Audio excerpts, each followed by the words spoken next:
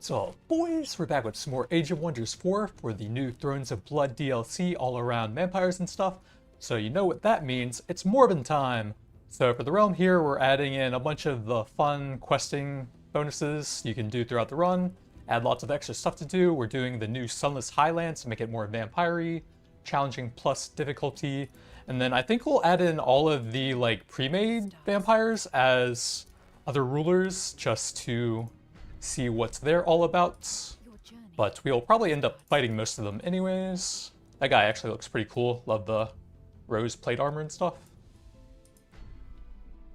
They'll have the same colors because they're all stereotypical vampire stuff, I guess.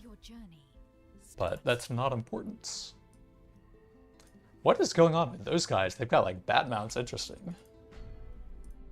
And then I think there's just the 4 of them. A lion vampire. Alright, and then we'll just leave the rest on random. I'll just save that. Oh, wait. I wanted to show off my faction as well. So we can see the Morbius here. I think we need to... choose your destination. I'll go back into here. And then... where was my selection? Oh, here we go. Okay, so here's Morbius, and then we can go into the edit to show off everything here. So I basically always take athletics in this game now because just having super slow units and moving around the map and stuff just kind of sucks and feels bad. So I usually just take that even though it's pretty expensive. It just feels good. And then I usually take something for survivability. The 25% dodge is pretty nice, because enemies will often hit you when they're at a range that gives them 80 or 60% hit chance, and taking 25 off of 60 is actually pretty big at that point.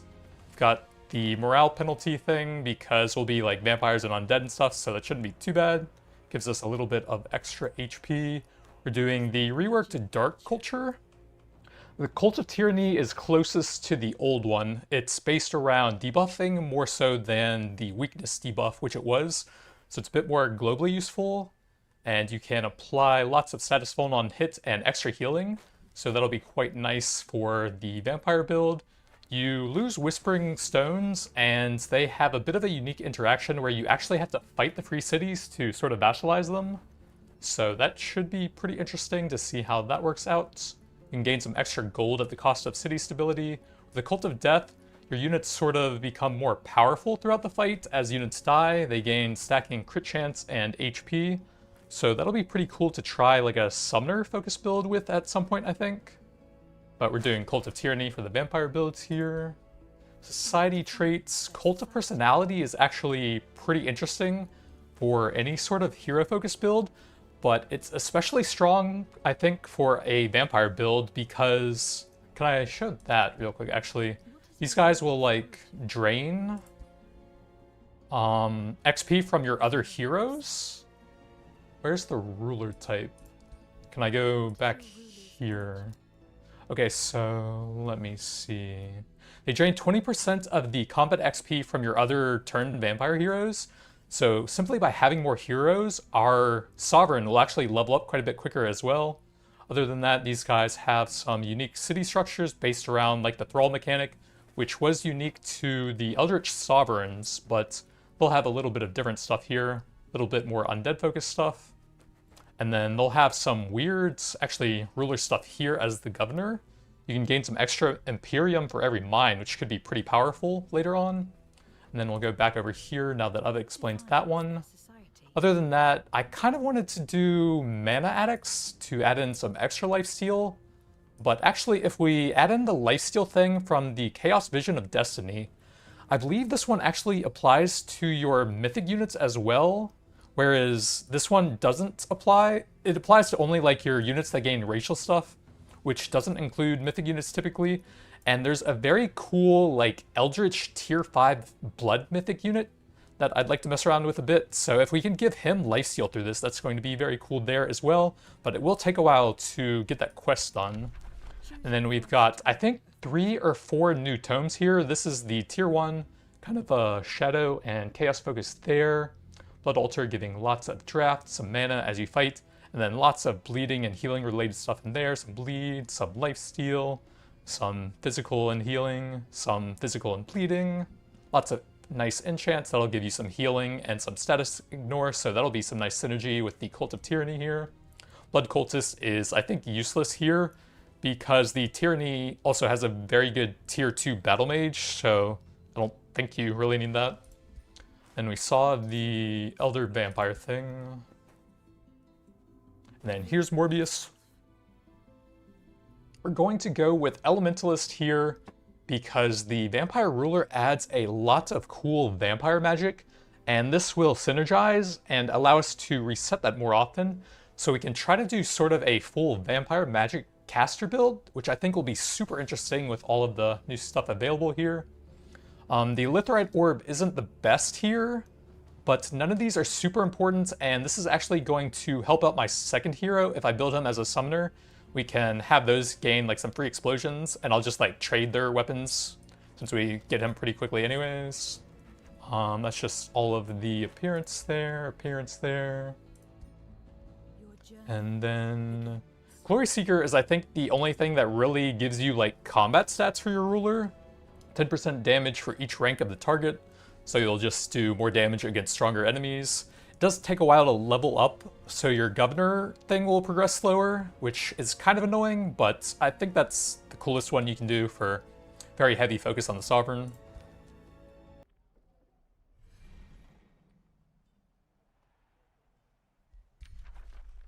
We've got the lifesteal and strengthen thing, and the physical and bleeding. Those are kind of redundant since you're probably only going to be using one of those. And then we go Chaos here, which gives us an extra 2 affinity to it, and then we do a bunch of stuff related to fighting, and then this will give permanent life steal and a small amount of crit to every unit we control, so that'll be very cool for the full vampire builds. But we will have to fight a bunch for it.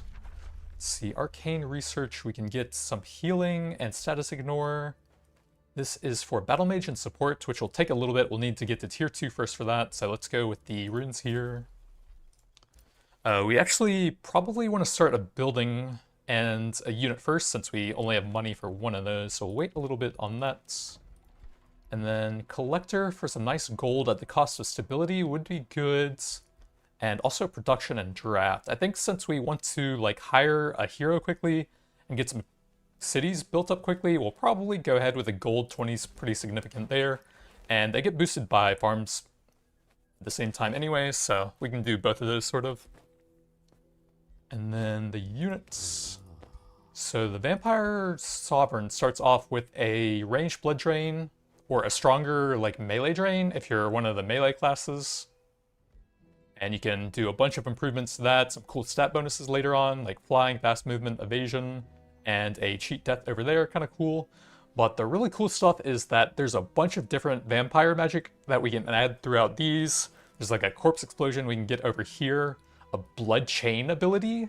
Instead of like chain lightning, we can get over here, and you can get some cool upgrades to the level 12 ones over here that improve them quite a bit.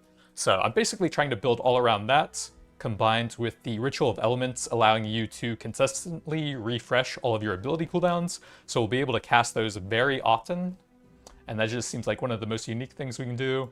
We have the Aura of Tyranny from the Cults. He gains extra XP drained from your other heroes. You're actually weaker outside of the Sunlight stuff, so we will need to find some ways to like build that up and play around with it. And then I guess you heal automatically after combat a bit, so that'll help out a little bit. But you don't really heal up with sunlight weakness. And then a lot of the dark units are a bit different. The standard Dark Warriors have all of that stuff, of course. When these guys die, they don't actually cause a morale penalty, because they come back after combat with a very low amount of HP, no movement, so they're kind of supposed to run in there and die anyways. Just take some hits for you. These guys will have a blink ability that can reset if they get a cooldown, but a tier 1 archer unit that we're not really going to be building into probably isn't going to get a ton of kills, so that's kind of situational for them, but you can use it to escape at least. And then I think the first free city is on one of the roads, so either there or there. And then we need to think about where I want to build up my first cities. Like, probably right here and around here. There's a lot of room over here, so I think I want to check out the side first. Send out the scout ahead of time a little bit. And see if we can find the Free City as well. That's a pretty easy fight. Can't quite reach it here, though. And a gold vein would be pretty helpful as well. Looks like there's a magic material over there. So we can't really do much here. And then I wanted to start a unit as well. Let's see, in tier 2, the polearm units sound really busted, but also I don't really care about the pursuers, so we're just getting more of the expendable guys. And then we'll need to try and get that gold up so I can also get the hero.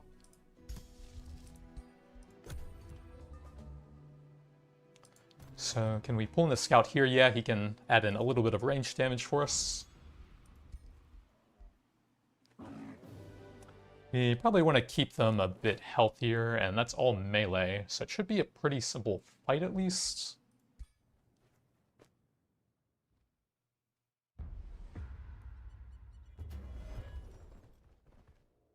This guy doesn't have much other than the drain and auto attacks currently.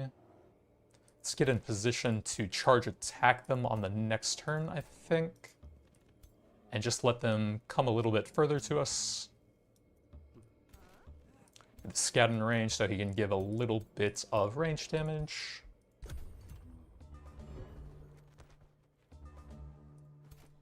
So we can have this guy run in. Oh, do I want to cast anything? We have the bleed and the lifesteal thing.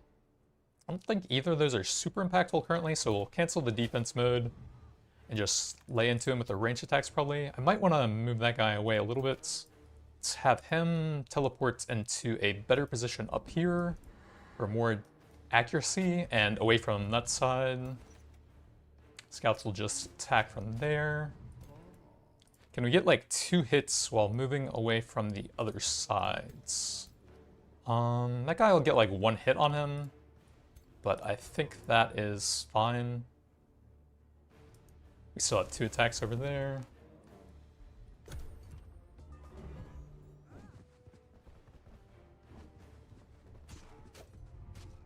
It's honestly fine if we can keep everything onto him, I guess, but we could also toss a bloodletting onto him. Wait, I wanted the lifesteal thing, which is life leeching, of course. That one is very close range, so I guess we can't really do that. Okay. We'll just do some bloodletting then on... I don't want to do that guy if I could... oh well. I don't think we can do a better spot for that, so on this guy, we'll just hit the 2 on the front line. We want to wait a little bit on that, because we'll be doing some status falling, I guess. So it'll be more likely to land afterwards.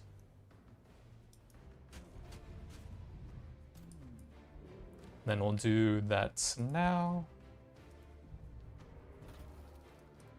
Very cool vampire effects. We can do the Siphon Blood if he takes some damage afterwards.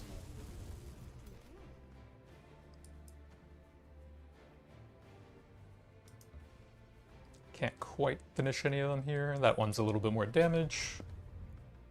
And then that guy's gonna die, but he has Resurgence. And he's taking lots of hits for us.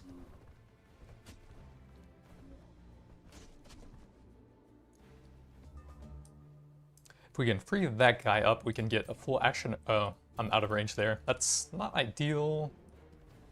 Alright, this is super awkward, actually. I don't think the scout can finish him, can he? Nope, we're just off of that, so we're gonna have to do it with the hero. What's the range on the vampire bite? 3, that is very short range, actually. We could probably do over there, maybe? Then, oh my god, everything is just 1 hit off. Okay, this is a super awkward fight. Yeah, we're gonna have to do that. Yeah, I guess we'll have to do that. I might actually lose the scout here.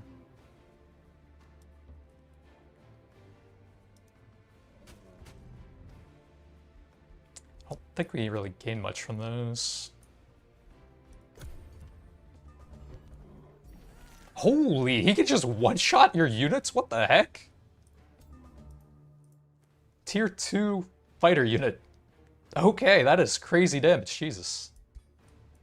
This is somehow insanely difficult for a super early game fight, I guess.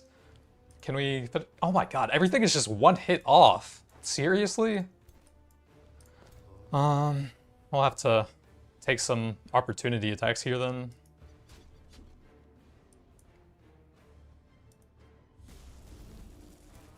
And then split up our ranged units. Let's probably move this guy super far away so he doesn't die at least. What does that look like?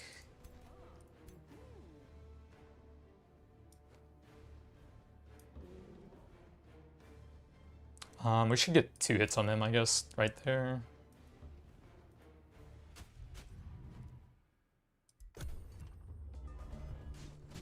Jesus Christ, dude, the bears just one-shot everything. How? 90% of remorse. How do they have so much damage?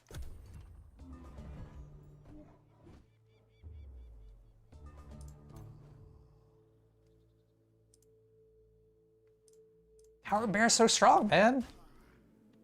Like, why would women ever choose a bear over a man? They just run around one-shotting all of your units. And they're so tanky. Well, that did not go to plan. I mean, we need army. I literally can't fight anything now. Jesus. They literally just one-shot everything. What is that? Something is, I guess, altering the terrain or something over there? We do get the Dark Warrior back, but he has no movement every time. We might have enough money for that now. We'll need to do a building next turn. I think we can do that now. So, I think an elementalist would be cool for the summoner type thing. That looks pretty good. So they will automatically turn into like a turned vampire, which will funnel a portion of their XP into your sovereign. Turned vampire. Gains a signature skill. Oh, I didn't know about that. So as our elder levels up, these guys will become a lot tankier as well. Interesting. And then when I'm at the end of my turn, we want to swap their weapons so that we have the summon related thing on him. And I guess all we can do is explore now. The bears just ravaged me. Oh, that might be the behemoth thing. Yeah, the Icebound Fields. Those are the ones that gain the bonus from it, the extra knowledge. That's quite good. So if we could make a new city like right there, or right there, I think that would be pretty cool so we can gain extra benefit from that. What is the combat enchantment? Lose morale for every unit, it sounds like. And then if you have 3 next to it, you gain a lot of vision range on the city, which actually would be super nice right now. And then we have an Archon Blood over there. I think we might try and make a city over there. Then this guy can move a little bit. We can start sending this guy down. And then we can take their... You can't unequip that. Huh. I did not know that. I wonder why that is? Like, I want to swap their weapons, but I don't know why you can't unequip them there. Then everything's producing there. Let's see, we can get a farm to start boosting some of this stuff now. There's some pastures there for extra growth. Ooh, there's an infestation. And by the time we can get over there, it's going to be ramped up, and I don't have any units left anyway, so... For now, we will get the boosted workshop out for some extra production and drafts. And then later on, we can get the shadow trade for some big golds, which will be super helpful when I'm losing a bunch of stuff right now. And we probably just need a bunch of immortals. Imperium, we'll need that for the cities as we start them up here.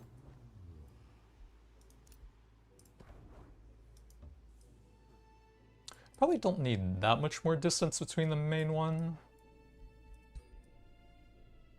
could probably do like right over here maybe.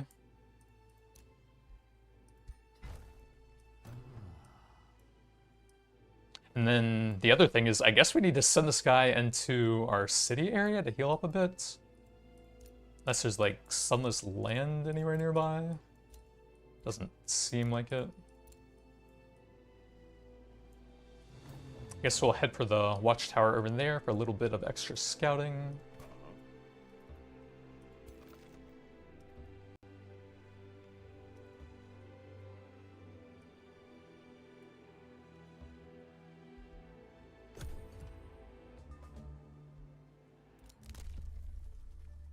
So we probably won't fight heroes for a little bit, and I want the Imperium to get some cities going quickly.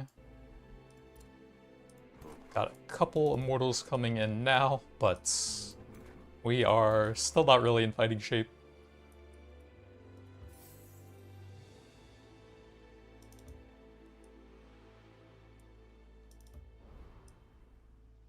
Another infestation there, lots of bronze wonders.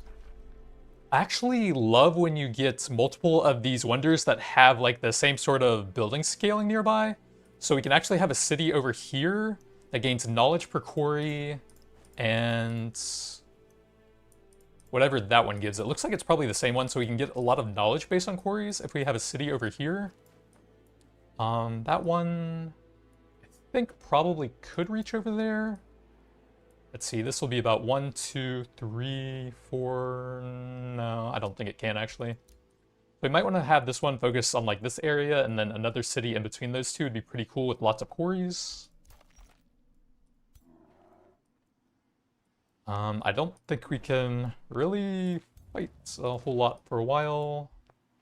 White Witches and Snow Spirits will freeze everything. Those are the Blood Cultists and Blood Maggots.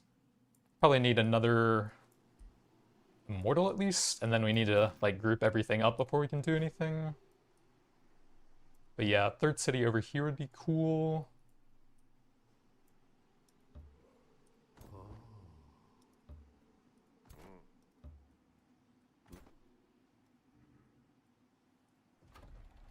Building everything we can there. So we got the runes done. Baneful Curse was reworked a little bit. I think it had like Sundered Defense and Resistance, but it gives a lot of damage debuffs now. Fumble and the Weaken Still, that's pretty nice for combat. And my scout's dead, so Baneful Curse it is. Got the Outpost, so we'll go ahead and do a city in 3 turns. We don't have any nature, so we can't really wait for the stuff that improves those.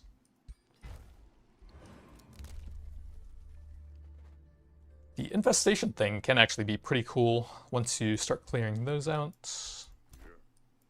Here's the easiest fight nearby. That's a lot of birds. If we could group them up and do the curse thing on them, and that's finished, that might be doable. That's a few turns away.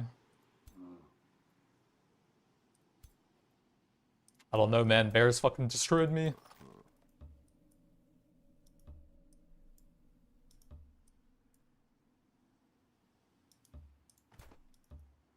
We're at 254. We need some more combat spells and units.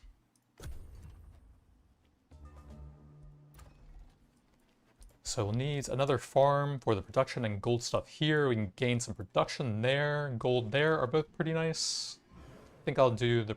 Oh wait, that's a hut. We don't want that. I'll do the farm over here with the gold vein.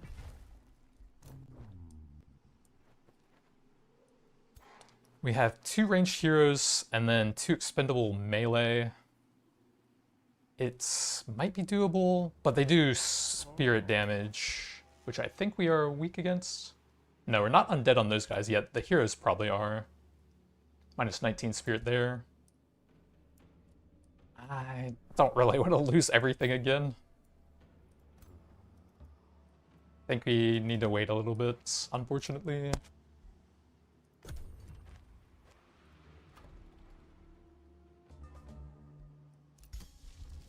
$150 mana. I guess since we're waiting, the extra healing would be pretty nice.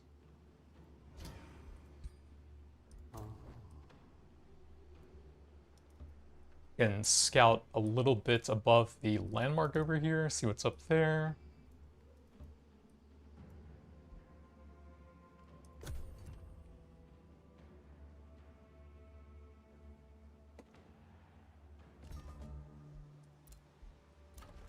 Here's the second one. We can toss our second hero here. And we actually have some okay gold. Let's go ahead and get the production first there. And start getting some more immortals. Soak hits for us.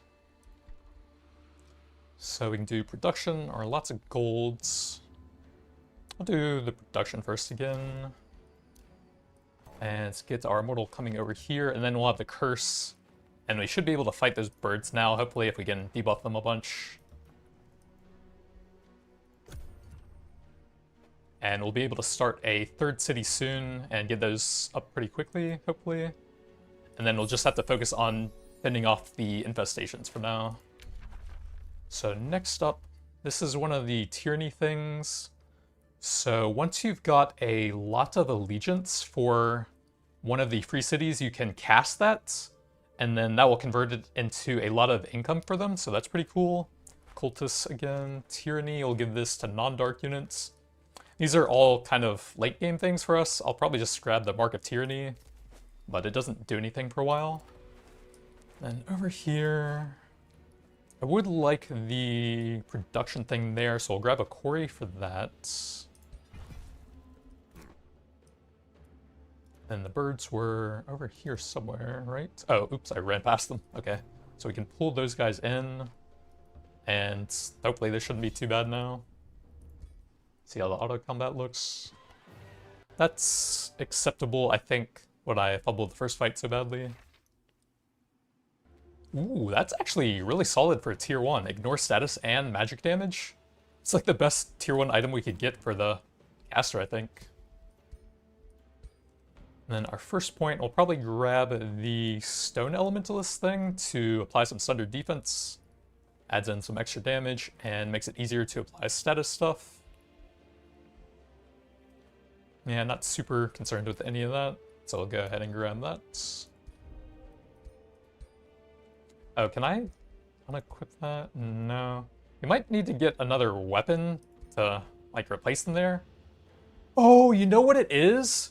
Is without having one of these equipped, I guess he wouldn't have an actual basic attack, and that's why you can't unequip the weapons there? Yeah, I guess it kind of makes sense in that context. I've never actually tried to do that before. We do have enough Imperium for another city now. Wait. What do we want to fight next? That one looks pretty good. Well, actually, no. That's a lot of freezes on those guys. I think that's actually harder than the power suggests. That one looks okay. Definitely no. Probably not. So yeah, probably over there. And that might actually be sending an invasion at me soon. So we need to constantly be pumping out the immortals to get ready for that. So we got the runes going now.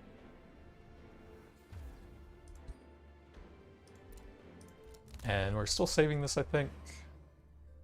We can't even get any Whispering Stones until, like, that one or that one, so that's kind of bad for the tyranny.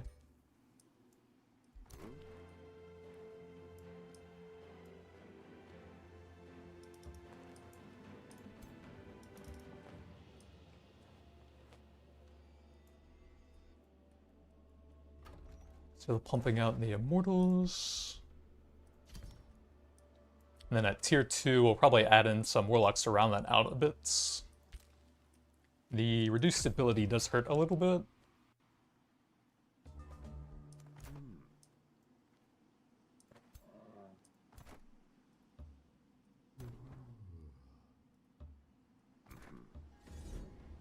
Oh god, more bears. My arch nemesis. Wait, a tier 4 bear. Oh god, did I mess up? Oh, okay, that's pretty good auto combat.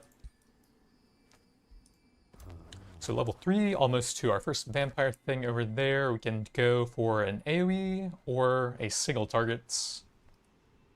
We'll have a lot of AoE over here, so we could actually grab one of those. But also I think auto-attacking is typically better if you can get a bunch of those anyways. So I'll probably just take the AoE anyways. And then that will apply Sunder Defense and our racial passive, so that's pretty cool. Then our Elementalist leveled up. In order to get the summon for him, you have to go over to here and get the resets. And actually, getting Frost on him might be kind of cool so that we have lots of freezing. I guess the type of the elemental is the most important. The stone one is actually super cool when you get tier 3 because he's like a shield unit, so he's good survivability, but he also has some really good active abilities. Like he can teleport into the middle of them and do a quake attack and stuff for lots of CC and disruption. So actually, for that, I think we do want the stone summon. And then Sunder Defense is just great here anyways. Still building everything we can on those. More immortals. And then I think we want to move up here a little bit for the next city. Maybe like over here. We want some decent distance on that, even though we want the 2 castles for it so we can stack quarries. Can I see anything down there? There's something there, but I can't really tell what it is. I think that's a silver wonder.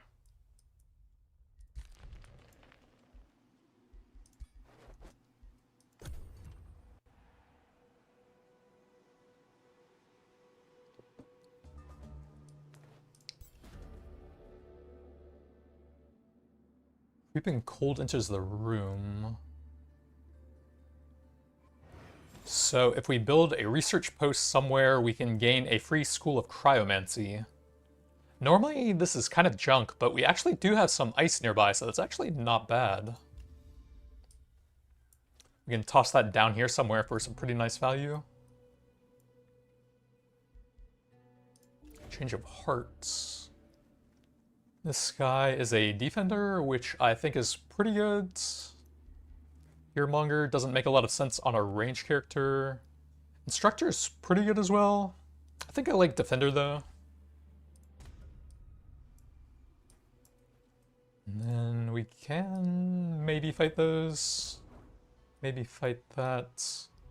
But let's go ahead and get the city over here, I think.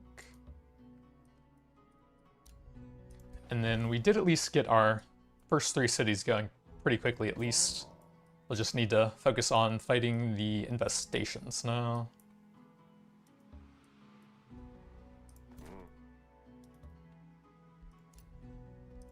Water. I think we'll take a farm first to boost up all this stuff we're trying to build on that. Do we have any resource things nearby I want there? Not really. That'll be good at some point, but it's guarded currently. I'll just take a...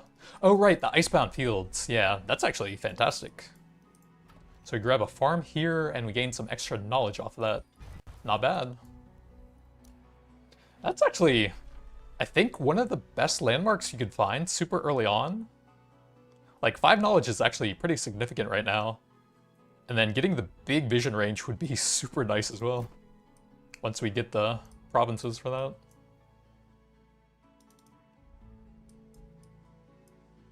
Keep the immortals pumping. This one should be fairly close to tier 2. So we'll be able to get some warlocks and the new and improved night guards over there soon.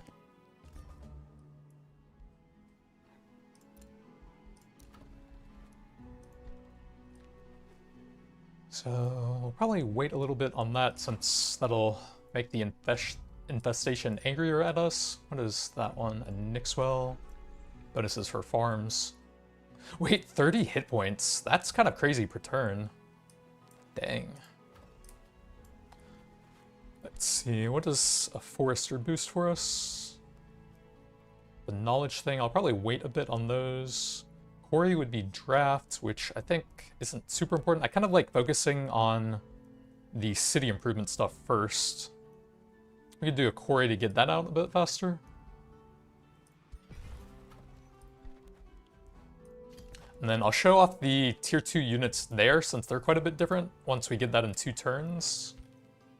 Does that give us city stability stuff? We might not have access to those as the tyranny cults.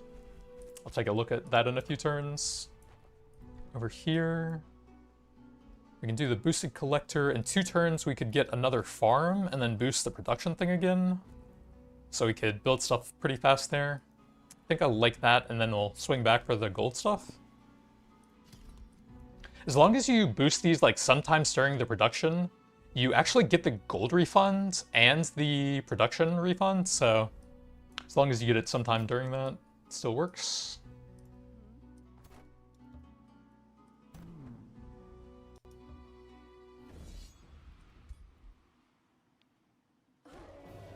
That's not too bad. Man, with the resurgence guys, the auto combat is just way better than me at this point in the game, I feel like. But we got level 4 for the first vampire thing. So Hemomancer causes you to take damage, but your next attack will do a lot more. And you heal when killing a unit with magic melee or physical ranged. And it looks like they all come with a gold upkeep increase. So they also have some passives as well on these. I was looking at some of the vampire abilities on the hero calculator a little bit, and it didn't actually show the passives on these, so I know what some of the active abilities are, but not all of those. So you gain a tier 1 fighter bat at the start of combat. So that would fit with the summoner build a little bit.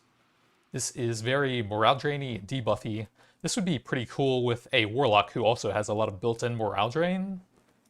Target enemy units. Gets a lot of torment and status vuln morale loss as a free action. Not bad. And then I was thinking I was going to end up with this one. You get a free zombie, but the most interesting thing for a caster is you actually continue your turn with 1 action point after this. It's a 2-hex radius corpse explosion, so it'll be fantastic at doing like wide range AoE damage and debuffing. And at some point, we'll be able to cast like a crazy amount of spells per turn, and that'll feed into that. And I think since we're going to end up having so many like low damaging hits, doing 50% more on just one of them doesn't actually do that much, although it does sound cool for like a blood mage type thing. So I think we're going Desecrator for like the rapid hitting stuff. Let's see, these are both for base attacks, which is kind of helpful now, but probably not later on when we're spamming a lot of stuff. So I think we will go for some debuffing in here. Sundered Resistance is fine. Let's see. I think level 8's a passive, so getting the refresh here super early isn't that important. We could grab like the summon super early on this guy as well. That'll make the early fights a lot easier. Get some more debuffing there. Then level 3 for this guy. I think we just go ahead and grab the AoE blast on him as well. What is that one? A bunch of Tide Spirits. I don't think that's too bad. This guy can't quite reach, so we'll have to go next turn. We need 200 for that, but these just don't really do anything yet. We actually might be able to do roads a little bit because of all of the gold structures you get here once that's available. Nothing left to do here.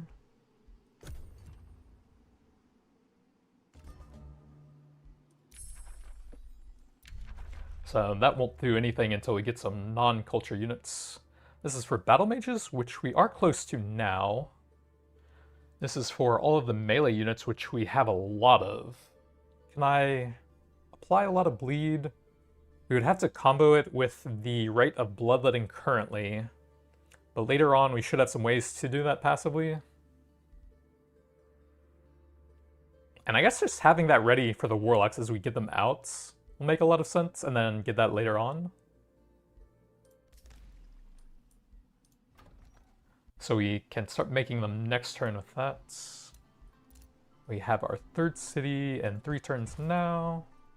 And the infestations are sending invading forces, of course. Tier 1 units gain extra XP is not bad. We could get some decent value out of that for our front line.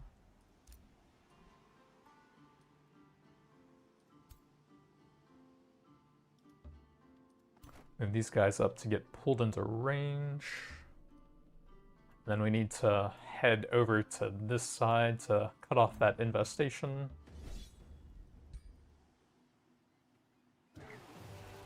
Not too bad.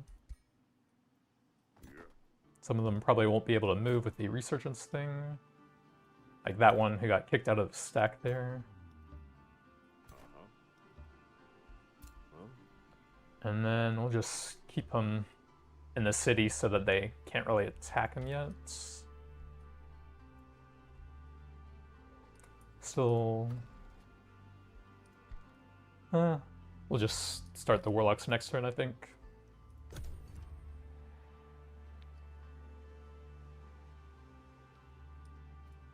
Wait, it sent 2 things at me at the same time?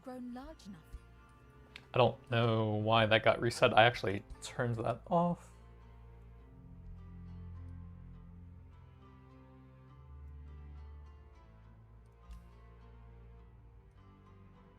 There's like so much stuff in here, they could actually use like a search function for this, I feel like. I don't even know where the tutorials are. Oh well. I'll just remove those whenever they come up, I guess. So what did they send at us? A bunch of tier 2 animals. And it's basically the same thing with a nymph. We can get a 3rd hero now. Industrious and Prospector. Battle Saint would be pretty nice. Warlock is fun. These guys don't gain the unique vampire things, do they? I can't actually check. I'm pretty sure they keep the Mortal Champion stuff, because the vampire stuff is very unique and powerful, so it makes sense for only the, like, Sovereign to have that stuff. Ranger with Prospecting and Shepherd. Shepherd is terrible. I think we probably take this guy. Oh yeah, the quarry stuff is perfect, actually, because we're doing it in between those 2 wonders. Yeah, that's perfect.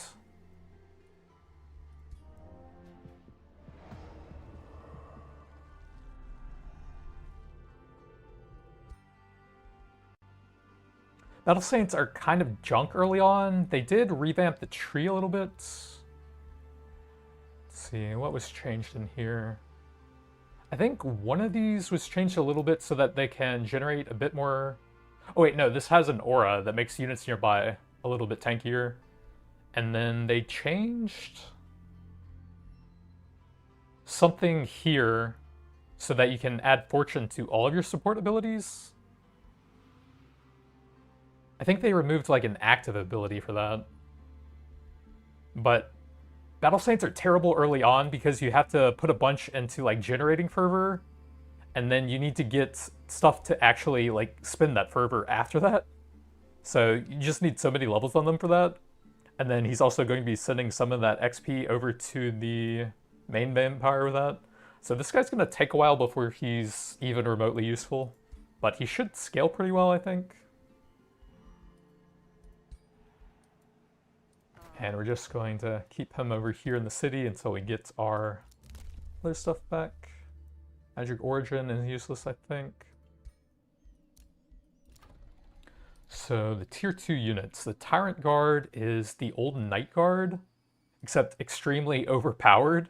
They have this new passive that gives them up to 5 defense and resistance against enemies as you stack debuffs on them. So a tier 2 unit that can start with like 8 and 7 with a little bit of investment is just absolutely crazy. They have a built-in immobilize on a polearm unit, which is also kind of crazy. So these guys seem completely insane, but since we were pumping out the Immortals, I need some actual range units.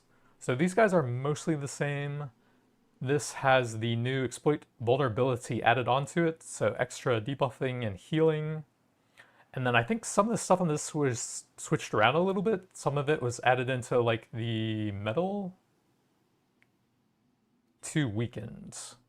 Yeah, it used to do weakened by default, but you have to get the metal at high rank on them now for that. So it just increases damage that enemies take currently, it looks like.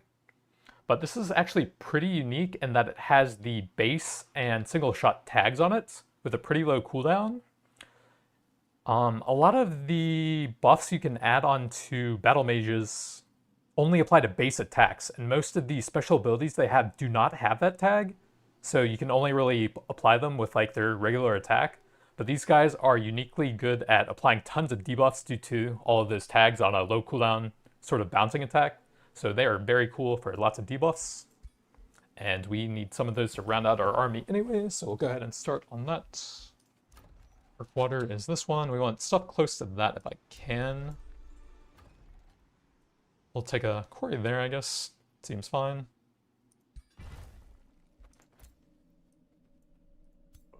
And we need to get up here ASAP to try and salvage what we can from the infestation. More lands. We got all the boosted production for now. We have 5 turns for that. We could use some more mana so we can freely cast stuff. Oh, blacksmith actually would be pretty nice now that we're making some important units. We didn't waste that much production, and that would almost double the draft, so I might go for that. We do have access to these now as well. 15 and 5 per farm. But some of our farms are getting pillaged. This is the Cult of Tyranny thing. 5 production per quarry, miner, forester. Okay, those are both pretty nice. I think I'm just going to grab a blacksmith and move that up so we can get our tier 2 units out a bit faster.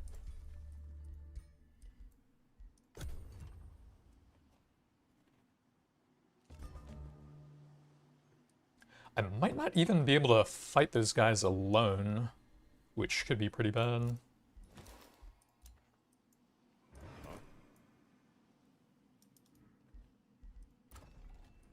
Another province here. Some gold there. And we will likely want some more farms for the production stuff.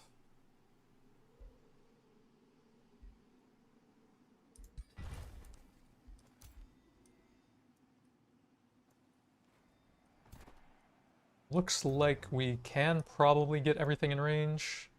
This is the furthest one away. Does that pull him in? Yes. We pull both of those guys in. Just 800 power. Which looks pretty spooky. I'm not sure if we can split those apart. These guys should destroy that, and then I think they would head up to this one and start pillaging that next. So if we let them destroy this, this could make the fight a lot easier, I think. We might just lose everything to 800, so I think we'll hope they go over there then. Get this guy in position for that next turn. And we can also get more of our melee guys up there if we do that as well. Take a little bit more losses, but make a very hard fight potentially a little bit easier. Whoa, he completely ran away. Well, I guess that kind of does the same thing, actually. Sanguine Focus would take up all of our mana, and we might need that for the fight right here. So we should do that first. So the next tome I wanted, there's a few really good ones here. I'll sort of explain my reasoning here. So Rock has both bleeding and physical damage on your melee units. That's pretty cool. Earthkin has survivability. The Central Quarry is extremely good for lots of production. That's a very strong contender. Enchantment has an okay quarry, giving draft and mana. Sundering Blades is actually one of the best enchantments in the entire game. Typically stuff like this will be like a 60% chance on hit, but this is actually guaranteed for -1 defense and status resistance. This is one of the best buffs in the entire game on a tier 1 tome. So I was very strongly considering both of these, But ultimately, I think what I'm going to do for the vampire build is discipline, because inner mastery gives us a bunch of extra healing and debuff resistance. So this will make us very vampire-y with all the lifesteal related stuff we're trying to get later on. Some extra damage and stunning, pretty nice. Other stuff isn't super important, but the monastery is okay. You can build it near some farms, but mainly we just want inner mastery here. True strength resides And there it in is. self-discipline. So we can put our industrious there and start building some stuff here.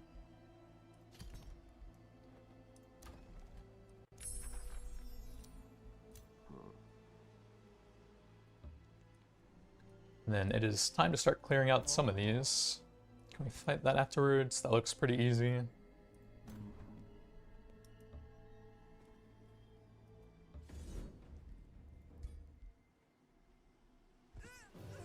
Not too bad.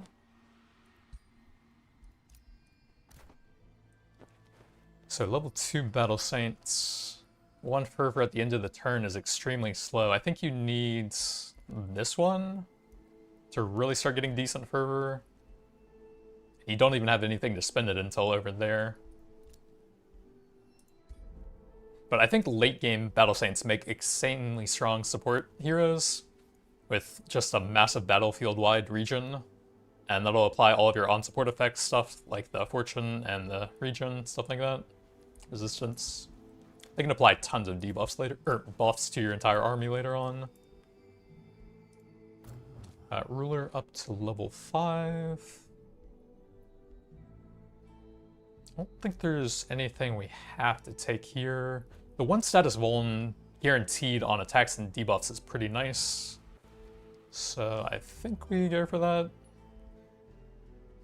Getting the inexorable cast is pretty nice, but we kind of have to go over to that side to get it anyways.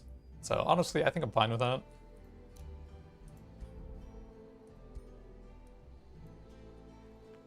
And then, what is the Sunless Land thing? It's the Desecration Chambers. Yeah, we do need to get that at some point so I can actually heal up my vampires here as well. Probably should have been a bit earlier, but oh well. I can also pull both of these guys into that fight.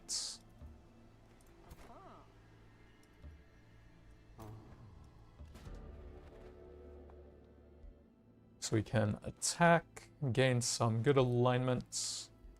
2 thralls. Interesting. You can pay some gold to gain a tier 1 barbarian. That's pretty junk. You could probably use the XP here, I think.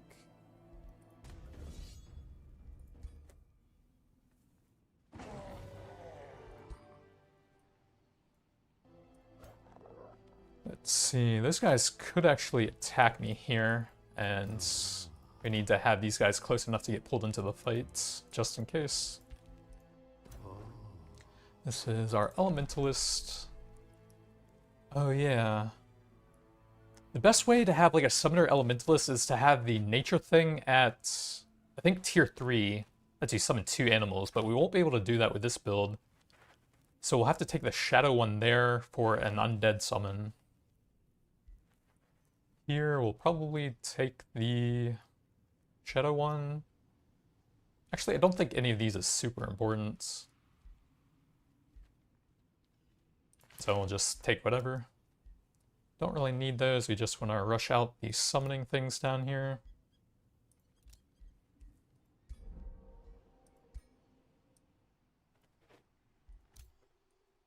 And get these guys to try and be close enough without them actually picking them off.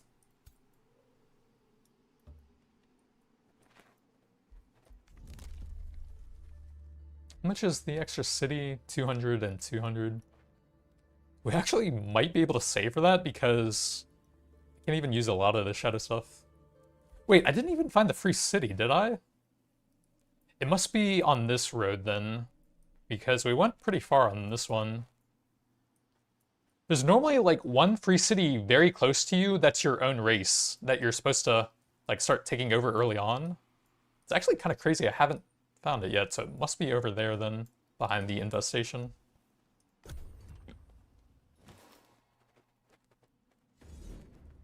Oh yeah, they did attack me. That doesn't seem too bad. Out of combat should be able to handle that. Those guys are pretty beat up. But lots of levels. Ruler is level 6. Let's see, any kind of cool debuffing stuff? I think we have most of it.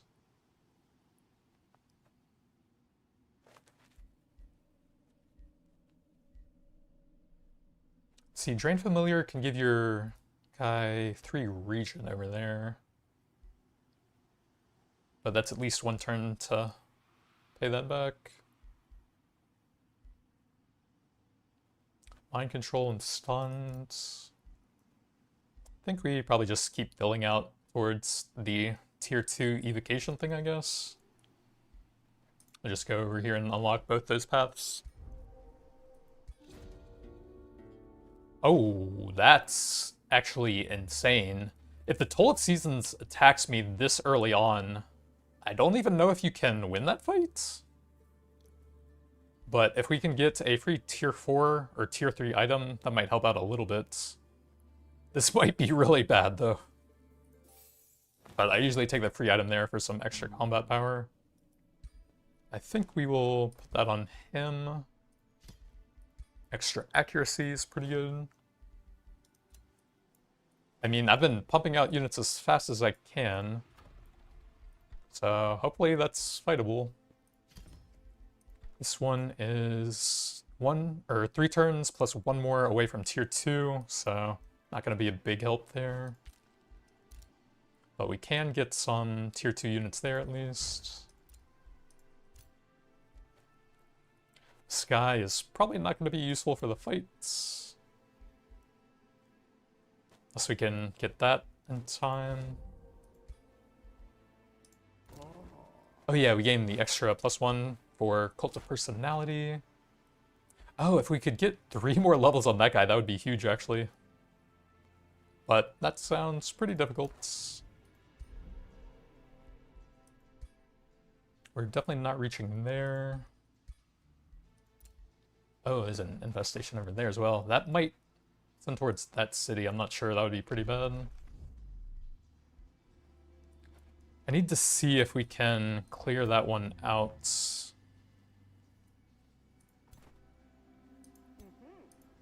So that they'll stop sending stuff at me. Oh, some of those guys died, so we'll have to split off the heroes, and we might not be able to get enough units over there because of that. A bunch of those guys have no movement left. I really can't see the stuff over there, really. Let's see, 300s. I hope there's nothing, like, behind that.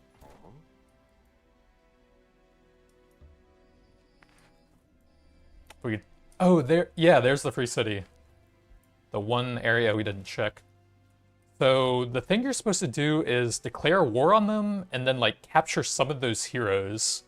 And then that will sort of function as your Whispering Stones.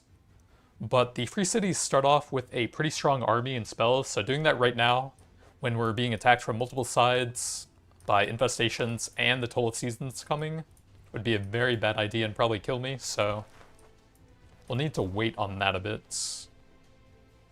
And we need to get that out of here.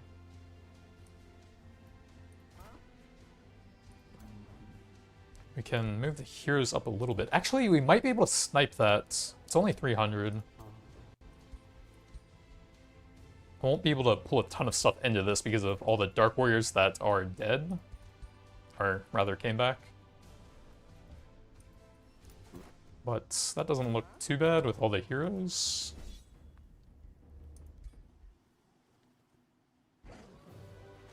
So we'll have a lot more breathing room on that side at least. Tier 2 chestplate. We have all ranged heroes currently, so not a great target for that.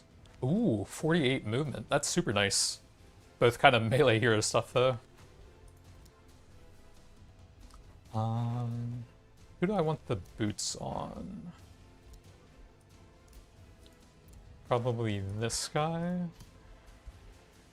And then a little bit of extra survivability for him. And maybe grab a melee hero for those later on.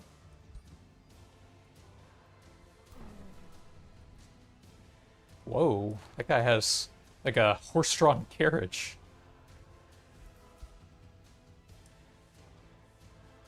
Interesting.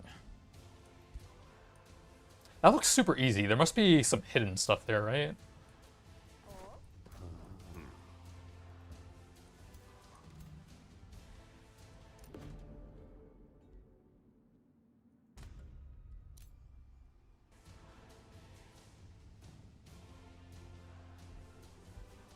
I'm just gonna keep this guy ready to maybe pounce on the infestation over there as it's coming in.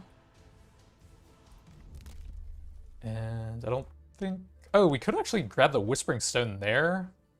Because it's gonna be a long time before I can actually fight those guys. So we might have to actually do this the old-fashioned way.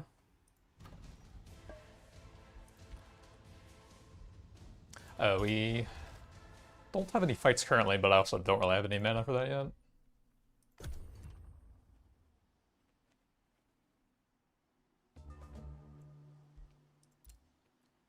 That is really far away to be sending an invasion.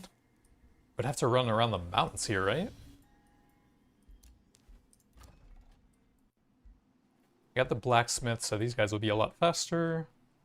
And we'll just do some more warlocks to round out our backline. Oh, how long did I have on that quest? 13 turns. We can keep doing city growth for now. I kind of want to get the vision thing for that. Sounds pretty nice, so let's go ahead and grab the quarry there. So the invasion's over there. We have another free city found over here. Temple of Torment. 2 mana per research post. Shrieking Bat to Rally of Lieges. So ranged bat units. And then if thralls are available, thrall sacrifice. Permanently gain casting points. Interesting. I'll definitely want to grab that at some point.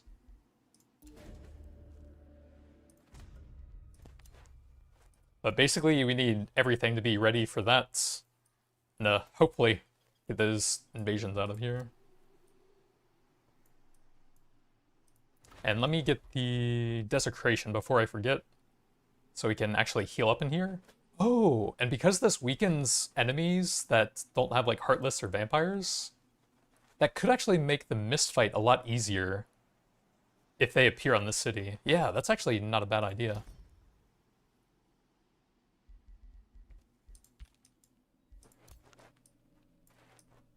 And we need to group everything up for those guys.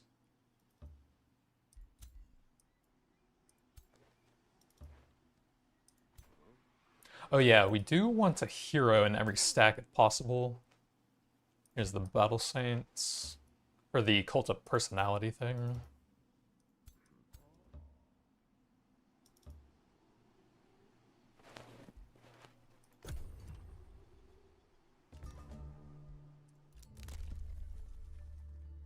Gold per kill, that's pretty nice if we could grab that at some point. Jesus, that's a lot of building stuff. So we might want to build some stuff over here so that the free city doesn't like snipe my lands over here.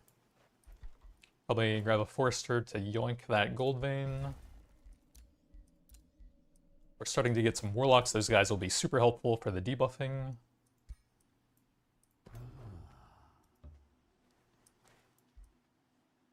Where did those... Oh, he's in vision. Oh my god, 837 with a Titan. Uh-oh. That does not look healthy for my units.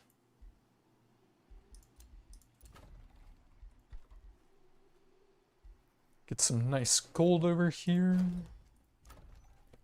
And then... we probably need some more farms here. Grab some gold for now.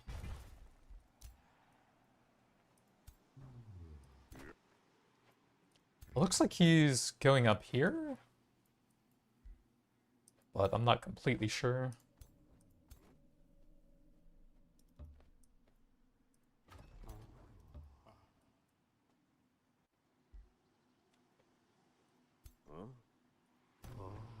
Let's see, I guess we'll just move that guy over there so they don't have the morale penalty.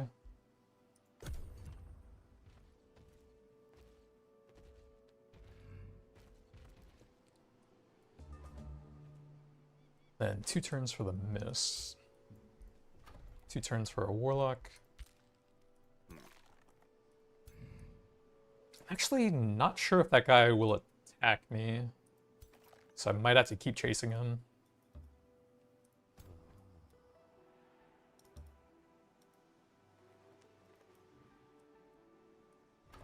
But we're kind of just waiting. I guess we could make some more immortals over here as well. Probably too late for the miss.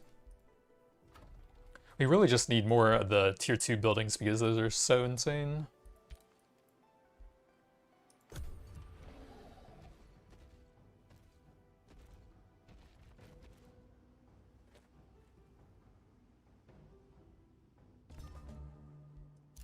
Province being pillaged.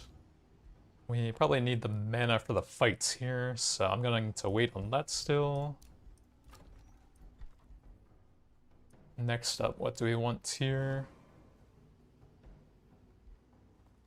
What does the vampire castle unlock? Soul drain, that's actually not really going to work here since we don't have any souls. Thralls. Undiscovered infestation or wonder.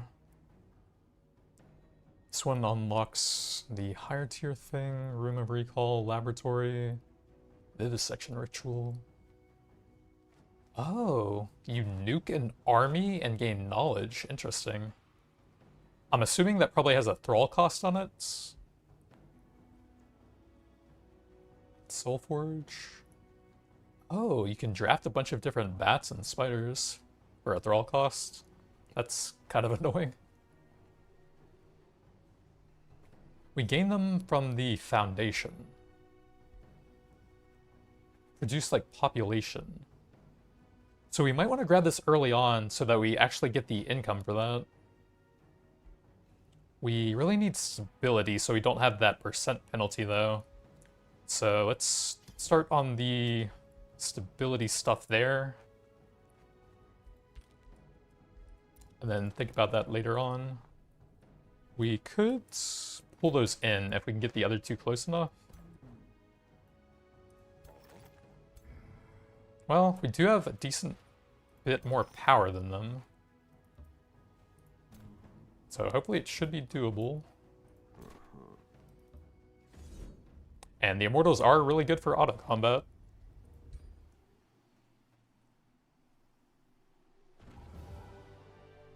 And we lost basically everything, but they come back with a resurgence.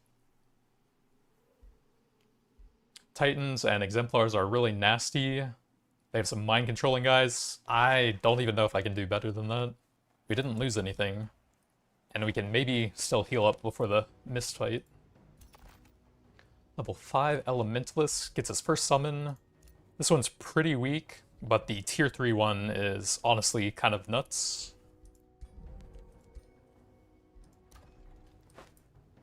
Over here, we can get some more golds, or get the sunless thing. I'll probably try that in case the mists attack that. We don't really know which city they're going to. Technically, they can also attack the AI rulers, but I think it's like a 50-50 whether they attack you or one of the other rulers. That's what it seems like from my past runs. This one's getting close to tier 2. So we could get the blacksmith ready for that. Or the shrine so that we can get that enchant and have mana for spells in combat here. This one's a bit faster, so I think I like that. And then we'll get this charged so that we have it ready for the fight here. I could grab the gold thing now.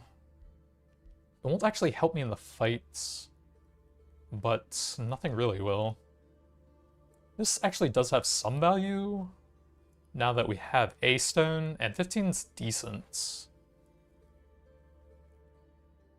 Oh, the Crypt Blade would actually be pretty helpful for the melee hero, which we don't have yet.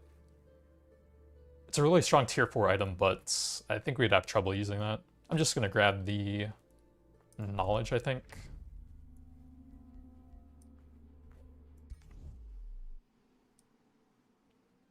Oh, he should be over here, I guess. Since that's where we got the vision. Ooh, a sleeper sanctuary. And knowledge souls, those are pretty nice.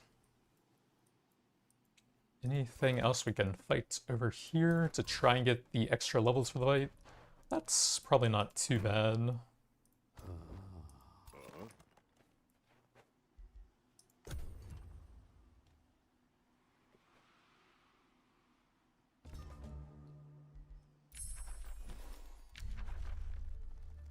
See, focus aim. It's not super important for the warlocks because they can use their active ability every other turn. That's our only battle mage currently. Don't have a scout, although I guess I should make another one. Yeah, I guess we'll do that. Should have been making one over here since I can't make any tier 2s. And then we'll take another farm here, I think. We can get the pastures there, that's pretty nice. Sanguini focus. So now our warlocks can apply bleeding for the other synergy with that. Bounty. Oh, it did actually attack someone else, so we are safe. That is extremely fortunate because there's a decent chance they would just kill me this early into the game. But we still have to deal with lots of infestations nearby. And we might be able to start doing some of the bronze wanders that are nearby. But we need to get that invading army first. We're 84, that might be doable, and we can get a magic material there. One looks pretty easy if we get a bit closer to it.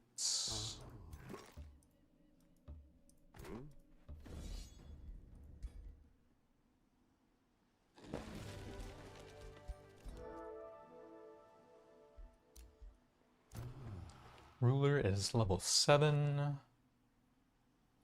Yeah, I'll probably just take the summons for any sort of difficult fights early on. They give you a lot of early game power. This is the Elementalist. He got his tier 3 summon. And then next level, when he gets the refresh, this guy is actually going to be incredibly strong for a level 6 early game character at that point. Especially once we can swap the explosion thing over. Wait, I have the crystal thing on the map, and I haven't found those guys yet? There's normally, like, a few of their, like, scouting parties that you, like, meet nearby, and then that, like, unlocks the mechanic for them. But I somehow haven't found them yet. That's actually kind of crazy. I guess the scout usually helps a lot with that. So this is 4 turns away from boosting that. We'll need to wait on that, so I'll do... I think Masonic Hall is fine. We can get the farm for that. Or wait, no, I need 3 farms for that. Okay, we'll take the blacksmith, I guess? Or mana obelisk. I'm pretty low on that still. And see if we can grab the Archon blood over here. They have a dead guy there. We might just want to wait for the next turn since those guys will get a lot of healing in my own territory as well.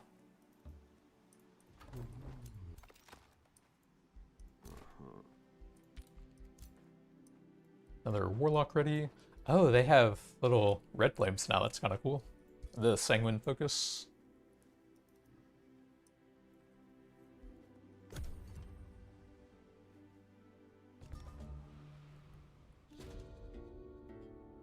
Let's see, this guy was replaced, it looks like.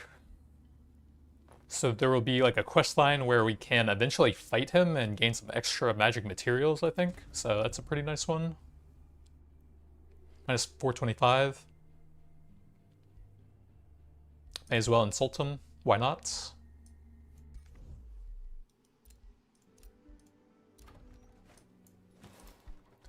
So over here, we'll grab a pretty fast gold boost. And then I needed a farm here, right? Maybe. Could go there and get some extra knowledge. That's pretty nice.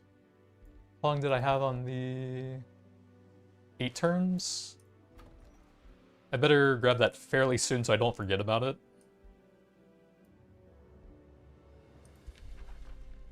Foramdria, that's the Greece city. But I mean, I definitely want the magic material, so screw him, I guess. And then this lets us get a free cryomancy at some point. Knowledge and mana, not bad. So plenty of room to do that somewhere down here. We need to clear out that material before it will be active.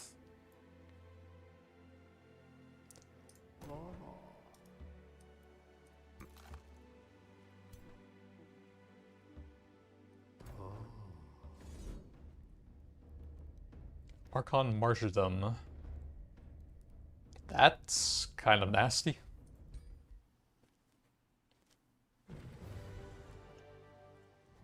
Looks like we lost 2 of those guys.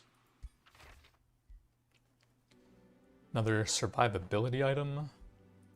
Well, I guess we definitely want to look for like a Death Knight or something for some nice debuffing on a melee hero next. Need to get that, so we could probably grab the Nixwell on the way over there. These guys gain a lot of value from staying 1 more turn in here for the extra healing, I think.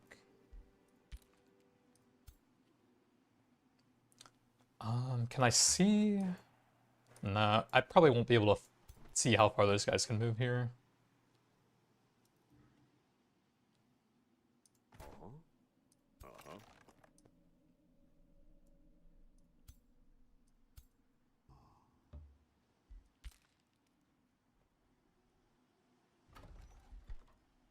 Alright, that was 2 warlocks, I think.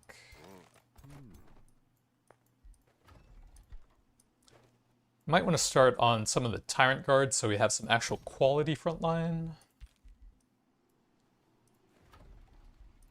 Then we can do the Dreadspire here next. Start getting some tier 2 units there as well. I don't think there's anything we have to get here. The Whispering Stone would be pretty helpful there to get some knowledge, but I think I actually could declare war on them now. And we can start trying out the Tyranny, like, passive thing for that. Honestly, sounds fun. Why not?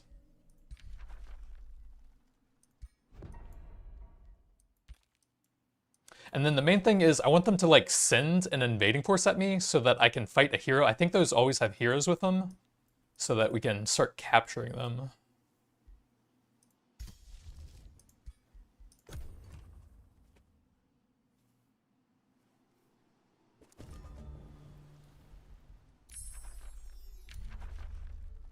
Blood Drinking Blades would be good now that we have some bleeding. Fire Development. Oh yeah, you can also use that to steal other vassals' income at some points. I think I want the vision range here so we can see a bit further. That one's always nice to have. Are those guys running away now? Oh, that looks like the edge of the infestation right there.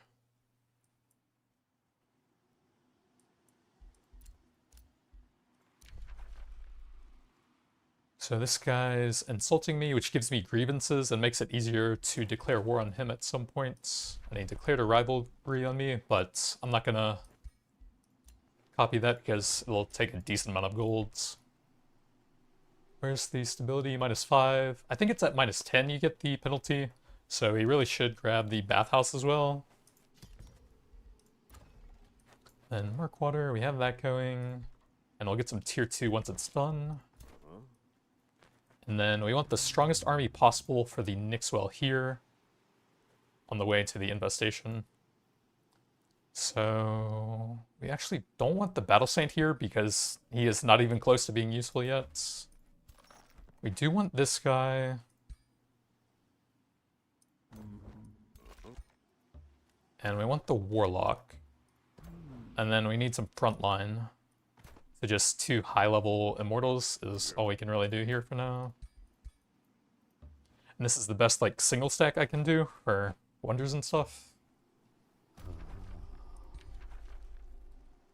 I don't even know who that is. So, screw you, buddy. See, how bad does this army look? Misty Magic is +5 resistance. Oh, I can't do any of that stuff anyway, so we'd have to see what it looks like over here. 682. Unicorn, lots of fairies. These guys are the healers. But if we can get the immortals on them... Oh, those guys have Seduce, which is pretty annoying. I think it might be doable. We do have a good summon there, which should help a lot.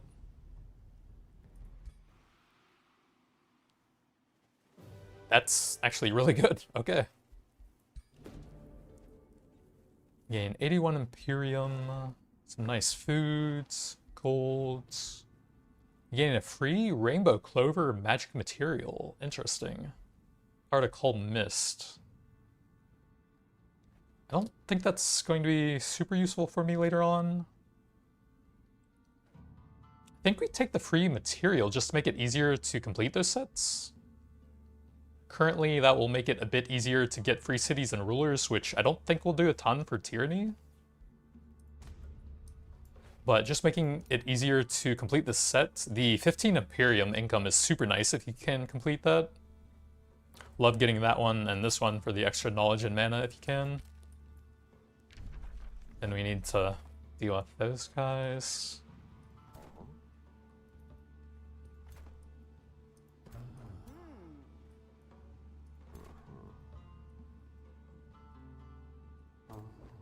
Oh yeah, if we stay in this thing, we should actually get the 30 healing, even though I don't have it added yet to any of my cities. So those guys should get a lot of healing, it's kind of cool.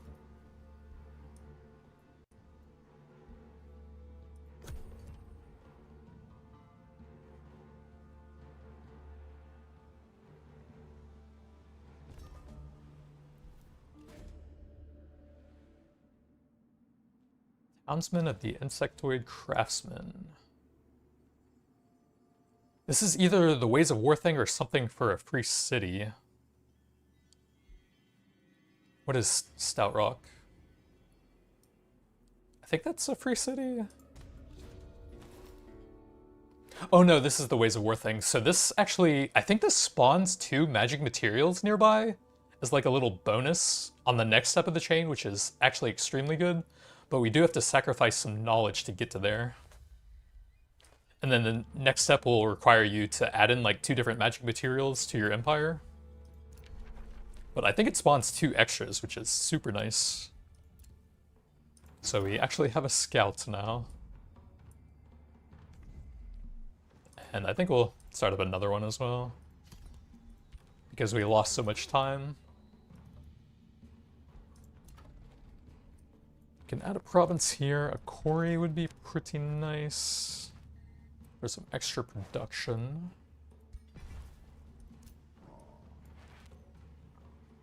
These guys are pretty healthy now. What is that thing doing over there? So there's the invasion. If it has like anything roaming nearby, we might not be able to fight it, but I kind of need to see what's actually over there. There's that guy. I need to stay in range of those guys if they attack me. They have about 900 power there, which should be doable. We can take one more step and still pull him in.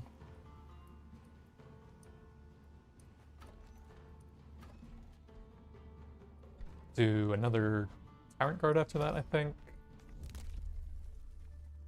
And then we would go for either gold or another city, I think. 4th city might be good if we can clear out some stuff up here.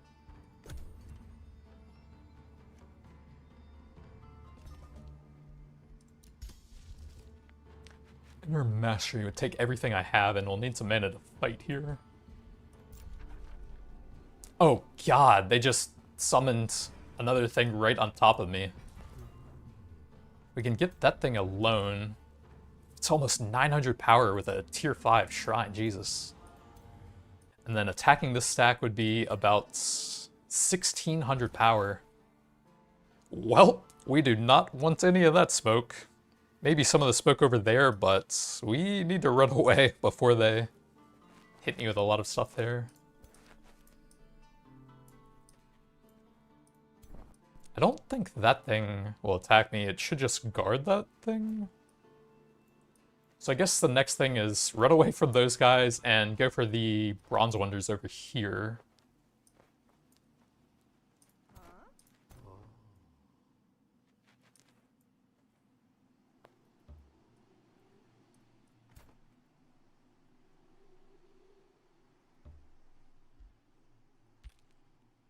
And be ready in case those guys come for me.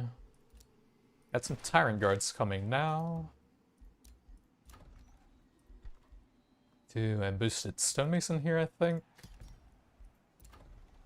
And annex something here. Can I see what's down there? I think that's a silver wonder. So we might want to grab that spot to cut it off from Darkspire and take it later on. It'll make them angry, but I want stuff down there. Oh, there's a third knowledge for quarry thing. Can we reach that with that city? Let's see, 1, 2, 3, 4, 5. I think that's doable if we get the nature thing at some point.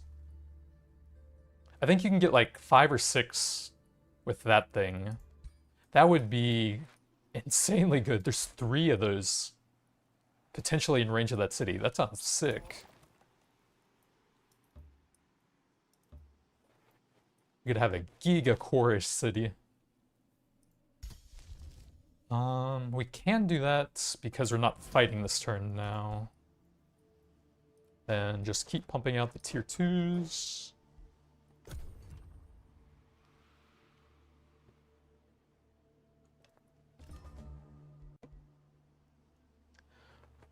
So that guy lost a city to them. This guy hates me. We got the tier 2 here.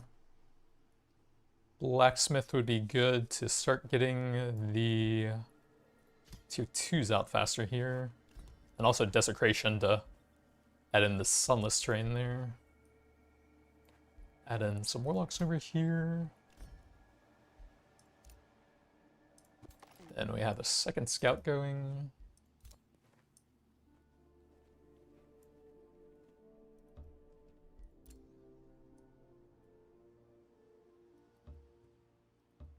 What is that?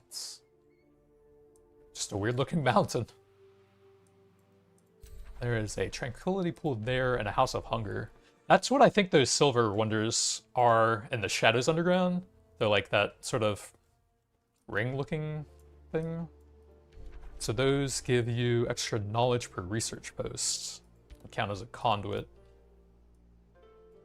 Then we need this stack to fight the Ogre Keep once they can get to it. And it looks like that might actually be coming for me. We'll just have these guys a bit closer to it, in case I want to pull those into a fight at some point. And where would I set up a 4th city? Honestly, not sure. We're kind of running out of room. Maybe, like, over here would be cool. If I do one here, it's really going to piss off that guy, which I would probably want to wait a little bit on.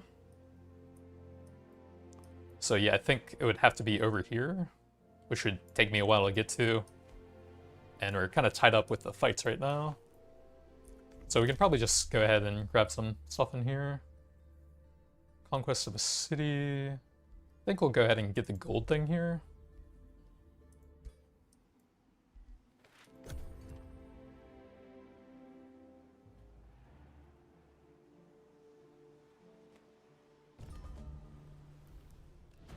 Ooh, Merchant of Mounts. So we finished the knowledge thing, and then I think this is the magic material parts. Need to collect the necessary components. We need to grab a tranquility pool up there, then astral dew over there. That is perfectly doable. So merchant amounts, you can spend a bunch of gold and imperium to basically add in a free mount trait for the rest of the game. Elephants can give you a bunch of HP and juggernauts, or you can get a flying mount with no stat bonuses. So I don't know if there's a way to tell which ones are optional. It's never polearm units, so it would probably be warlock, if anything. Yeah. That would add mounts to warlock. And then our tier 3 unit is, I think, a mounted unit here, so it would be the warlocks, and those guys would have a little bit of a change here. I don't think anything else. Oh, the pursuers, but those are completely useless to us, I think. But it's actually not bad for those two. I'll have to think about which one of those I want to get. Empowered Strikes is pretty solid for the polearms as they stand there and fight more CC debuffs and damage. So Morbland has all of the stability stuff it can do for now. Probably grab some more production so I can speed stuff out. Was there a time limit on the School of Cryomancy? Yes, but what does that even reward you with? So we might actually want to get that before I forget about it. Oh, it's actually instant, huh? Did not notice that. Can we get a really good spot for that? I think the most you can typically get is 6 bonuses to Hex. Every once in a while there will be one that can gain 7. But we do have a 6 spot there, so that is quite nice. That'll be a lot of mana. And then... it said that was instant, right? Okay, yeah, there we go. Frosty creature. You can get a tier 2 spider that can evolve into a tier 4 that is quite strong. Or you can get a white witch of your own race, which is a tier 2. It's not bad, but I think we have plenty of warlocks anyways. Oh, you can give him a free ability for the rest of the run. That's kind of cool. That is our tier 2, or our second hero. I don't know that he's gonna be auto-attacking a lot, but I'm not super concerned with any of those. Maybe I'll take it just in case. It is cool that you can add in, like, permanent passives to them, I think. Get the extra healing. And we do have a little bit of healing already from the status passive thing. Chance of 5 for every attack they do. Hero leveled up. So this guy can get the resets, and now he's actually very strong with the constant tier 3 summons. Oh yeah, the boots. I'll just toss them on him so that he doesn't die.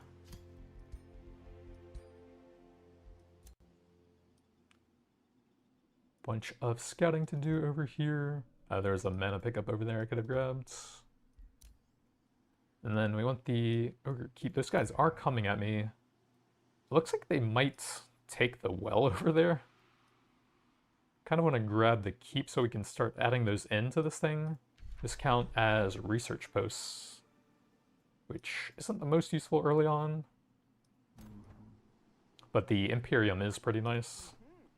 So we want this stack to take the wonders. And then we might want to set up to attack that and clear it out. 1100 is a lot for one stack, though. Oh, those are all architects. We do not want any of that smoke. Those guys have a pretty high damage summon. And they also have a tier 4 transformation already. Yeah, we do not actually want any of that smoke yet. And then we're just kind of having these guys hang around there for whenever we need to fight a big stack like that. Or if that guy sends a party at me, we do need to deal with that. I'll just go over here, I guess. Oh wait, we have a polearm there. That is a better frontline than an immortal. So we can send him in with the army on the next turn when they have enough. Then we continue scouting over here.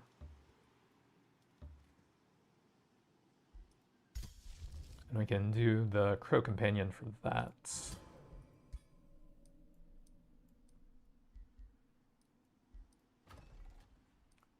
Warlock and Tyrant Guards. We're pretty light on gold. We have a lot of tier 2 already. So we'll wait a little bit now.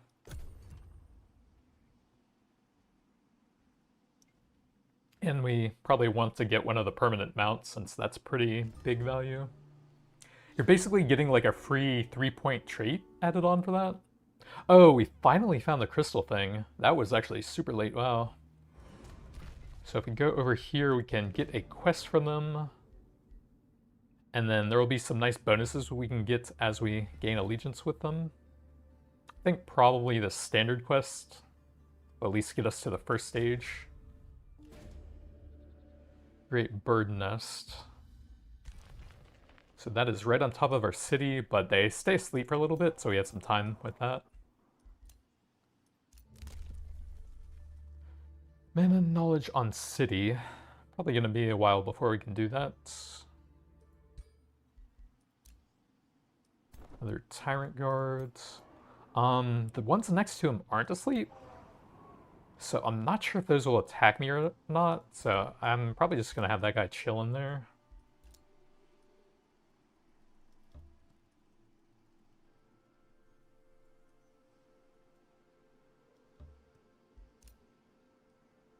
And then we can kick this guy out.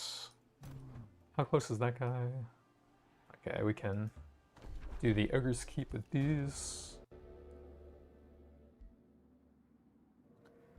6 turns of growth is quite a bit, and this shouldn't be too bad, I would think. Oh, there is a tier 5 and a tier 4. I mean, it is harder than I expected, but we do have good summoning now, so we can buy a lot of time with those. We lose the polearm, and it might be doable.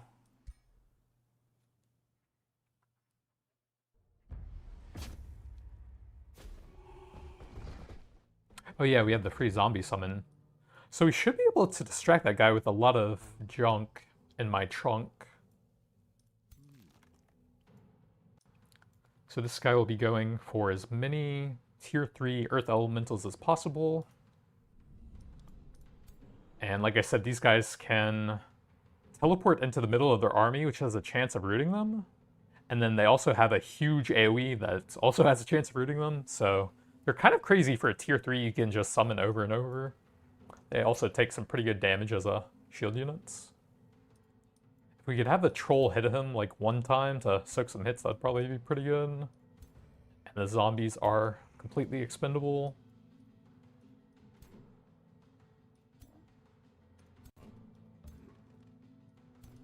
This guy might go for like a big AoE with that.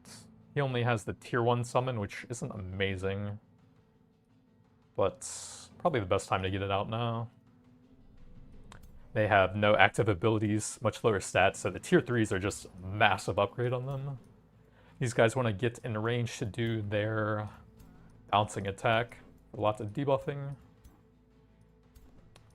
I think we can squeeze by there on the next turn. Let's see, this guy will probably run up and do his shout attack. 2 hex radius. Okay, that won't reach the warlocks back there, I think.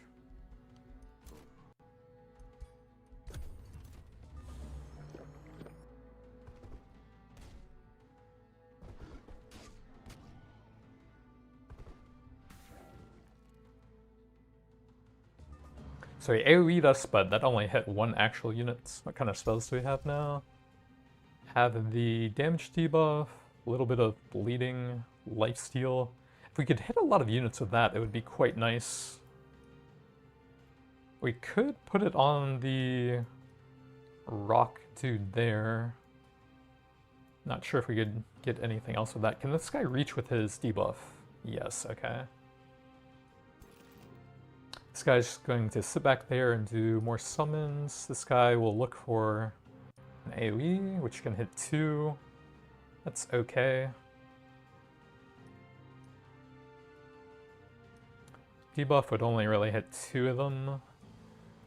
So yeah, I think we do the AoE lifesteal on our summoned unit here to buff all of those guys up.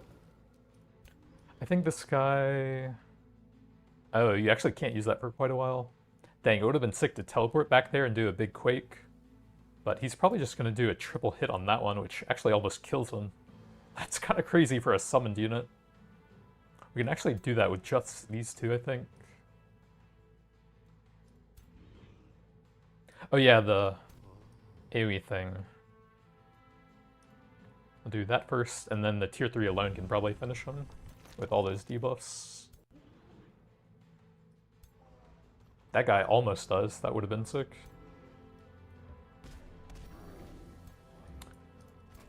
This guy might do his instant kill on something, but those guys do have resurgence, so it wouldn't be the worst thing in the world. Let's see, retaliation would kill the zombie. We're probably going to try and get some debuffs on him if I can.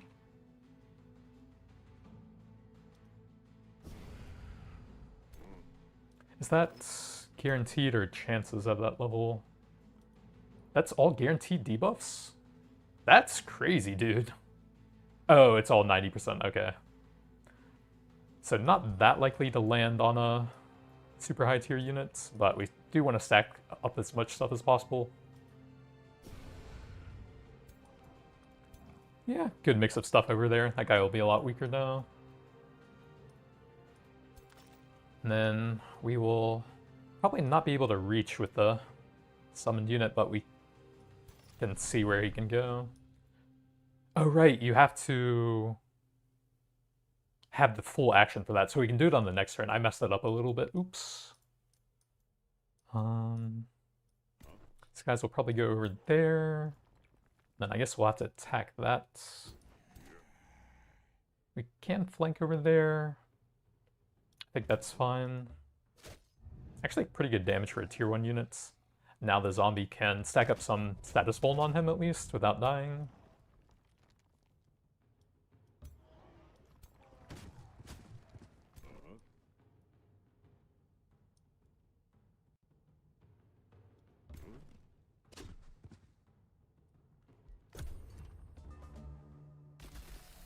So he eats the tier 1, which should allow him to revive, I think. And then spells here, we could probably debuff those two. If I hit with the zombie first, I'll be a lot more likely to land for the status vuln. And these guys could attack as well if they have decent accuracy.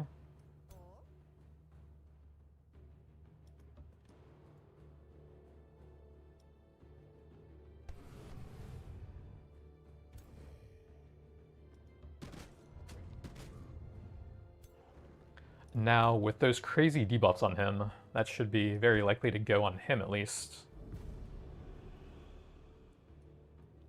And then now we can grab the second summon over here, which probably can't reach anything this turn.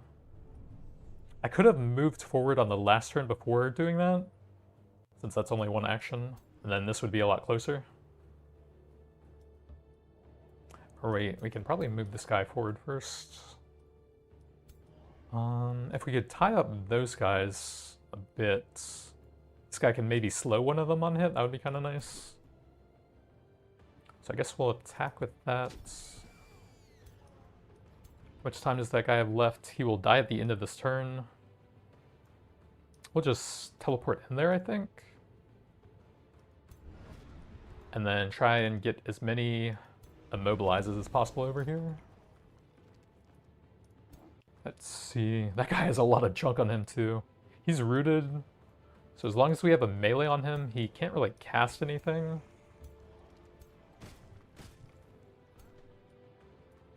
Warlock for some debuffing. Probably just go on that guy. Can't really get a lot of shots with decent accuracy. Is that guy immobilized? Yes. He's probably going to do his Howl attack.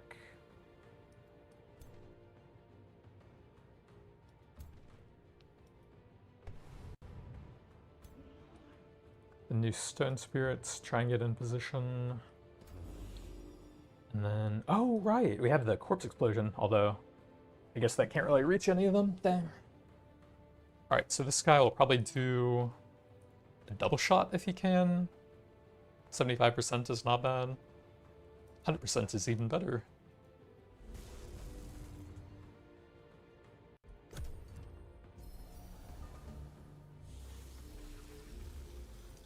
Yeah, those guys are so debuffed. They can't do anything now. 2 damage from a tier 5 unit onto a tier 1. That is crazy.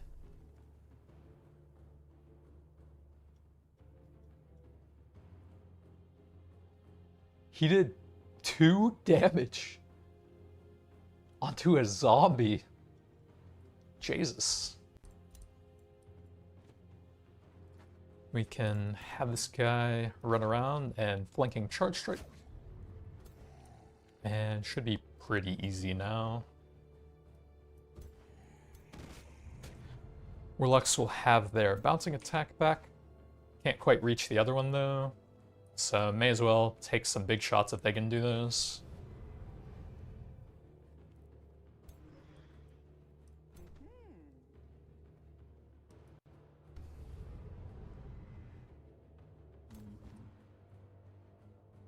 Oh, we could do a Corpse Explosion over there. And then we can still do a bite after that. That's pretty sick. So we boom him. And then we bite him.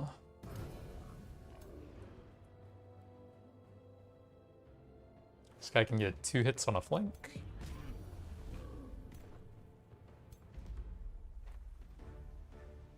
Wait, the guy who had Resurgence has full HP.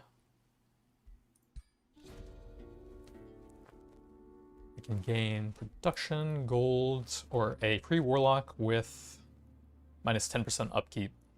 Why does it have like a separate trait that then gives another trait? Like that's kind of weird. But that doesn't really do a ton. A lot of production in Murkwater. Build up our city a little bit faster, sure. Ruler is level 8, and I think these are all passive effects. Immune to blind. Oh, I think they also determine the unlocks over here. I think you always have Unholy Leader, and then what you choose here changes this around. So Blink isn't super useful. Oh, I think I did want Reaper though. Cooldowns reduced by 1 on kill. Sounds really cool with even more cooldown reset stuff. Oh, you can actually just see the unlocks under that. Wail of the Banshee is short range, but it's a big AoE and might actually be pretty cool at some point if we have the chance to use it. So I'm leaning towards a Reaper. Extra damage as you get low on HP and the Scald buff. That is interesting. I guess you could have like a Battle Saint Vampire who would be really good at buffing your guys. Yeah, there is actually some interesting synergy for that. So, Drain Familiar. Oh, that's not tagged as a support ability. Even though every part of it is support based, like it heals you and gives them strengthened. And then it gives them more strengthened in region. I think that should have the support tag, right? But it looks like it doesn't. Profane Body gives us Draining Burst, which would be pretty cool for like a Spellblade or Death Knight, I guess, as you're like running into melee and doing some magic stuff. Get a lot of healing off that. Very fast movement and some nice survivability. That is pretty nice. Now Drinker, bleeding on hit and some extra healing. An extra blood-based ability is kind of cool. I think that's the blood ability that the cultists have. And interestingly, it does have the base and single shot tags. So it is very effective at applying other stuff as you add them onto your hero. Pretty short cooldown. That's actually pretty cool. Filer gives you Investiture of Chaos. That's actually one of my favorite abilities. Bunch of random negative status effects and a decent AoE. Pretty cool. But I think going for the Reaper and just having insanely low cooldown sounds really cool for the build we're going for here. And Whale might be useful at some points. Unholy Leader for all of them. It's pretty nice later on once we get the transformation. But I think for now we take that and then just keep filling out the Elementalist tree for now.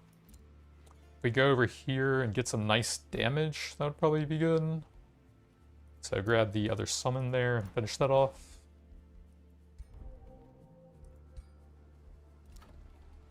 Work water. We have the tier 2 done.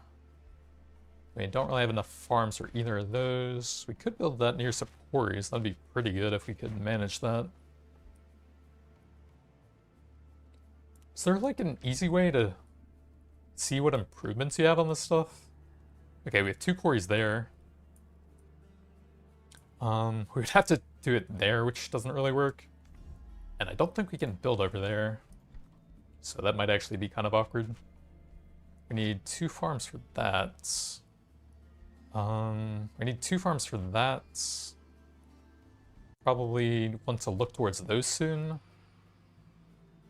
So I'll probably just take the chambers to start getting sunless since we don't have anything that can boost that anyways.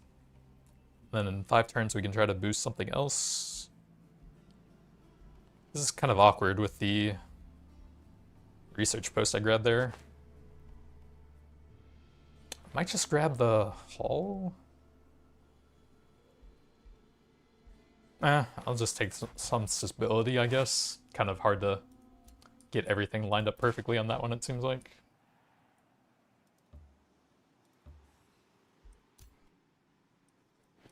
So we need to get that guy and the bird nest now. Can add in the keep once that one grows a bit. 764 isn't too bad. This is the main one we need to wait on. Yeah, the warrior or the immortal got one shot there, right?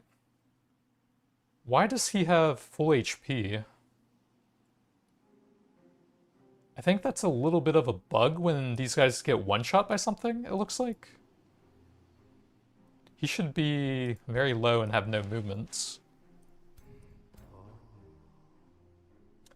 We need to stay next to those guys. They can all move over there, it looks like. So we can get a bit of extra healing in our own domain here.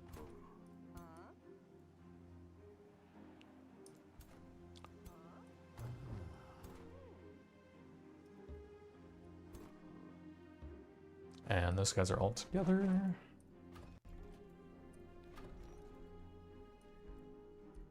We're waiting on that. I feel like for Tyranny, there's just not a lot of shadow stuff early on that you can actually invest in here. Because a lot of it's based on heroes, which we won't fight for a while. And then the Whispering Stone stuff, which the Tyranny has the unique mechanic for. I could have used that if I didn't declare war on them, but I really wanted to try that out. We should probably have the infestation thing before I forget about that. And there's still a few of those left. And then I guess I'll probably grab the hero thing before I forget about that as well. We should start fighting some of those fairly soon, I think.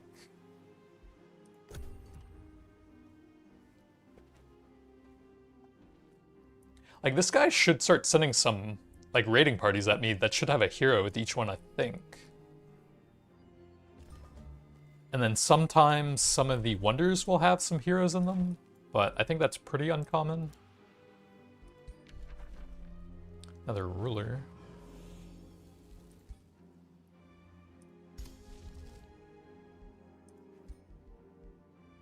Oh, he actually just sent one as I was talking about it, okay. So yeah, that should have a hero in it. Work water. One turn we can get something else. We can't even boost that though. That would be one more farm, so that would be good. Get this ability back up a bit, and then over here we wanted the keep, but we actually need one of these to reach that, it looks like. So what do we want here? Farm would be good for the Masonic Hall, and we also need a quarry for that, so either of those is fine. Could probably just go ahead and grab the Astral Dew there for once we clear it out.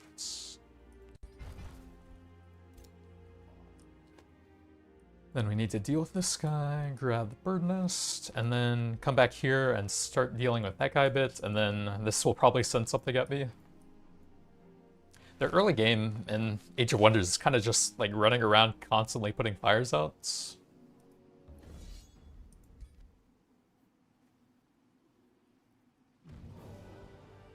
Level 4 on him. We got a bunch of resurgences there.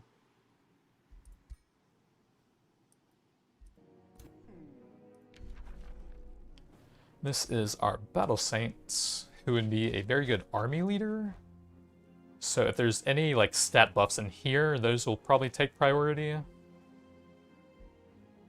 think defense and resistance are pretty nice. What does Shield of Faith do? Faithful. Still the Stone might be okay if he's standing still and just buffing everyone. So we might grab that at some point, and then the defense is good. And then we should have 2 points for more fur generation and a way to actually spin that now. And now he's starting to become kind of useful at least.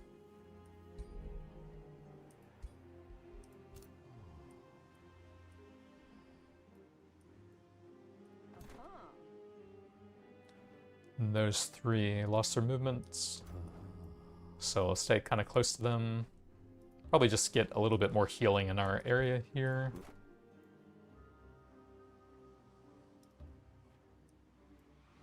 Those ones don't really seem to be moving, so I'm gonna try and sneak this guy past them so he can get in on that action. City Ruins. I wonder if that's the thing that got destroyed by the mists over here.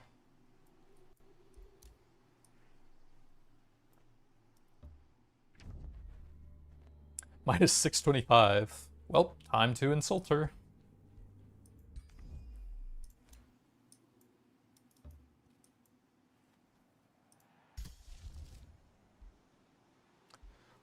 We could actually get that out since we have a decent mana surplus, but also we need mana for the Crystal Faction upgrades. So it'd be good to make sure I can grab all of those right away since we're about to do a quest for them.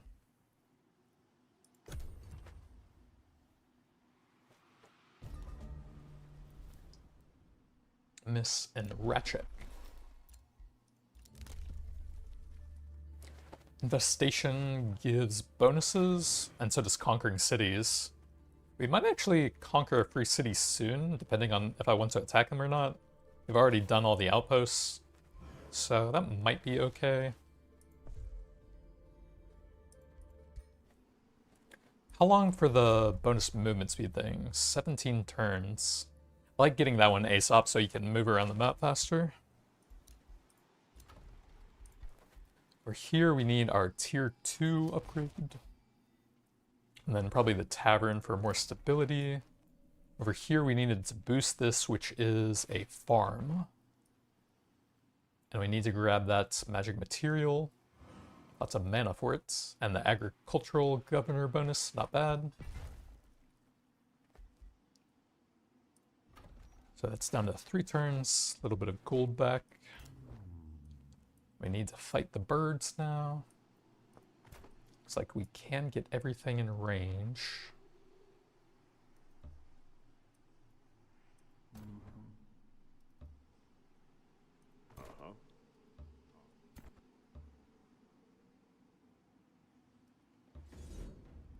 $825. We permanently lost a warlock there. And that fight doesn't actually seem that bad as long as we debuff the Phoenix. That's like the only major threat. That and the Thunderbirds. Bunch of trash other than that. Doesn't really seem that bad. Focus debuffs on those two, and they have almost nothing. Have a lot of tier 1s down here. We have some good summoning up here and here. So we could start sending those in to distract their main threats here. While we try and get everything into position. Can we reach with those? No, we're like 1 or 2 hexes off there. Alright, summon time. This guy could probably try and get a low chance Quake onto the Phoenix.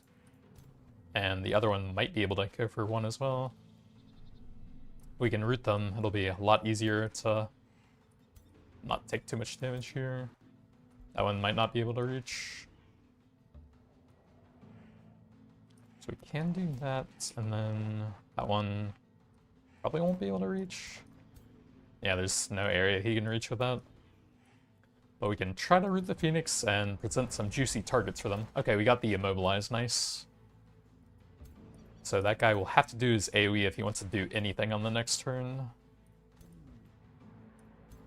Zombies can charge forwards. And then we just want to get some big warlock shots and get the polearms ready to start chopping them up.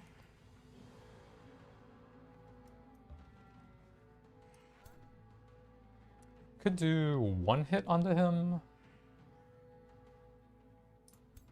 The bird will probably clap me with some thunder and a 1 hex radius. So we don't want to group up too tightly, but those are all summons.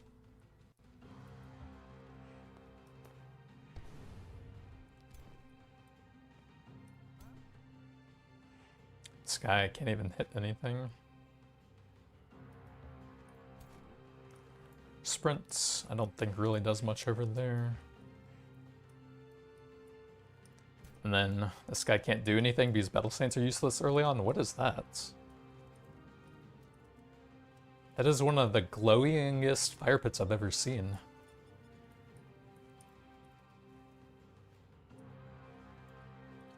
We can defend on him, we can do some decent healing on the next turn, but there's not really much of a threat down here anyways.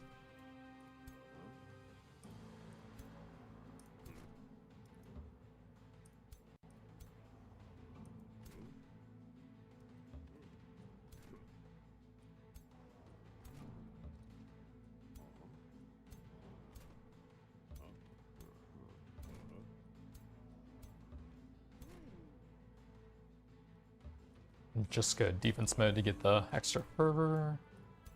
Want these polearms to come assist this side. It's fine if they take a hit or two.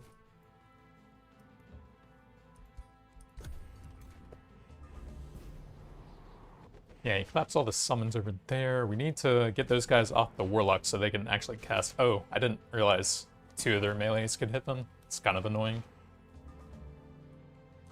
We might actually want to get some lifesteal over here to heal them up a bit. We can also do a pretty big debuff onto a bunch of them. 3 or 4 there, that's pretty nice. We'll actually want to attack with some stuff first for the extra status vuln. And if this guy can get a juicy AoE... Actually, if we can get the corpse explosion, that would be huge over here. Like, if we could nuke this little bird here, this rager, that would be huge value. I would like to get this guy into the back line for his AoE. I'm just gonna see where he can move with that. So if we go there, we can hit 3 of them. That's not bad. Can we move this guy anywhere useful before doing that? Doesn't really seem like it.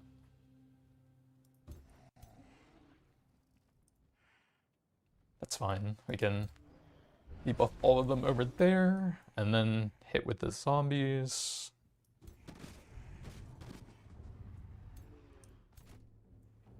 We could sprint for one more hex. I think that reaches the bird back there, so we could tie him up a bit. Might be kind of useful.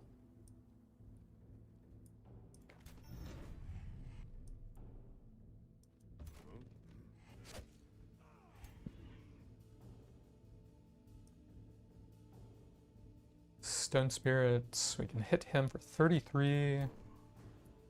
We need a bit more to get a corpse explosion over there. How much does Southern Curse do? 19. And with the debuffs, that might be enough. It bounces to the other Rager. Oh, we can hit the Phoenix and bounce it to him. Okay, that's fantastic.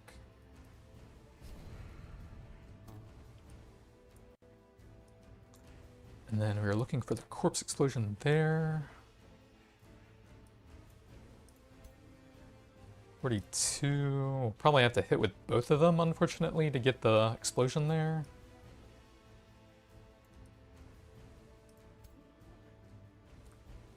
So no damage from that. Oh wait, this guy can do one attack after resetting, because we want to get as many summons out as possible. We can also do an AoE, that's pretty good.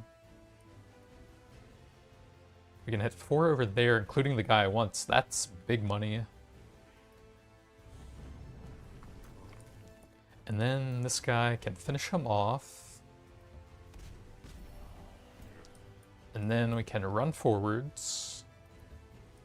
Do a big corpse explosion onto 5 of them.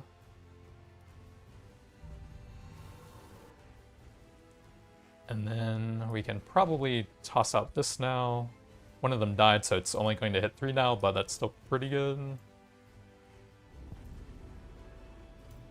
then we can still do one attack or a bite. I think we have more debuffs on the basic attack, so we might go for that. What else do we have left? All the guys down here who probably won't even be able to reach the fight. Can toss him a heal and send him over there. Oh! Was that always a continue afterwards? I think that used to end your turn. So we can move him up here, do that. Heal him to almost full, and then toss a attack over there. And now we can charge him over here. Full arm, we'll have to stab him a bit.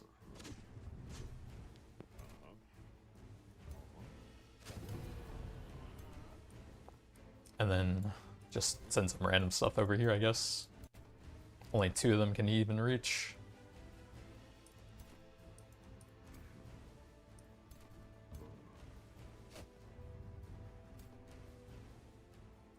Let's see, I think we can flank with that.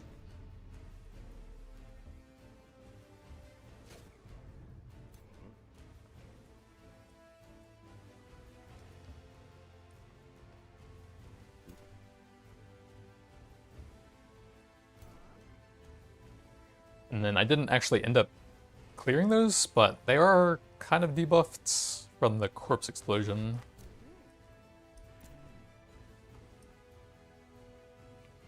Not sure if we can kill them now. We have one attack or a bite over here. What does this guy have on him? A lot of damage penalties, but he's probably going to run into the middle of us and do the big AoE.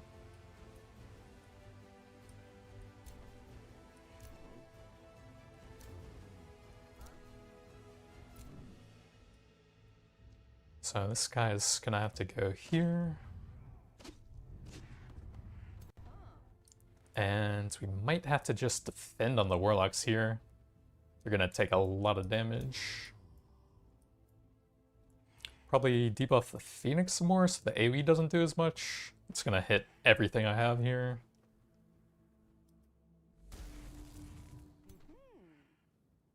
It might actually be more survivability if I run into the middle of my group over here instead of just taking full hits from those guys. Actually, we can probably just run all the way down here. If they decide to chase them, then that's just one attack anyways.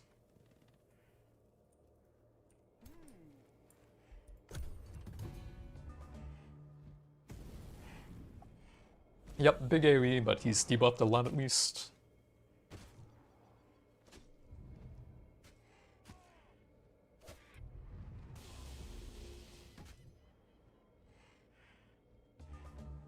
So we haven't lost anything yet, and that guy's gonna be so debuffed he won't be able to do anything soon.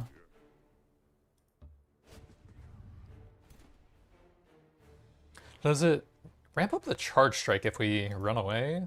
Looks like no. No, you can't flank him. We could free up space over there though to finish him already.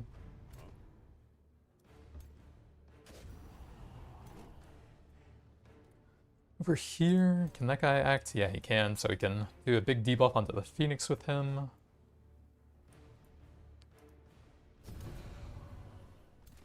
And the other Warlock is tied up by the Phoenix currently. I don't know if we can do a debuff with him. This guy can reset if we want to do another Corpse Explosion, so that's pretty cool. Wait, that's the Elementalist. We don't have the reset on him yet. So it'd just be a basic attack or an AoE. We'll just debuff the Phoenix a bit here. Could give a decent amount of lifesteal over here, but that's mostly summons. Doesn't really do a ton.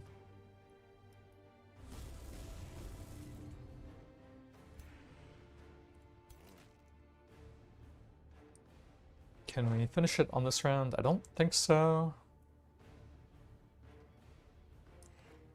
Maybe we'll just have this guy sit on the Phoenix. This guy does have his teleport now, so might be good to use that over here and do a nice quake. See, this spot would hit all three of them. That's kind of cool.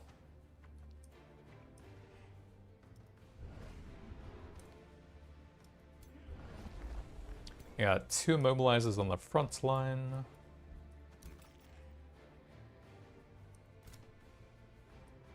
That should be a pretty easy kill, I think. Warlock's already acted, so it's not super important. And I do want to guarantee we get the Phoenix out of there. So I think I'm just going to send this guy over. Then we can stand on top of it since we're resetting anyways. Do one attack over there.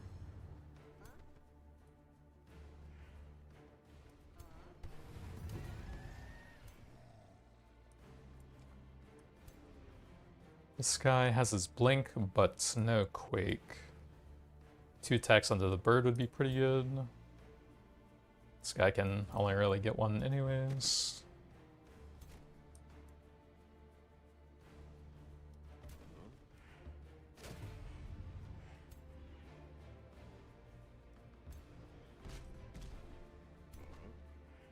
Full arm, that guy's immobilized, right? I don't see it, so maybe not.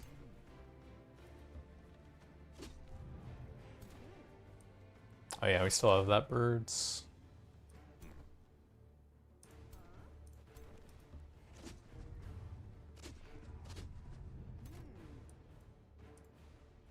We can stab him for 11. I think the staff does a bit more. About the same. Which way is he facing?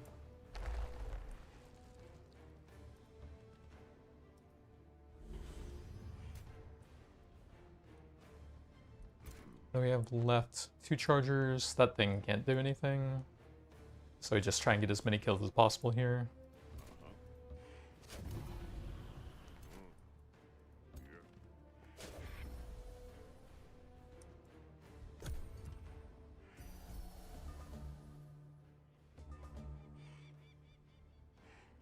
The killing blow with our main hero, just in case it's a high rank.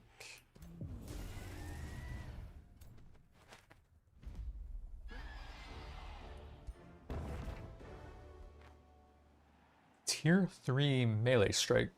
Interesting. Oh, we got a Phoenix from the infestation. Interesting. A lot of melee items this run. And then we give this for the 20 allegiance.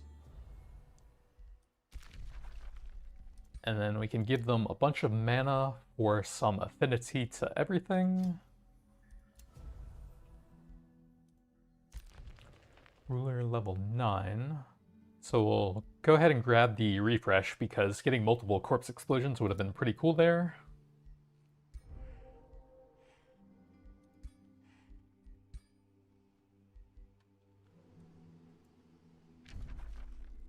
I guess we probably grab that, and then the Crusader host. Oh, I think that's coming to attack my city there, isn't it? And we do have a magic material there anyways. We got a cute little phoenix with a huge gold income penalty. So the best army would be replacing an immortal here for a phoenix. Oh yeah, we have the wonder over there. Yeah, there's a lot of stuff to do over here.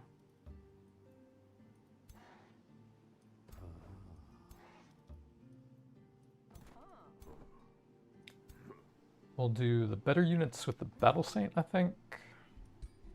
So they don't have the morale penalty. I could just have the other hero there in an army.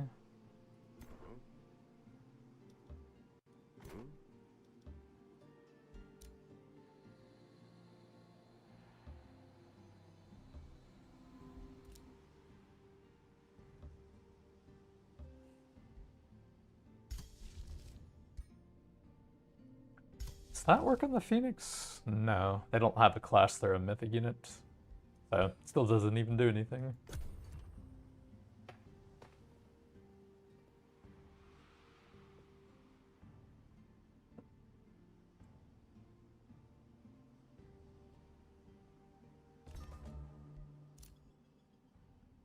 Cryomancy is being pillaged by that guy. Andy is a hero. Andy will probably pull that in. Uh-oh.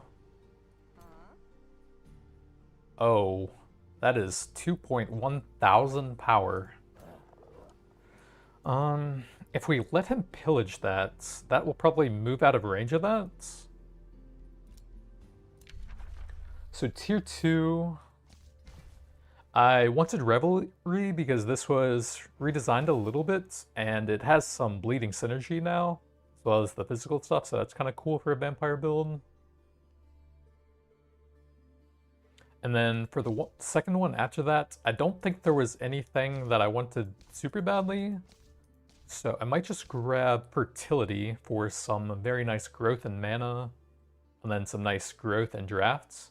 This is kind of like my go-to like filler tier 2 tome. Famous would be kind of cool for some buffing. Inquisition has some nice debuffs on that. And then also the Tribunal and the Tithe Collector are pretty good. It's not bad, actually. Doom Herald, you can put Joy Siphoners on everything, including your heroes, since it's a race transformation. Don't think so. But yeah, I think probably just Revelry and Fertility for lots of growth, and I'll do this one first so we can get those things going. Come back for the Chaos later on. Life, I would say. I don't really care about any of these. Store the lands can help with the improvement, so that's fine.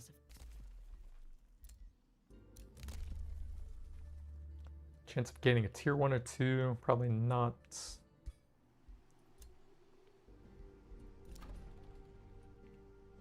We'll want to go towards that. And probably grab some more stuff over here just to make sure those guys go away from me. See, that doesn't quite reach that thing. That's kind of annoying. I don't really need that one then. But this one for the mana node would be good to grab. I think we need that for the final research thing, right?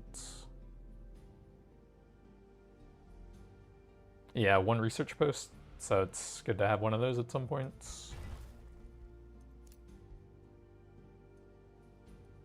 Could I fight 2.1k if I wanted to? It's like 600 total there. I have like maybe 1500 power here. And architects are very, very scary with the summons that do huge range damage. That would be a pretty bad idea, so we probably let them destroy that and try to fight them after that, I guess.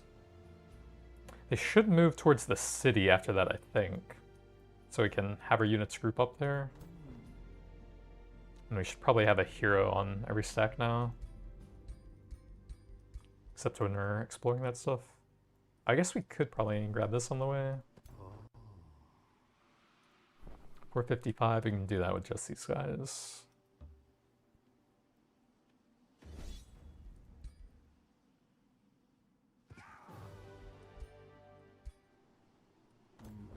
Then we need to get everything into the city. Level 7 Elementalist. This just adds extra damage and range to that, which doesn't actually help the summon any. I think this guy's kind of done with what I'm going for on him. We could go into the bite tree to give him some survivability now. That would be kind of nice. And then having a way to mind control on him would actually be pretty cool. Having the teleport could be kind of nice, since we'll be resetting that a lot if he ever needs it, so I'm fine with that for 1 point.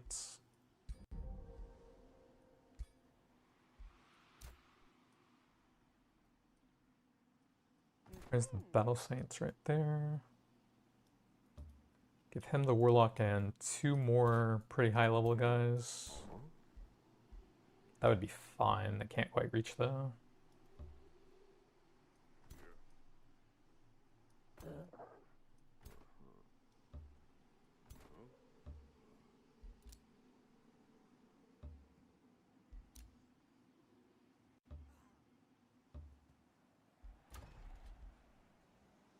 One turn on the knowledge is pretty good.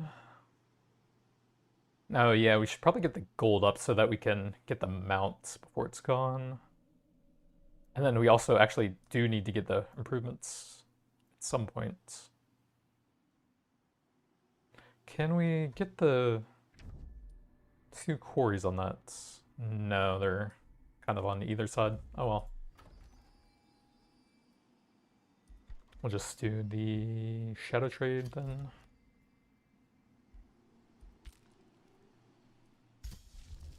Powered strikes, yep.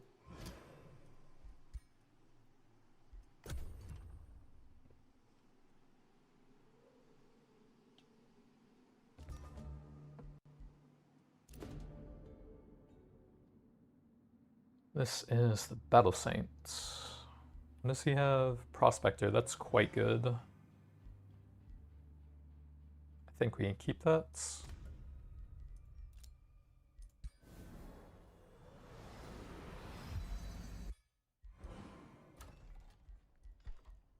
Murkwater gets that gold income up. And then have everyone in the city ready to hopefully pick that guy off next turn. So we wanted these guys together and move them a bit closer.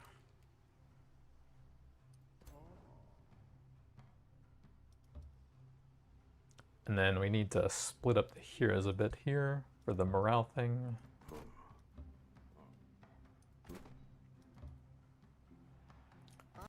So 1100 and 1700. Over 2000 power of very nasty ranged units.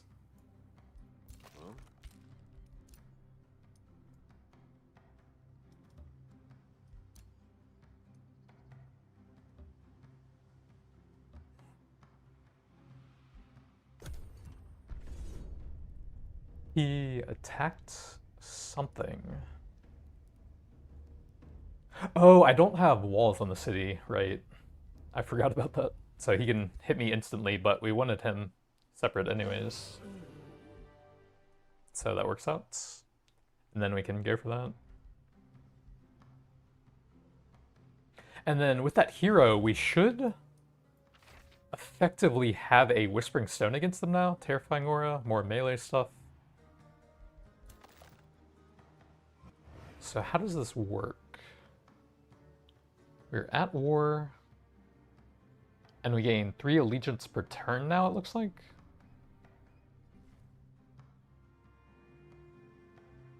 It doesn't tell me when I get neutral, even though we gain 3, it looks like. 2 base value and 1 for having the hostage there. And that puts him in the prison. You can see the 1 allegiance there. I don't think we would ever want to do any of that. We can trade for the Astral Dew. I think I have one of those. Oh no, I don't. But I also don't really need world map casting points until we can complete the set. But if you trade with them, it gives like a little bit of relations, I think. So it'll just take some production.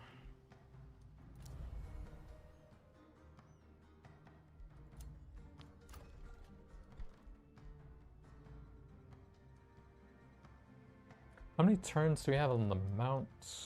9. Might need to save up a bit more golds.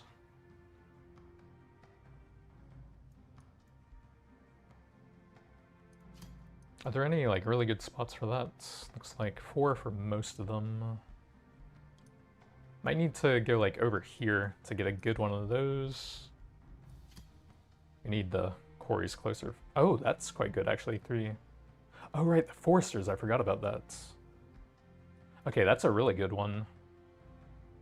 Yeah, we will take that.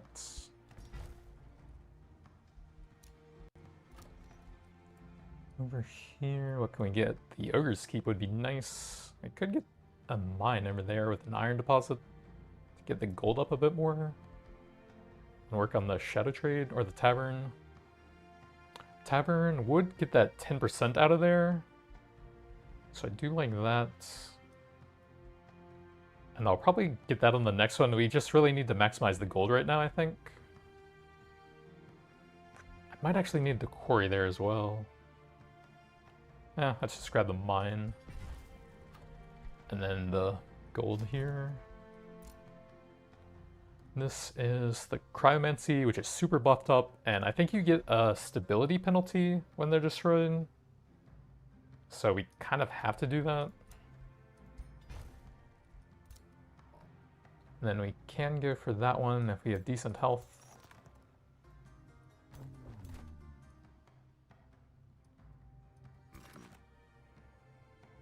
Again, toss one of these guys in with them.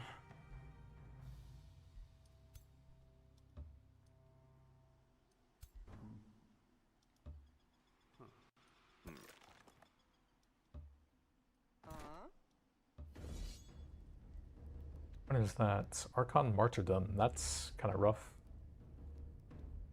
But we do have plenty of melee to tie those guys up, hopefully. Looks like we lost one. Movement and health.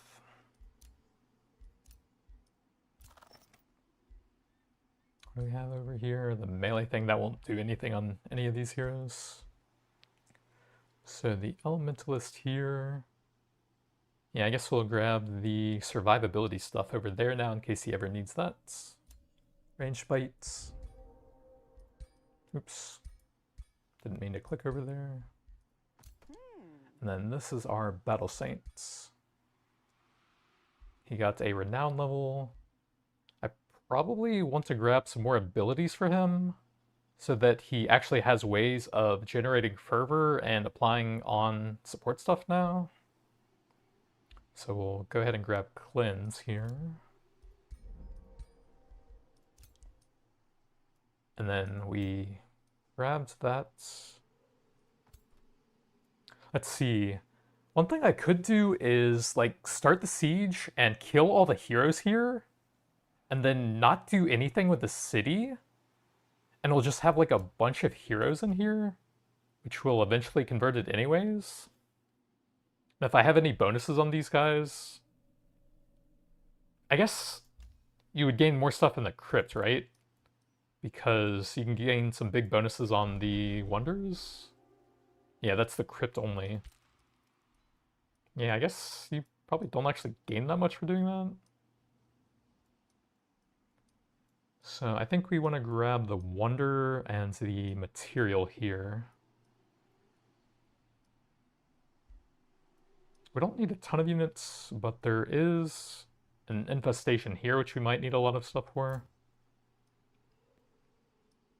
So we probably do want everything to stick together here.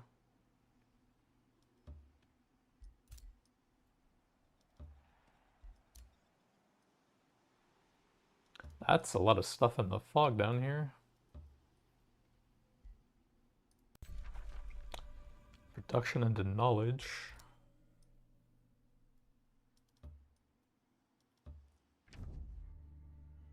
Here is one of the other vampires. He actually likes me for a change. Arcanium ore is hurry recruitment. Probably not going to use that a ton. We could probably give him one of these for some golds. That'll help out a little bit. And then I think you can only do one of those at a time.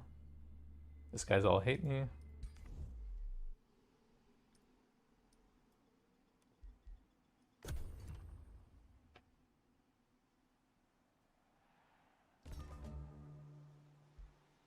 Oh, attacking them actually would give a lot of progress towards that. That actually would be kind of nice. Simple fertility is very good. Water, what do we want here? Maybe some more knowledge on that thing. Since this is an agricultural guy, having the Nixwell on this one would be very nice. What is this idiot doing? That's my area. So I think we grab a farm here. Iron deposit, not bad. Maybe we just kill that guy at some point. So he cleared away the mist. This guy's going to declare war on me soon. And this guy's putting a rivalry on me. Got another hero, and we need a melee for all the items we're getting.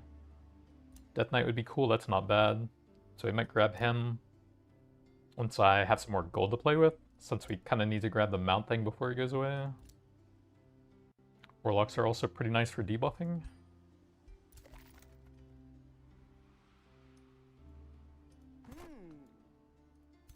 So we actually want the Elementalist back in there for the Wonder fight if I can, because his summons are very good. And then we drop an Immortal for that. Oops. Oh wait, that's the wrong one, but we do want those for the other one, which is right there.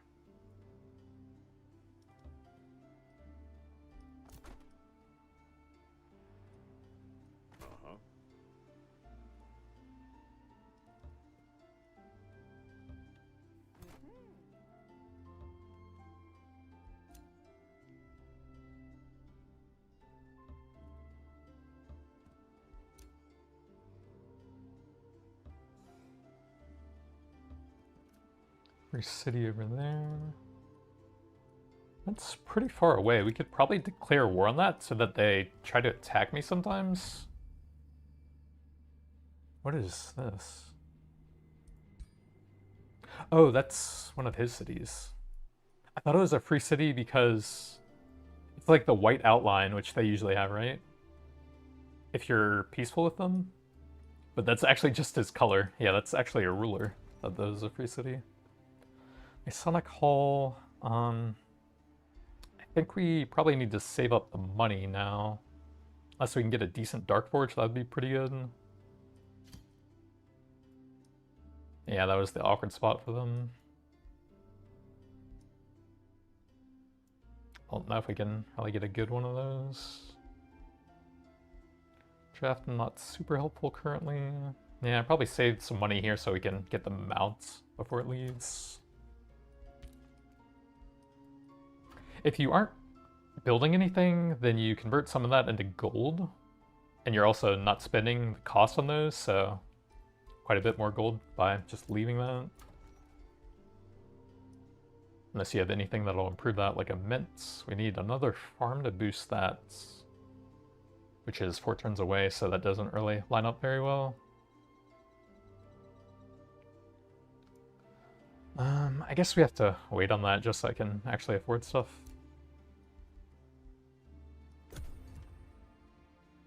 Might have went a little bit overboard on the unit production.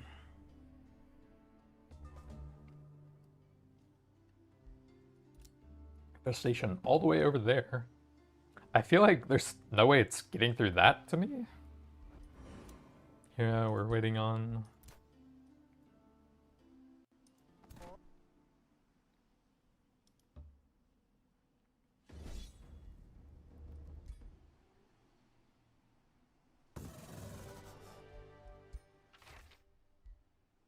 Heavy armor greaves. I hate the movement penalty. I don't think I would ever use those. What are we looking like on here now? We need a tranquility pool, which is unfortunately the best one. What is that one over there? Ooh, a tranquility pool. So we definitely need to grab that. That'll be a nice little boost. Are there any other ones like close to me? Archon. Tranquility, if we can steal that from him. But we would have to destroy that city in order to grab that, I think. Which I don't think really works for me. Yeah, I don't think there would be an easy way. I guess if we actually added him to our empire, then that should count. Ruler level 10. What does he want? Probably the big AoE Stone Blast that does a lot of debuffs and cancels defense mode. That's kind of cool.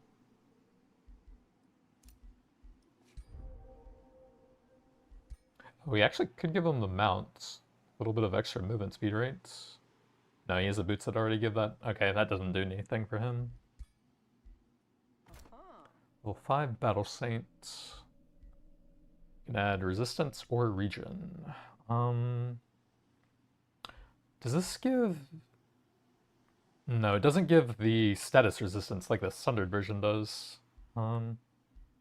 We have a lot of healing, so I think this makes sense to sort of amplify that healing. And then we can't even give him anything that does much there. I guess we could give him the boots and then put the mount on the ruler. And then they would both have maximum speed. So we do that there. And then just some HP there. Wait for those to transfer. Then we're trying to get these guys into the Howling Castle over here. It's down there. It's like a silver wonder there. Oh, there's a Archon Blood there. Guarded by that guy?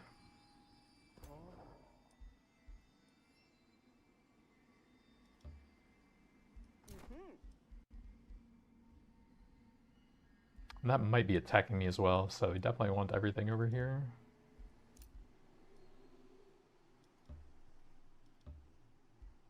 Lavish Citadel.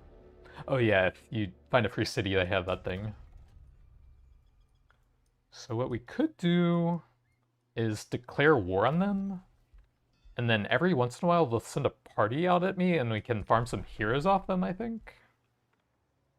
Unless I really want to give them a Whispering Stone, but honestly the tyranny thing seems kind of cool, so we'll do that.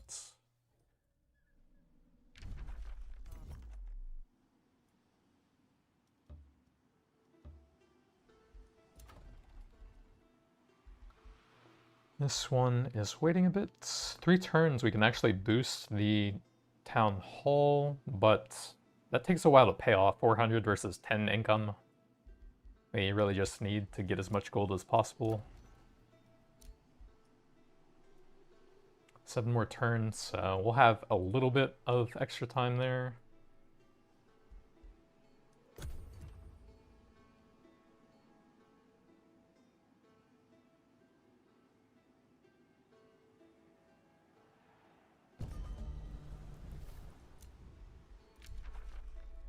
They are angry with me. Yep. We can get extra pillaging stuff, which I'm probably not going to use for a while. We are 3 turns from the speed thing. Absorbing could come in handy, but I think we just wait for the speed stuff. And the mounts, we need to get those. Don't really gain much from those. Mint would not pay off in time for the thing, but since we have a little bit of breathing room, we can get the stability up a bit, and that'll be pretty helpful. Friendship. Is that the vampire guy? Yeah.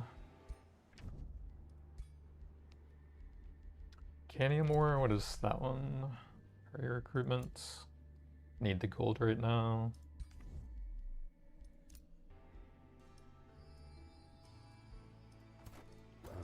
So this guy is going into the Howling Castle. Magebane. This gives it -1 sundered resistance. Not a big deal. 2 Magebanes actually. I lose a Warlock.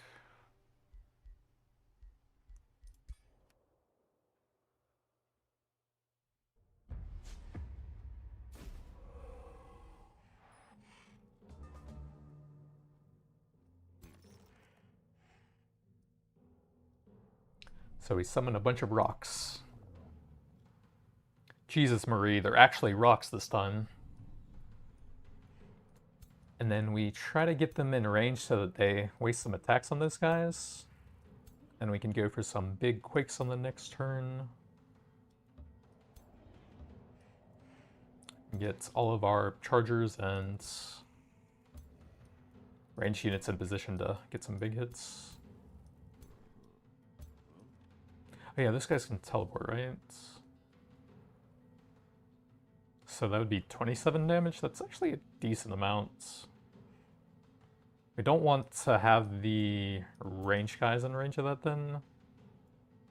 So we actually have to be very far back on them, I guess.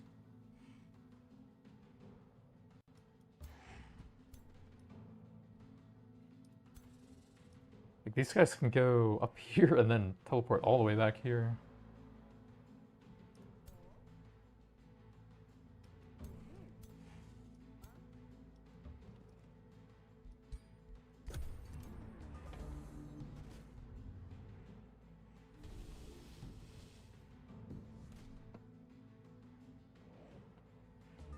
They're not hitting the rock guy with the Magebanes. That is weird. Do I want to cast anything? Baneful's pretty good onto those two.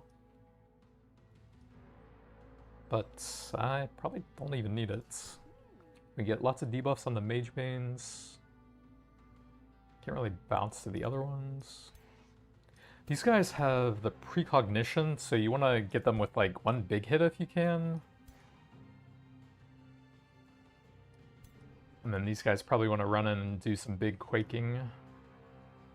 We can hit 4 units with that, and that's quite nice.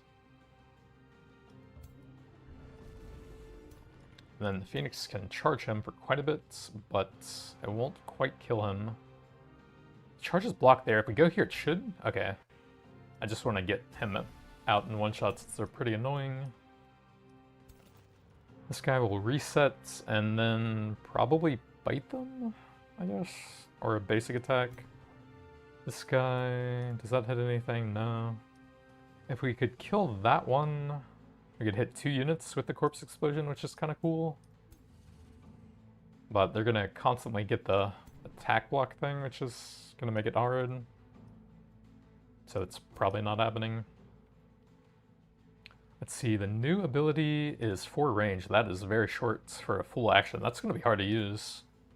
Can do 2 over there. Or onto the Magebanes. That's decent to get some debuffs going over there. Yeah, I'll probably just focus on debuffing those guys. This guy could go for a Quake as well onto 3. That's pretty nice. Where does that guy go? I guess probably stab one of those one time. We can do 2 over there. And we still hit with that, so that's fine.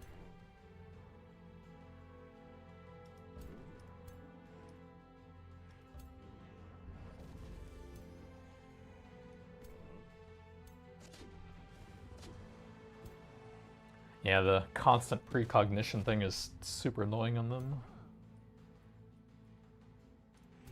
Then we just go for lots of debuffs onto the Mage Banes.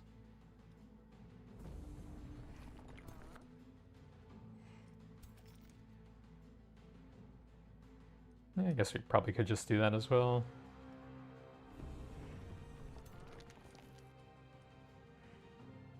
That would hit the Wisp back there. Ooh, 2 Mage Banes.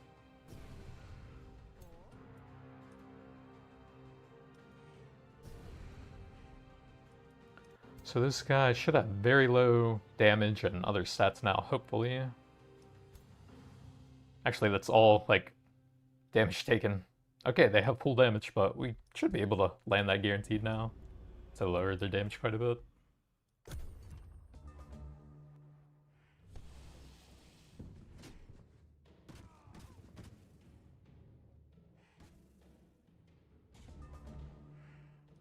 And then if we could kill him to free up the Warlock, that would be pretty nice. Pretty good debuffs with the basic attack there. Do we have any corpses in a decent spot? That hits 1 unit, not super useful. We could get one of those down and hit a bunch of stuff over there. That would be decent at least. But my main unit there is pretty debuffed. We do have the teleports up now. This guy will probably do a triple hit that's quite good. Oh, we could do the lifesteal on the summon thing before we move any of them. And then that guy gets a lot of healing now.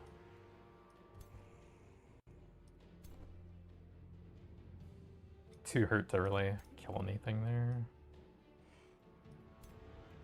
So we probably just attack that, teleport him in with some damage in there.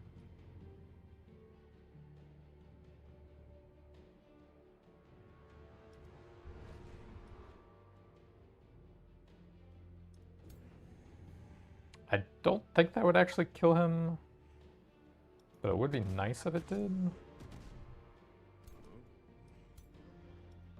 Okay, we can do that. And then now we have some corpse explosion over there. So we can do that to debuff them even further. Then we can do a basic attack or a reset into a bite. If I wanted to. Probably just do a basic attack here. Oh, I can freely use that to gain the 20% damage as well if I wanted to. May as well. Then you can still do the attack anyways.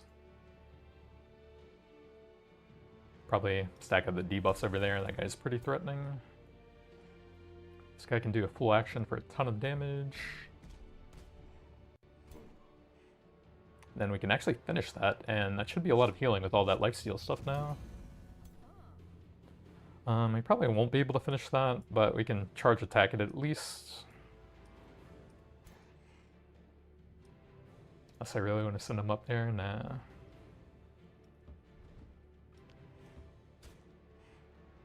Then this guy can just move away for free.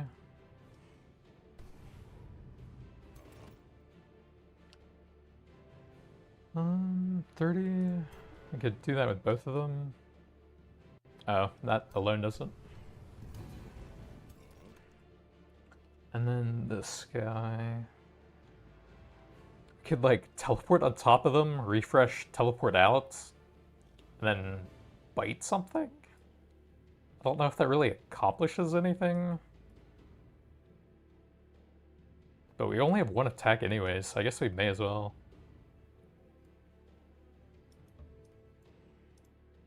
So we teleport on top of this guy, and then we refresh. And then we teleport away because it does damage when you're in melee, and it actually almost kills them.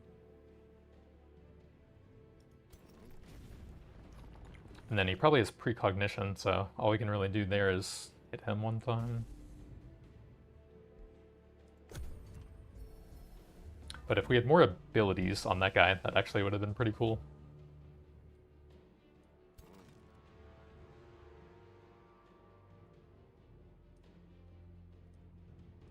Don't think we're killing that, but we can try.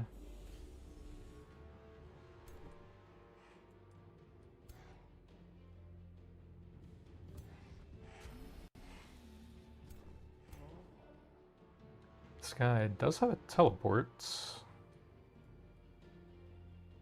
Probably need that to get a decent shot on them. Oh wait, that's a full action actually. Or wait, that's the elemental. No, we don't have the teleport on him. No corpses back there.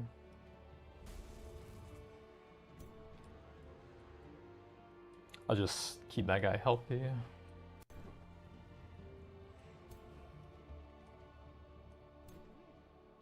Getting in reach on anyone else.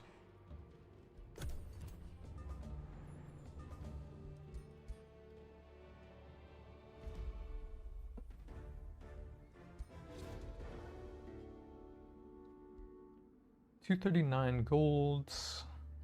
A tier 2 ranger item.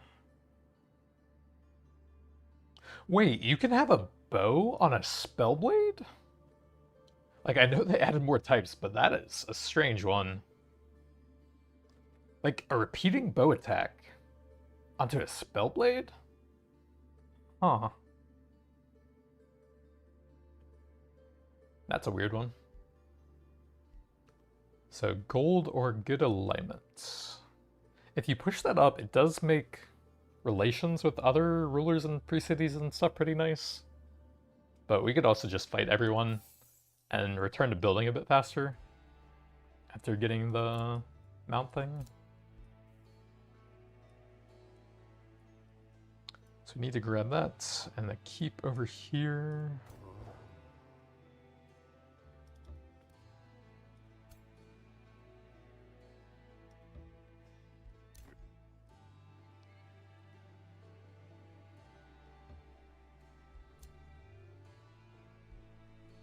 Kind of hard to get my scout around that, maybe around the top.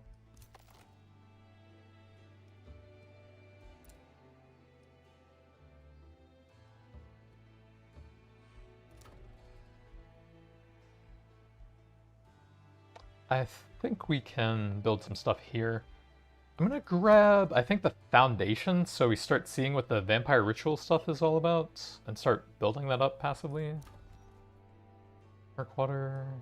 119 is probably fine. I have 6 turns for that now. And we need to keep a bit of Imperium for it.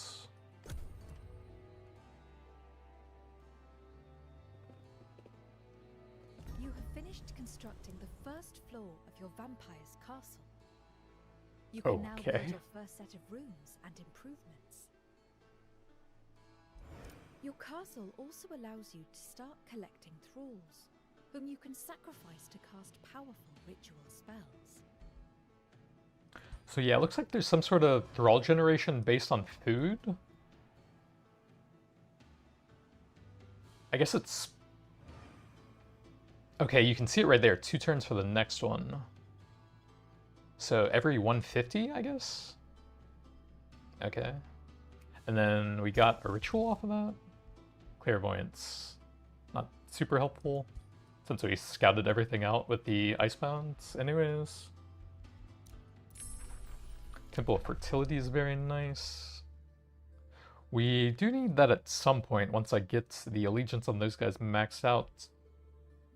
And I'll probably just grab it for that. Don't want to mess around with that currently. Then we can probably do something else.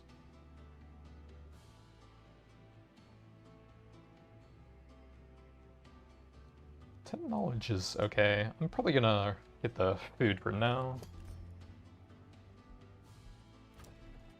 Darkwater can grab something else. Grab the Nixwell to really pump up all of our farms here. And some Imperium.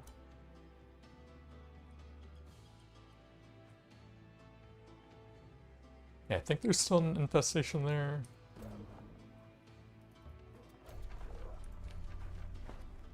This is a fox, who we don't care about. He already hates me anyways. I guess if I wanted to declare war on him, it would be good to keep the grievances high, but I don't know if that's going to happen. I'm just going to grab this since we want to guarantee all the quarry scaling things. So this is a bunch of fire-related guys. Immune to burning actually would be kind of helpful for that, but I think we're fine on the bronze wonders now. 516 is not a lot now. And the Phoenix will be immune to fire in the front line. Don't really want to lose the Tyrant Guard though.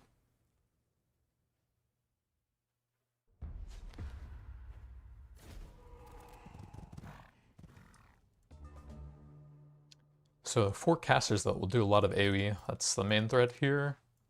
And Phoenix is very strong against them if we can just have him basically carry the fights. Plus some summons. Should be pretty easy. If we group them up a bit, they'll likely do the flame strikes onto all the summons.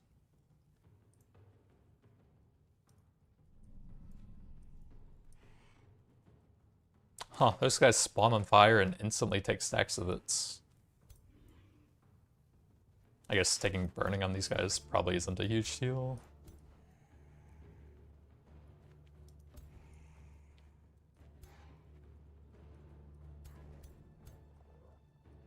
These guys can reach the Phoenix if we move all the way up.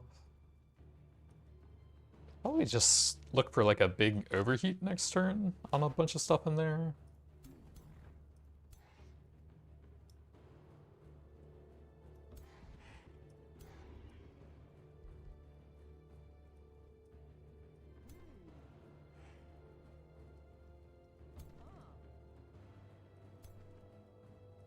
And that guy is super low and we don't want to lose him, so he's just running back here.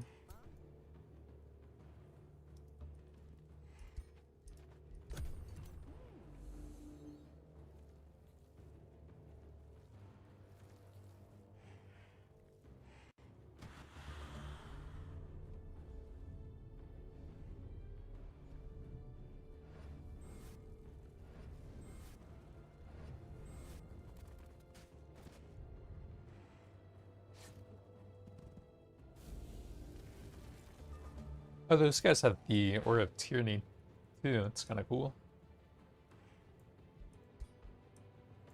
Why are they so glowy?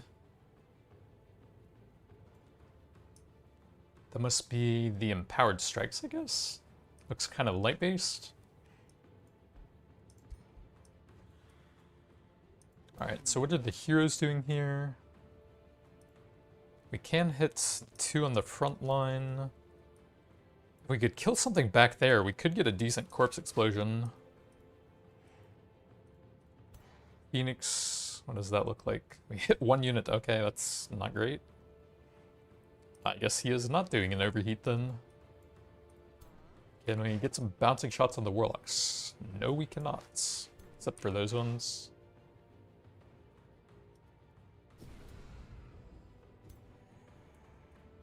These guys run in and get some big immobilizers on the range units. That looks quite nice. And that one, I can probably move him slightly closer once he moves. So we'll just go ahead and take that. Lots of immobilizers, and then how does that look now? 2 of them. I guess that's okay. We just really need to stop those guys from hitting my actual units anyways. This guy will charge attack something over there. We have a puppy and a fledgling.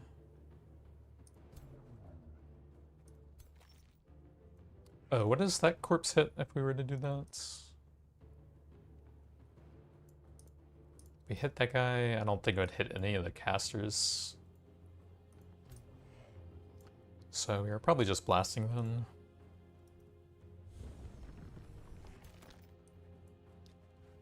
guy has a teleport if he wants to get a bit closer, but I don't think he does.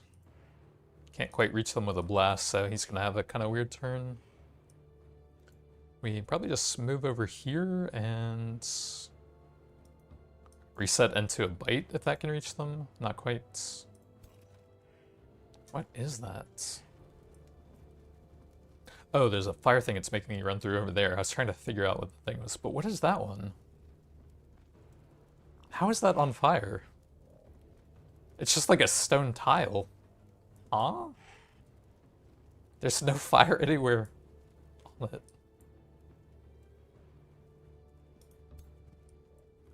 And then we can bite after that, so we'll do that, because why not? Finish him off and then charge the Phoenix over there, I think. And then the zombie can probably hit him a little bit.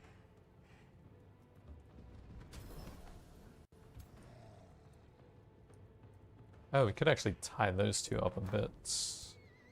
That one's immobilized and can't do anything already. I'll just reduce this guy's damage a bit, I think. This guy will have to do one hit on someone, so I guess over here. Bend on him. And then we would probably just debuff their damage a little bit.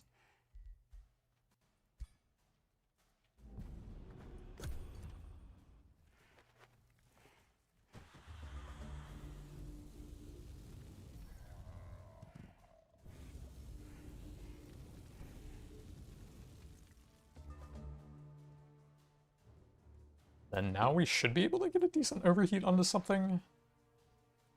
Let's see, the stone guys are a single model, so taking damage won't lower their stats any. So that seems pretty good.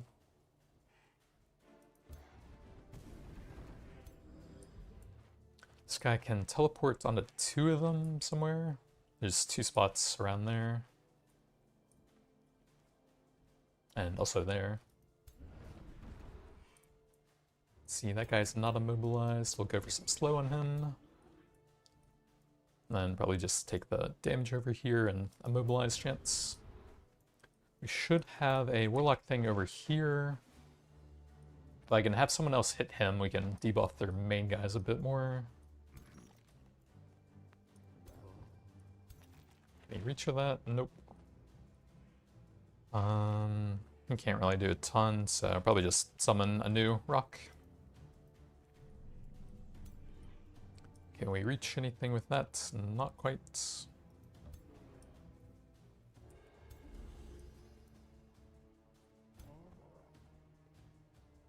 I don't think this guy can even do anything. I guess one shot, but I'd take a ton of burning for that. Don't think we really need to do that.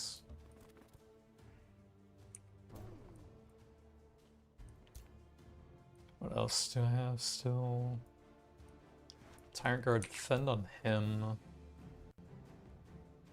There is so much fire over here.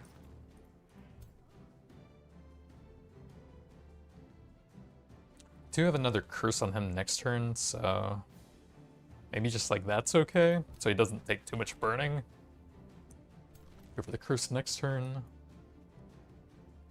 Can teleport in if I wanted to. That should allow me to finish that one. It's not bad.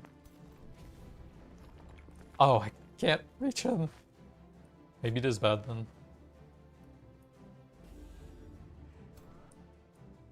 And then I guess it's going to be kind of wasted on that one. Oh, we can hit two of them over there. That's pretty good. Lots of debuffs all around. This guy is going to disappear, so we'll just take the kill there. That is 10 mana as well.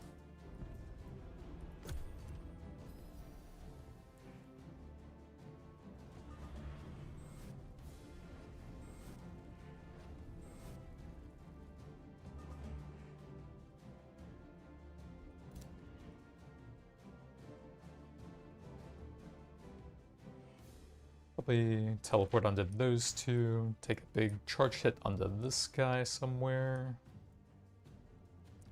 Blocked immune to burning. Oh, actually, does that kill the low HP one? Yeah. Can we get a triple hit on? Okay, that's pretty nice. Then we do some cursing over there.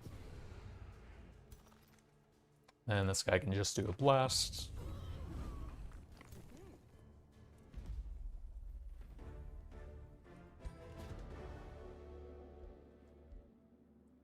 Tier 3 true damage repeating pike.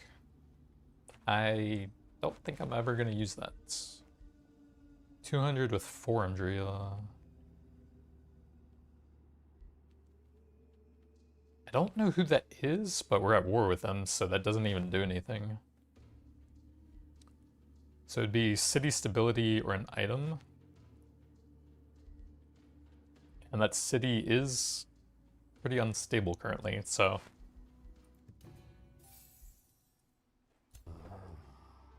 Level 8 Elementalist. Debilitating Chaos Empowerment. Unholy Leader we definitely want on basically everyone, since we'll go undead with everything eventually. And then in here... we could grab that. It's going to be pretty hard to use. I'd probably just keep going for the survivability stuff here. If we wanted to build that for mind controlling, then I guess the cooldown would probably make more sense on it. And a bit of extra damage.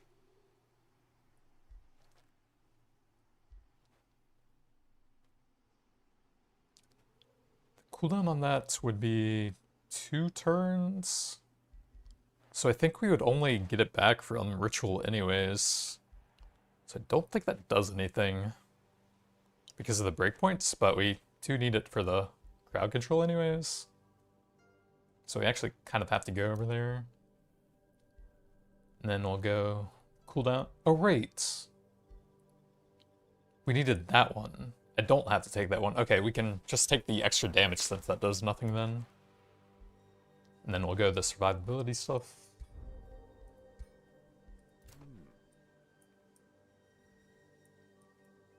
Loss of hunger.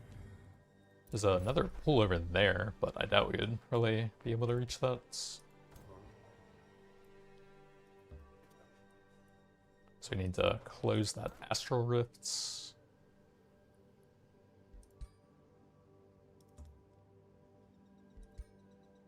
Yeah, that's the furthest we can go on them while still pulling them in.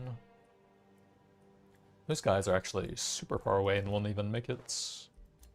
But the 2 should be fine if they attack me.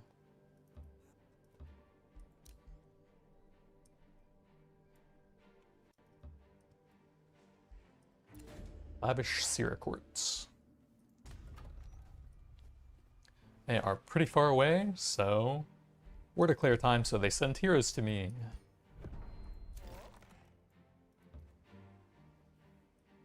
And then we could actually grab the mounts now. Which do I want? Warlocks and the tier 3 guys. I don't have a tier 3 city yet. Oh, I can probably look them up and the tome thing.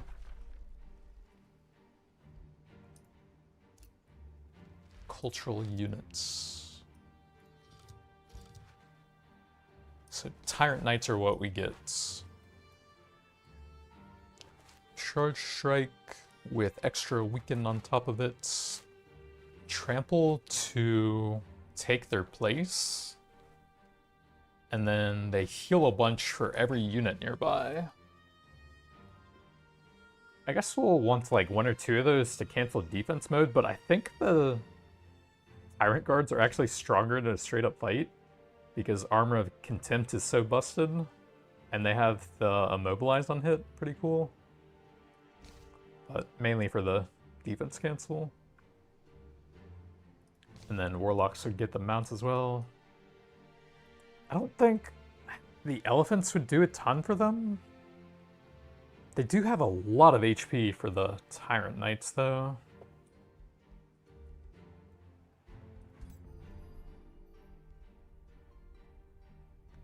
Juggernaut, I think, doesn't do a ton. Large targets actually lowers your survivability quite a bit.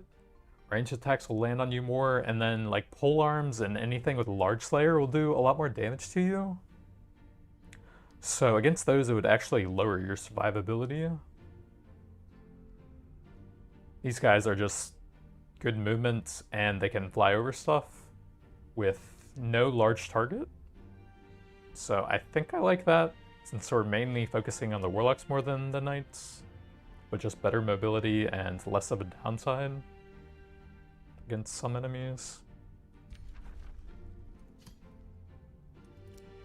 Very expensive, but pretty cool. Do we want to grab any of these for a future hero? That's actually really good for a tier 2 mount. 4 frost resistance, a bit of HP. The wolf mount is pretty cool on Spellblade heroes because the enfeebling howl ability is magic, which has some cool synergy with them. Pretty good at debuffing stuff. So I might actually grab one of those just because that's a really cool combo. But I think I'm probably gonna just focus on building stuff, and if we have any money left over, go over that. Do I have anything here? Nope. Alright, I'm gonna take a quick BRB while we end the turn. Yeah, anything here? Don't need any of that.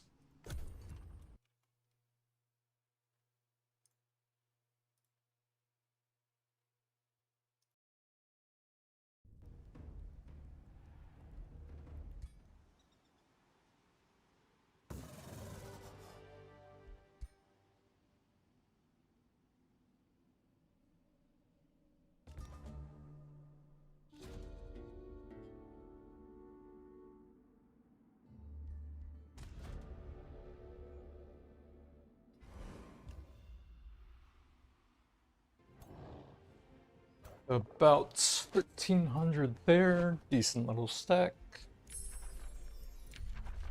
One more for the next tome.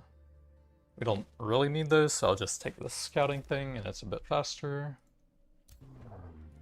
Level 11, and then we should have something pretty cool there, I think.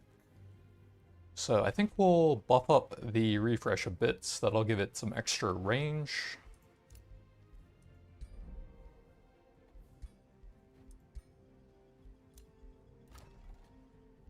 Level 10, so we can do the tier 3 thing. Oh yeah, we still need to get a good bountiful field spot. So I guess we'll go over here and hope for that. What does that look like? 4 of them. If there's any spots that we can touch still, then we can cast that spell to finish it off a bit. So are there like 2 areas there that we can cast it on? Looks like just 1. See, this one is touching 1, 2, 3, 4, 5? You're really gonna make me work for the 6-hitter, aren't you? That one's touching a mountain. This one would be 1, 2, 3, 4, 5, 6, I think. So that spot could work. We need 1 more for that. So we'll take the tier 3 and then get that a little bit later, I guess.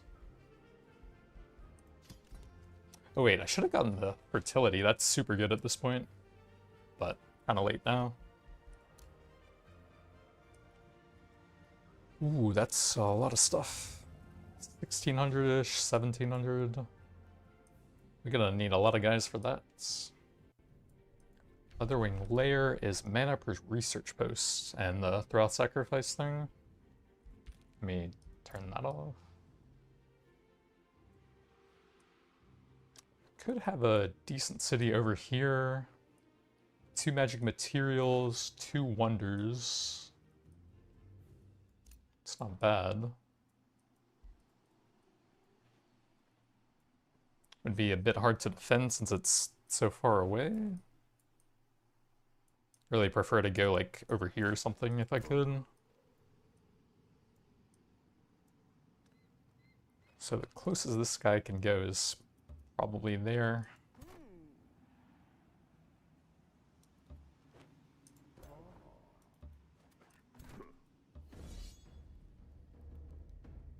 Status effects are dispelled.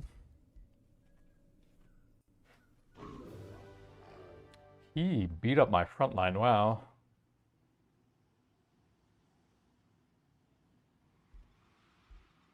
How did that happen? I think we need the HP to fight the Rift next turn.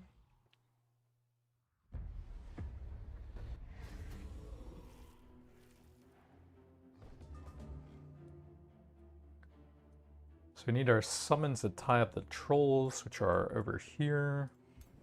Zombies can run all the way up there.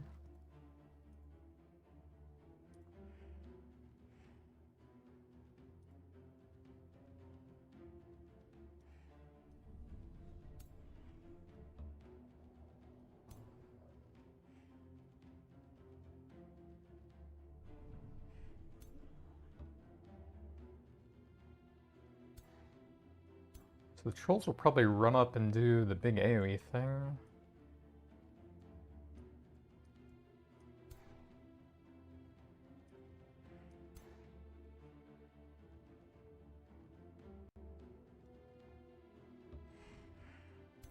Just try not to group up too tightly for it. That would be a triple hit.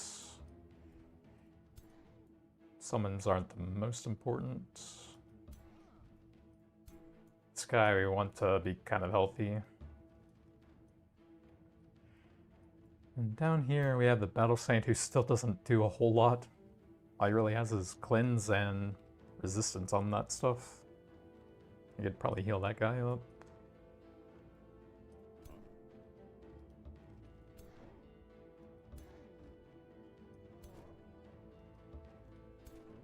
But we also shouldn't really need him.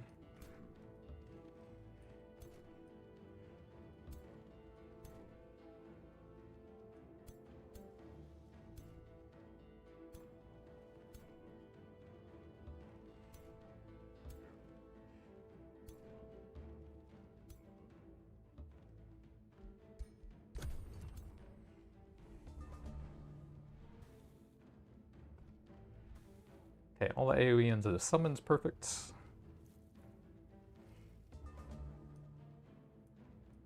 I don't think we really even want to cast up on the two of them. If we could kill him, then I don't think the corpse explosion reaches over there. Phoenix will want to hit trolls, they're weak against fire. Can't really flank, but we can get a big charge strike. These guys don't have their teleport yet, but we can probably hit like a triple attempt at a root on all three of those, I think, if we move the zombie out of the way. We can do 3 over there as well. So we'll go in there. Then just go for some big quakes.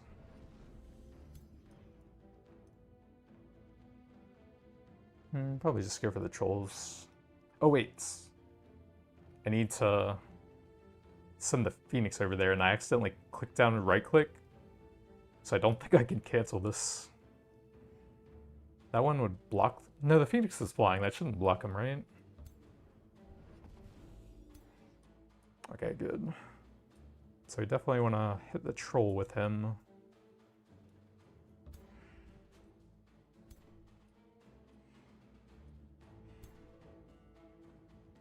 Guy's probably going to run into my back line, so we might want to...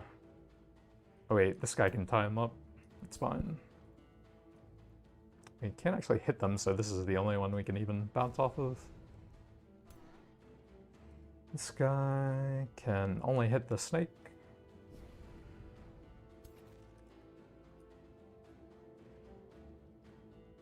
This guy won't be able to get a blast on anyone. We could teleport a bit closer if I really wanted to. And I guess do a basic attack after that for a little bit of debuffing. I could also run in there, teleport on top of them, and then teleport away. for a little bit of damage, I guess. Since we're using the refresh anyways. So we do that, refresh, and then teleport again. Probably away from those two. And then we just hit the trolls with that. What does this guy have? Think we can reach that? Nope, not even close. So he's probably just basic attacking once.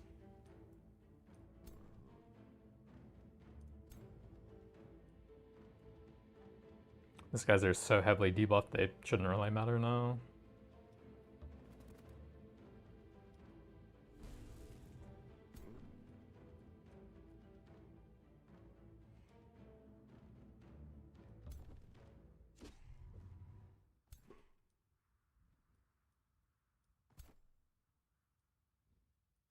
Battle Saint still just doesn't really do anything. We can debuff those two if we can kill him in one round. But he only has 3 slots next to them, looks like. So we're probably gonna need the debuff to do that anyways.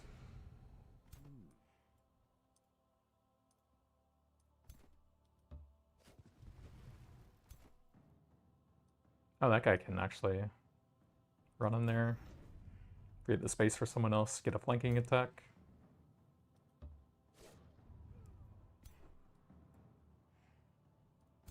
And then now this guy can run in there.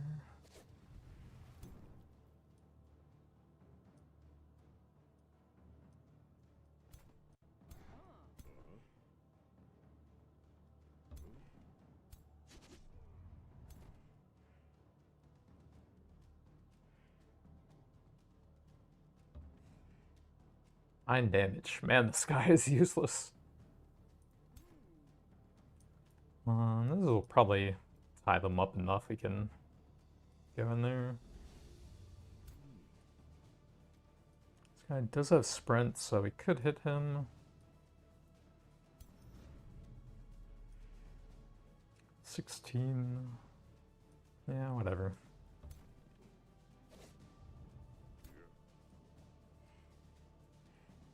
I don't think that guy's gonna get in before the fight's over.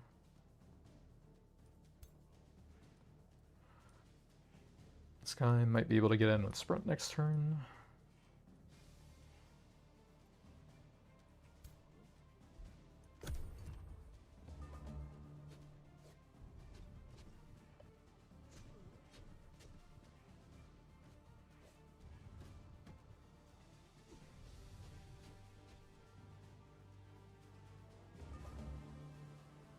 Yeah, the trolls can't even do anything now. What do we have on heroes? This guy can do some decent AoE. And this guy all the way back here can probably just AoE as well.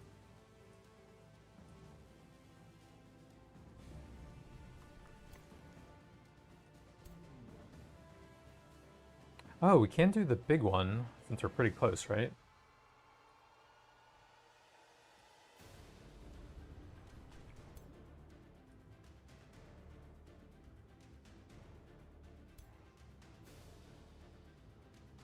Can hit 3 with that? Sure.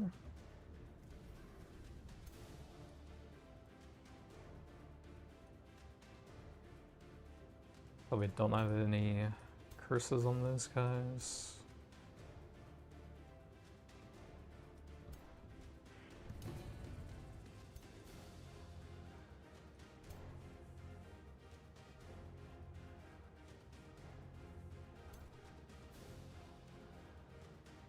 Oh yeah, we can still cast something after that. So I guess we can remove the electrified on him.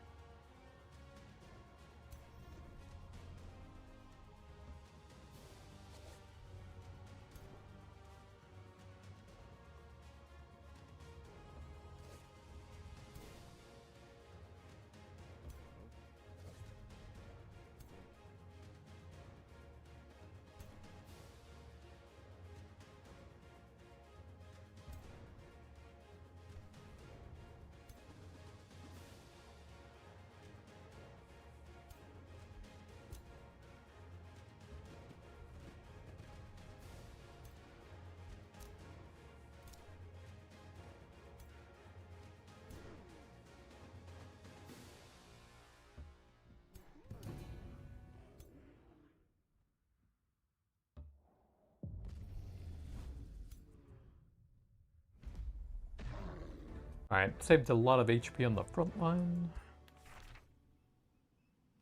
All melee items.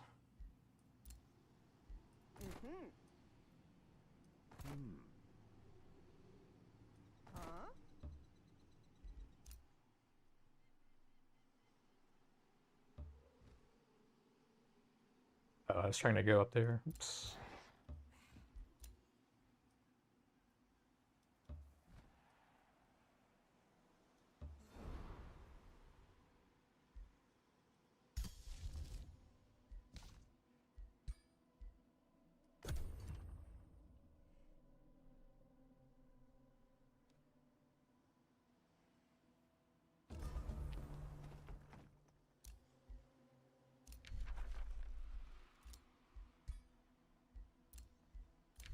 Ormdrea is right under us, so I need to get ready for that.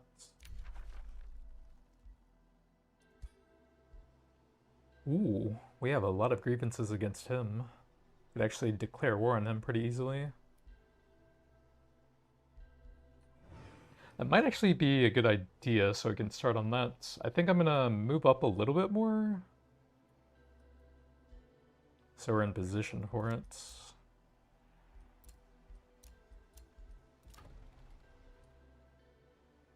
Going on to the Ogre's Keep there.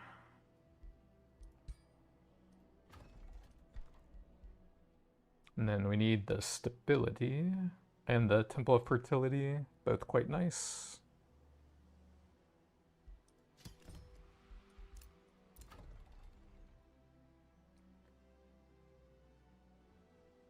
What was that? Someone captured that?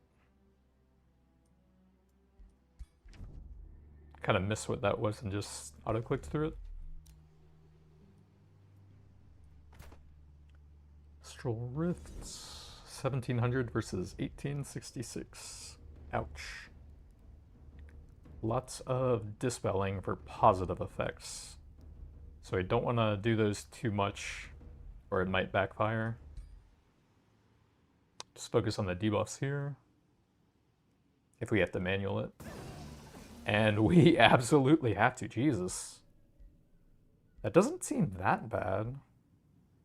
Like, mainly just those two units. Everything else is pretty junk. That's a weird one.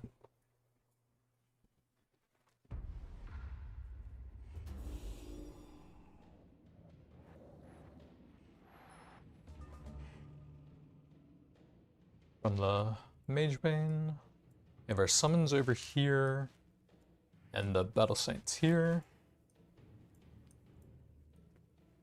And we want to try and get some melee onto the Lost Wizard, so that he can't attack when his blink is on cooldown.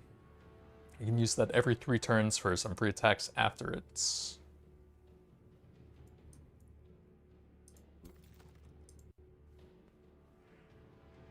So we'll send one of these to the middle.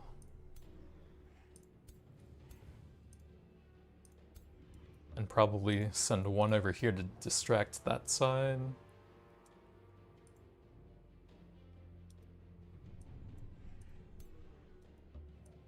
And then the zombies are here.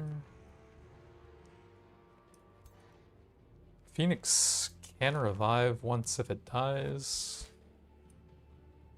Which it probably will here. And we just need to get the warlocks in range to do some nice debuffing.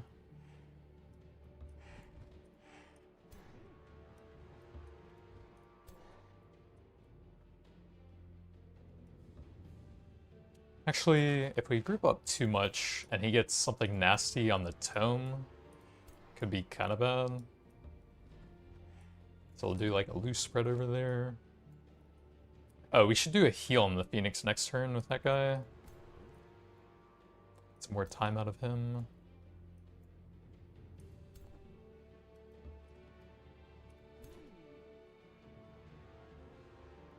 Could do cleanse. We'll get more fervor if I defend though.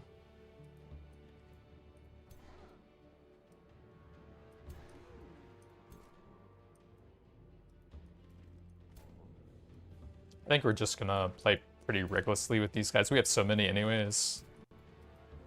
And they're not very good anymore anyways.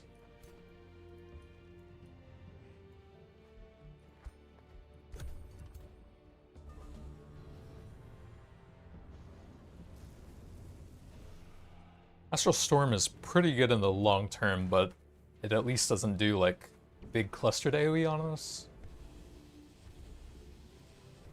Just constant damage every turn. Actually, if we can get roots with the earth elementals, I think that disables his blink ability.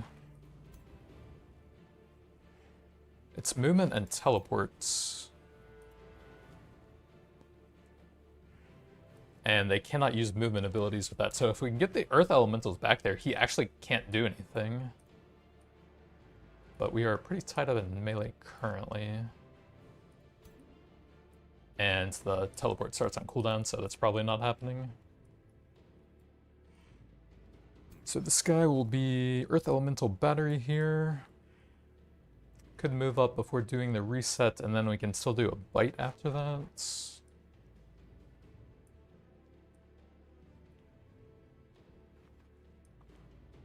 The Phoenix move in there.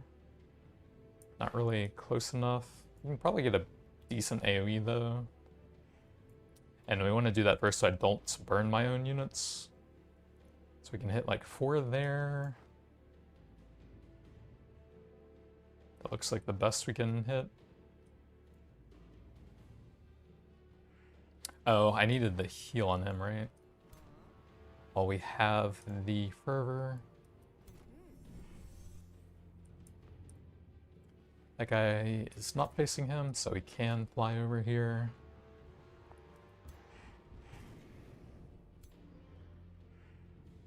And then if we could try to kill some of these to get the stone spirits free. It might be better to just do big AoE on this cluster over here, I think, actually. Even though the wizard will be free. So what do the quakes look like? We can hit 4 there. It's pretty good. If we could get that guy out of the way, we could probably hit a lot of them over here. Which looks pretty nice. And then if we could get like a corpse explosion over here, that would be sick. I want to focus on the debuffs, so that would be either baneful or bloodletting. Bloodletting would go pretty hard over here. It hits 5 of them. That's quite good. And then what's... Can any of these guys get into the back line? We can tie that one up at least. But that's about all. With Sprint, he can probably make it as well.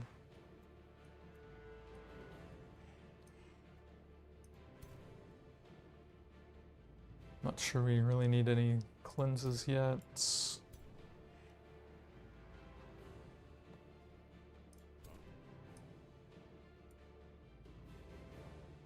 Just gonna turn that attack off, send this guy over here for some debuffing.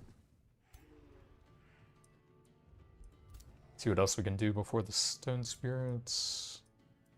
Yeah, we really want to get that one. So I guess we're probably gonna have to toss some Sundering Curses over there. To make sure we actually have enough damage to kill him.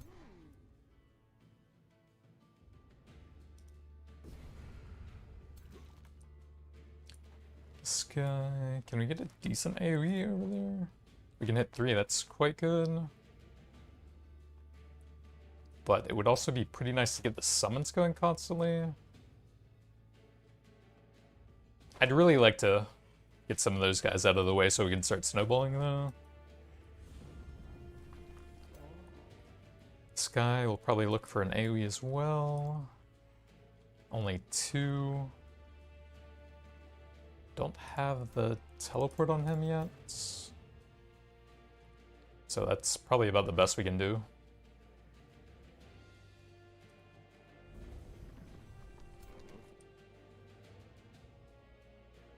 This guy's probably going there.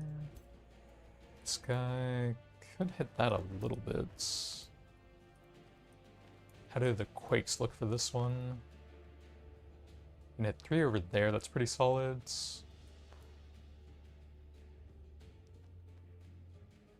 And we do need to kill that guy.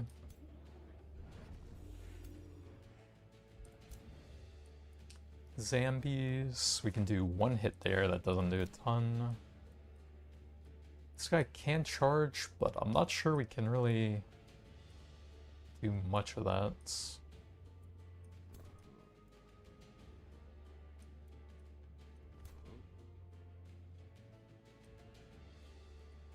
Where can this guy go with charge? Or sprint, I mean? We need to move him out of the way, I guess?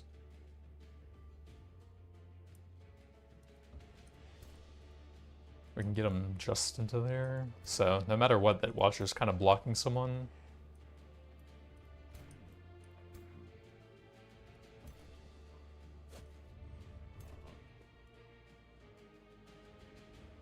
And can we really not kill that thing?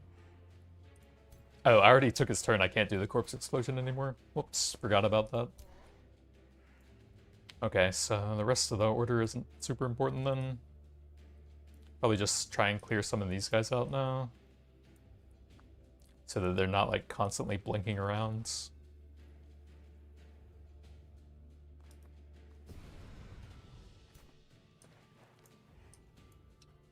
Have anything to cleanse? Oh, I guess you can hover that over them. 1 effect. Probably not super important yet.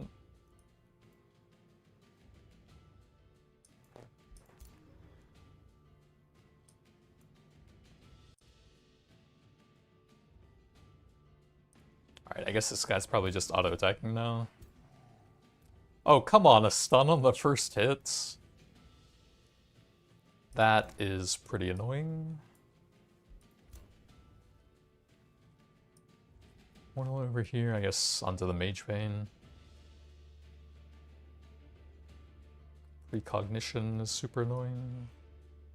Actually, let's probably try and finish that one off.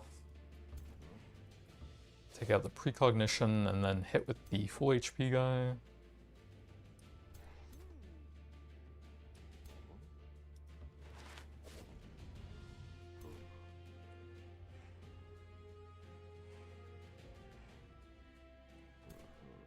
We get 2 more hits on one of those annoying guys.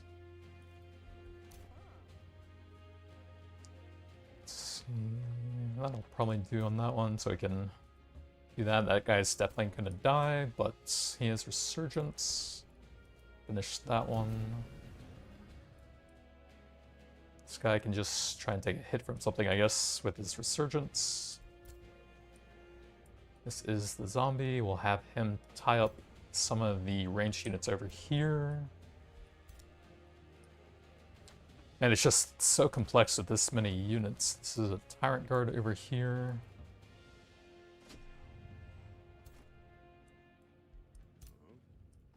Two mortals left.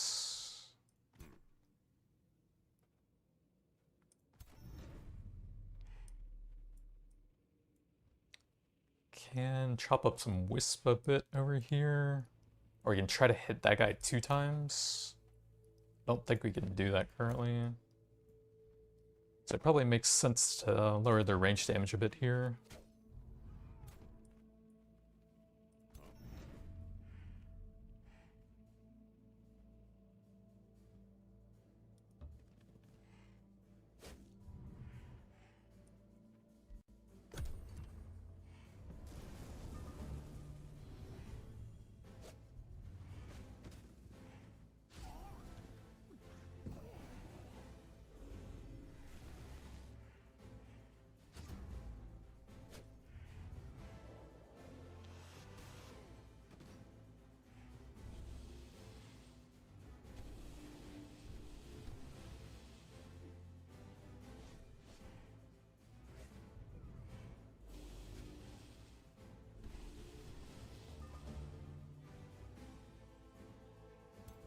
The elementals only have 1 turn now, but we can immobilize them and then have something else sit on top of them.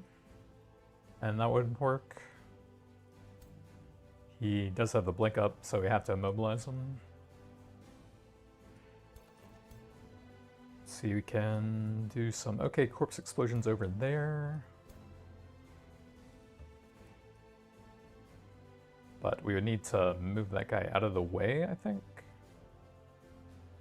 That would actually only hit 2 units. I guess that's not actually that helpful. Yeah.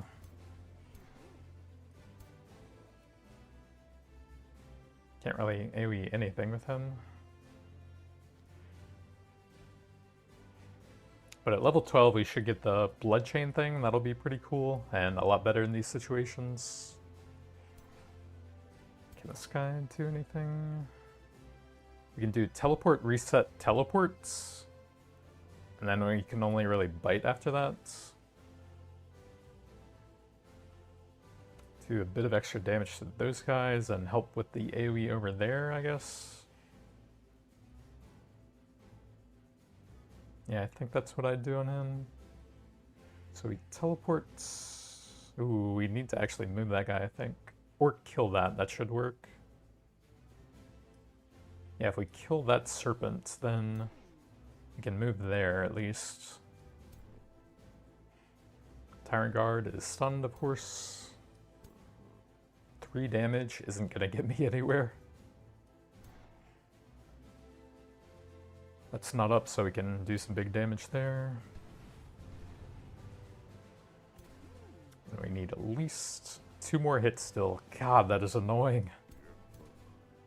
I'll take the precog with that. And then that at least finishes him.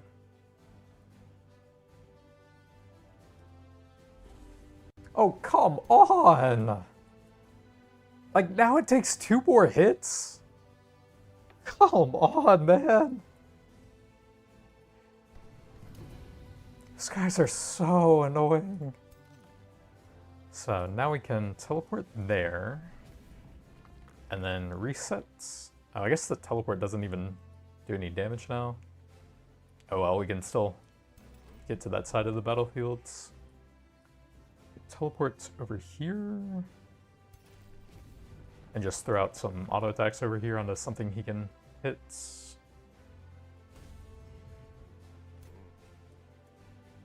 Thing has precognition, of course. Why wouldn't it?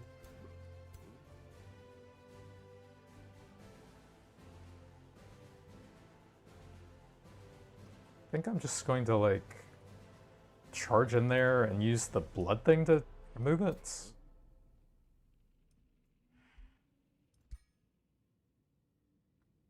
Can I get any closer than that? Not really. Phoenix is probably going back there.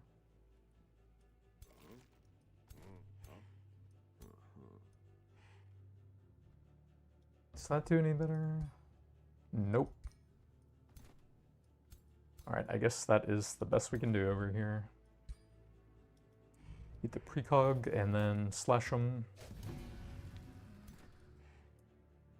And this guy... Pretty good hit onto him.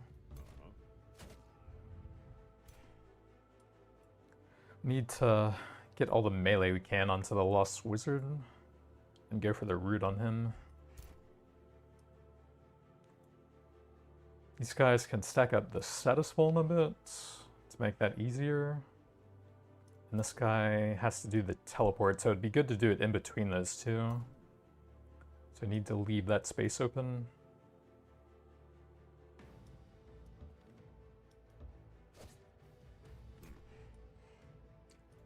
That is a siphoner. Do we have anything back here that can finish that off?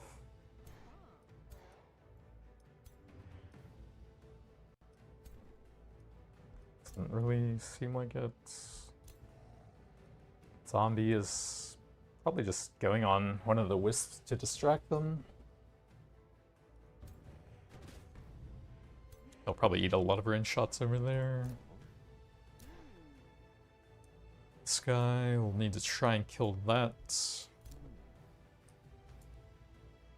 10 damage doesn't work.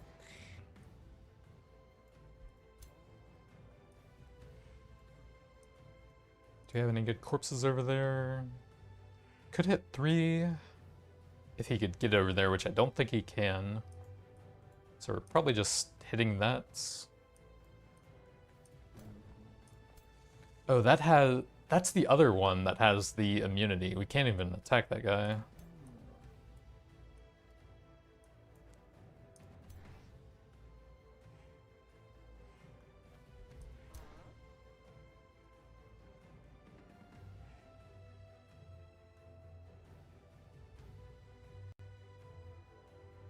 Why does moving 2 spaces take up that much? Oh, he's slowed. Rip.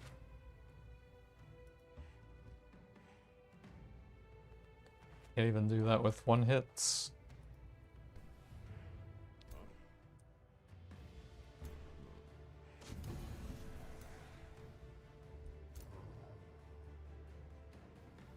It's gotta be a decent corpse explosion now, right? If we had more movement, it would be, but I just don't think we make it over there. Alright, I need to get the teleport on that guy. I guess we can't really even hit anything other than that. That's all I can hit with him.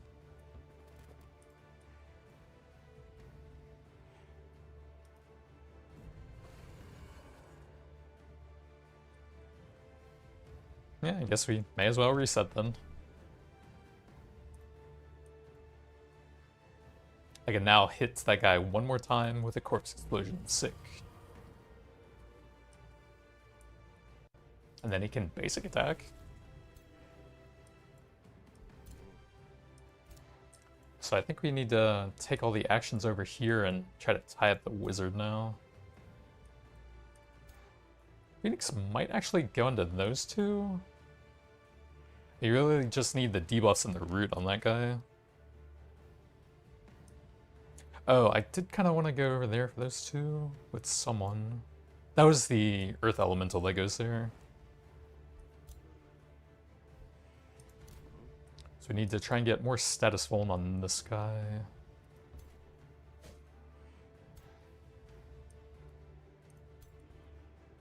And then we go there to try and root these 2.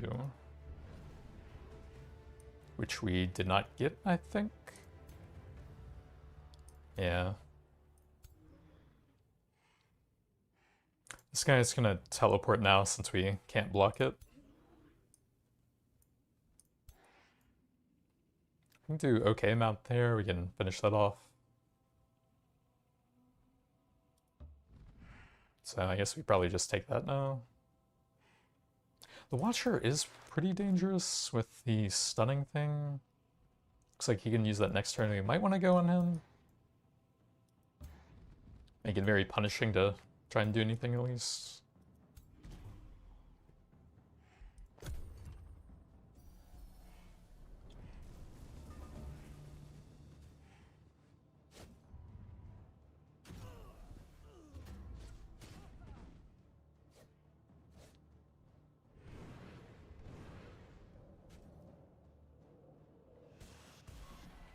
So we'll have to wait for the rebirth on that.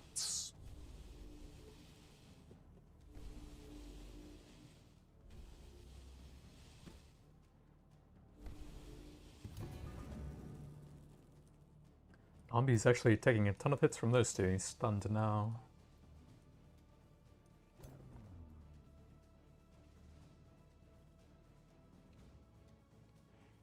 Any decent AoEs with that?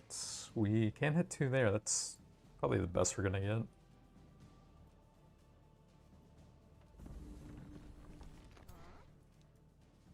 We have the healer over here. Maybe the pole arms. And then this guy can summon or look for an AoE, which probably won't hit anything over there. So I think summon it is onto probably the Mage Bane. Let's have these guys go in first.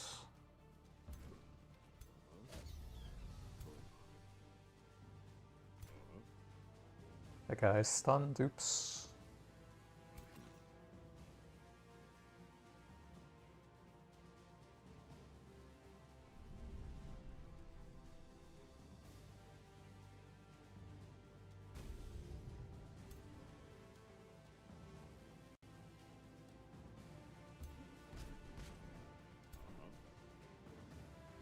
So this guy can actually immobilize. So he can't blink if we land that. We only have one shot, one opportunity at it though.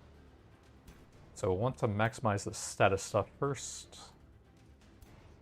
Phoenix is probably just chipping these guys down.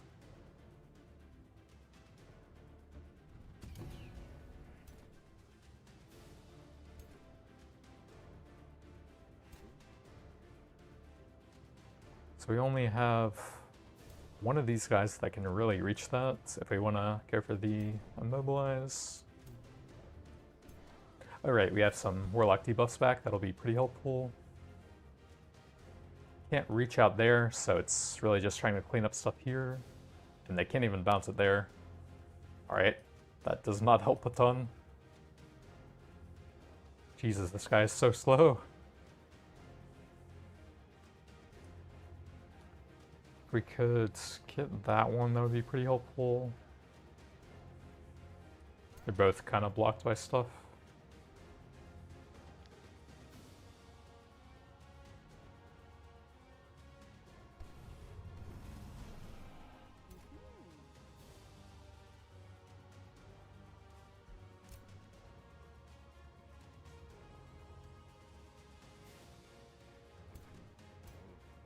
Don't think we can quite get that, but we kind of need to send one of them over there anyways.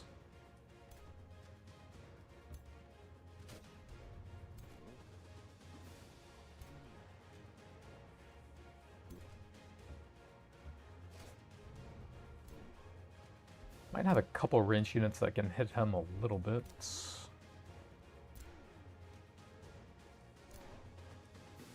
Oh yeah, this guy's slowed, so it's one shot at most. Would be pretty helpful though. I guess we'll go for it.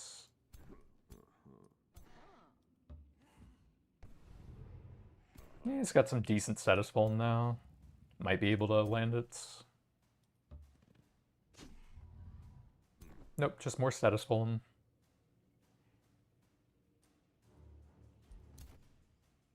I think the Stone Spirit can mostly handle that guy.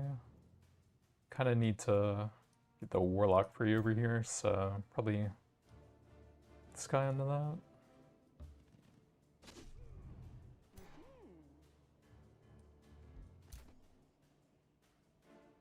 Thousand heal, just keep him alive. And then anything we need to cleanse. 2x is not bad.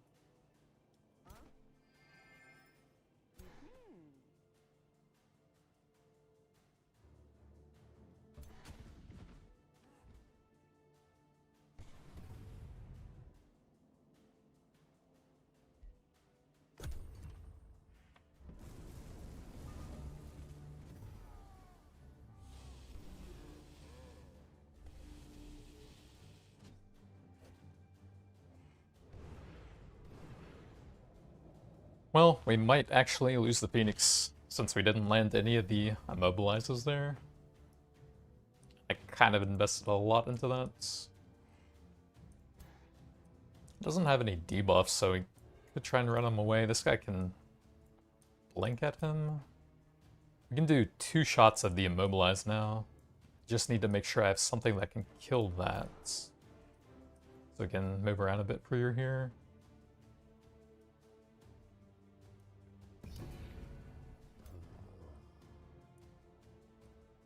Do a corpse explosion onto those 2. And then we can do an auto attack after that, I guess.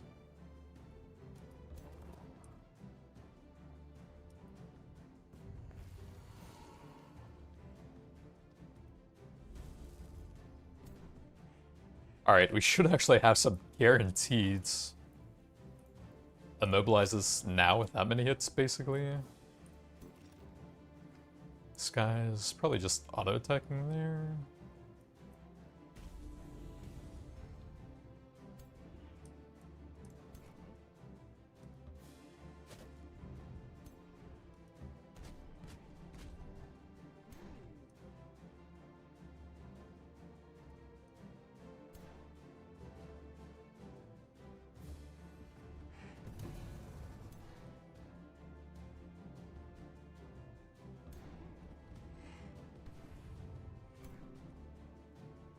Needs the polearm to run there.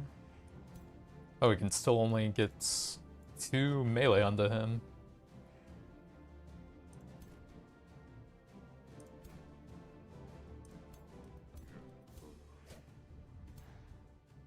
But he is so debuffed, that has got to be pretty easy now, right? -7 status.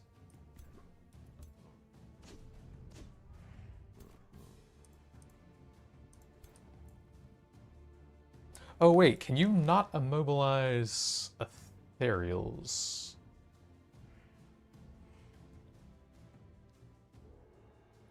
Oh, oops. Well, that would explain a lot. I may have fundamentally misunderstood the assignments.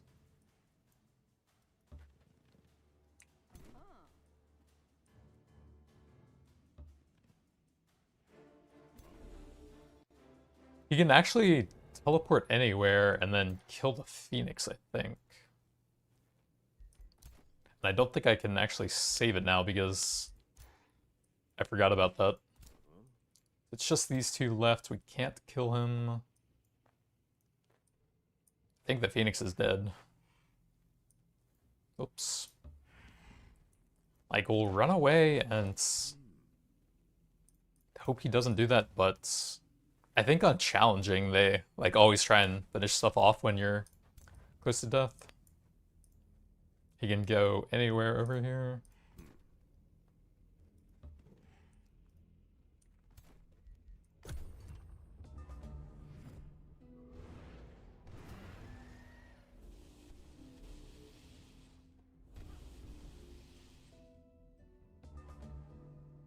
Yeah, I guess there's just no way to realistically tie those guys up then. All the immunities they have.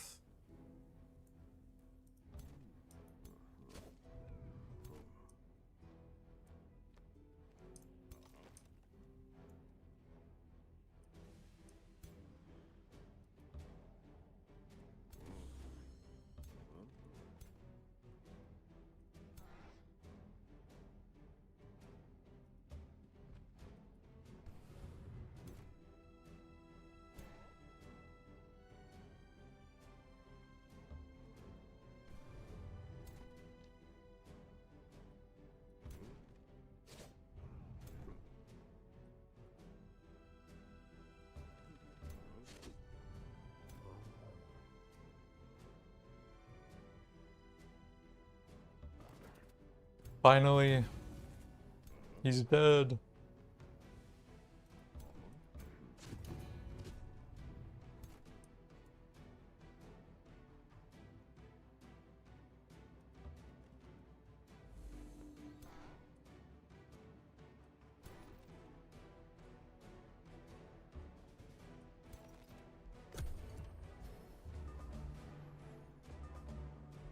But we fumbled the Phoenix.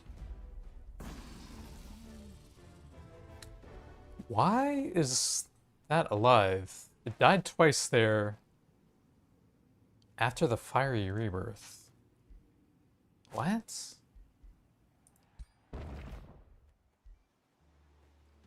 Tier 4 crit damage, 1 hit. A Mage Bane.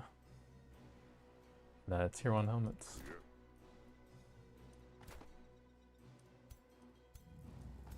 Okay, it's...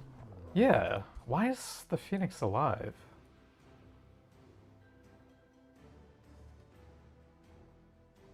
I don't understand that. I think there's some sort of bug going on with some of the Cult of Tyranny? I'm pretty sure it should be dead here. So second tier 2, we'll grab Revelry now. Has a decent farm. Some cool physical and bleeding stuff.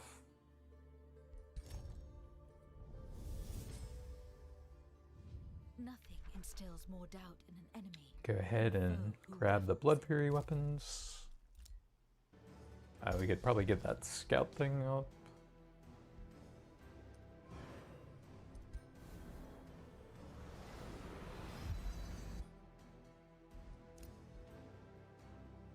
How fast is a mage bane? 32. It's gonna slow me down a lot. Kind of annoying. I could probably have it with the battle saint, who can lag behind a little bit. Need to fight that guy now, and we can grab those guys on the way. Then we need to declare war on him. Did that. I could make an outpost on that. And since that's the last one we need, that would actually be a very good idea. We want all of that into there, so I don't think we want to make a city here. I could do like over here if I really wanted to, but I think it would be kind of hard to defend, so outpost it is. And we could grab the gold thing there afterwards, I guess.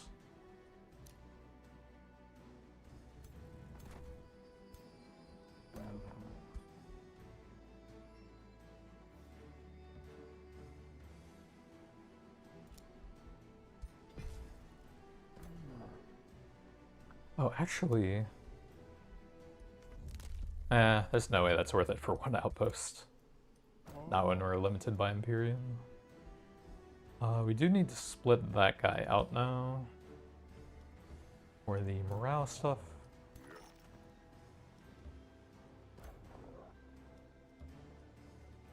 Then Mage Bane will have to go with the Battle Saints. We have a bunch of Dark Warriors that all died in that fight.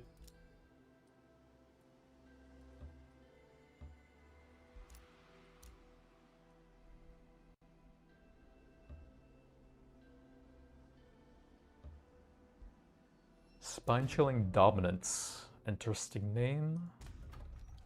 Let's see, they are all the way down here.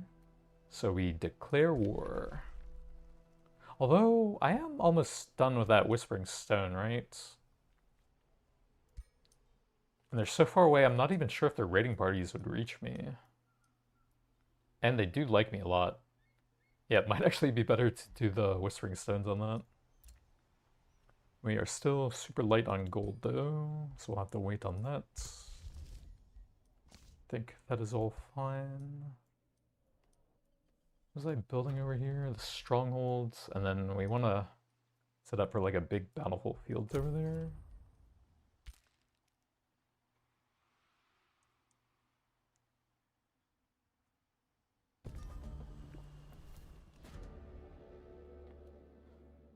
So they are attacking my main city in one turn, huh? We are strong enough to fight them now, but it's gonna take me a while to get up there. So we might have to do this actually for some more time. Yeah. I think we have to. Definitely don't want to lose the main city. And we still have that guy to deal with.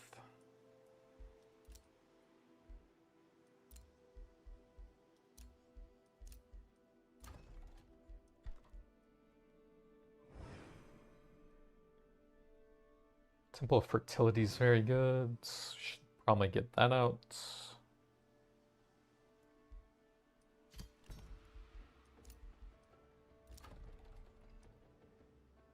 And what do we need here? Mint would be good since we're fairly light on gold. We also need the fertility. Need a mine for that. Can grab one, but we can also do the improvement if there's like a good quarry spot for that.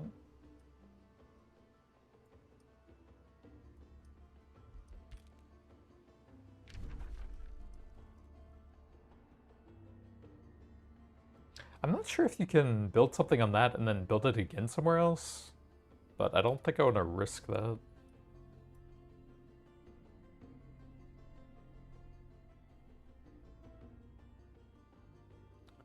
Can we like add in some quarry somewhere else? We could add one there, so that might not be terrible. Like later on. And we can actually add a quarry there now as well. Seems pretty good, I think. So we do that, and then use that for the mine with some extra production.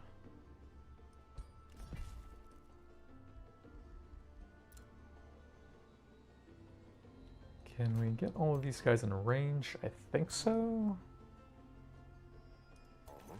That guy needs most of the units, though. Because it's kind of hard to reach over there, I think we're going to transfer the stuff to him first. And have him start the fight, and then try to have those guys reach the other heroes. That guy's super far away. I actually don't think we can do that this turn.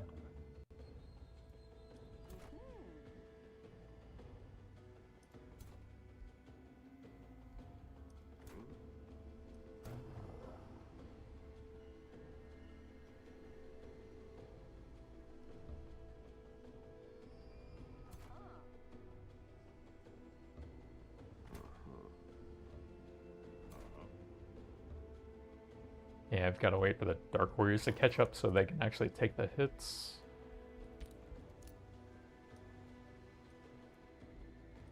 I don't think I can actually squeeze through up there. That guy has so much stuff going up there.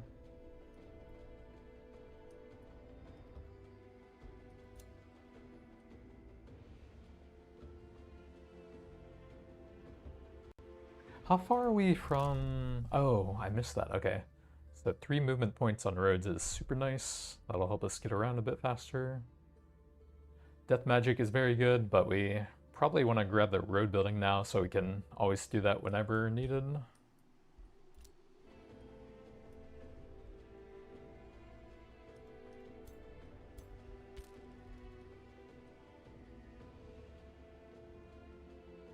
Guys, getting kind of close. Could probably use some walls on that one too.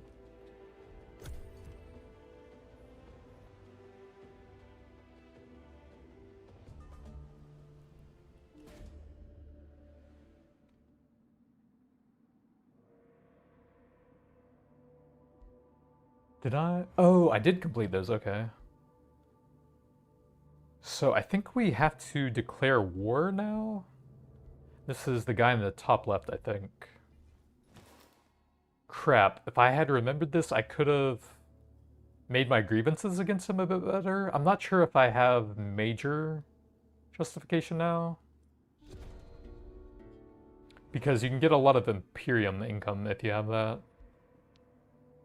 Yeah, we kind of have to declare war to continue that. You might not even gain any Imperium when you declare through this. 49. Yeah, that's kind of weird. I feel like if the quest forces you to declare war, you should get whatever the balance was on him at least. We had like at least plus 30 or 40, I think, on him. So we should have an extra 20 Imperium income there. That's kind of annoying. I should have just declared war last turn before I did that. And settled all the grievance stuff on him. I still want a White Wolf. Nah, we're pretty tight on gold. So we completed that with the outpost there. Pretty nice.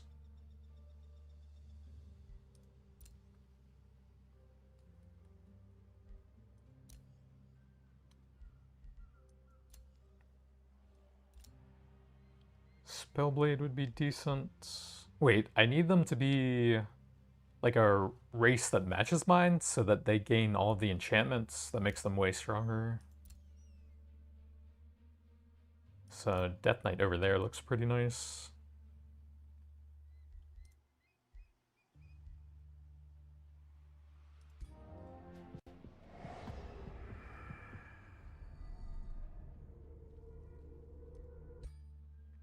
And we should have some decent gear ready to go. That's a repeating thing as well. I usually like charge strike stuff more on Death Knights, but I think I'm just gonna take the tier 4.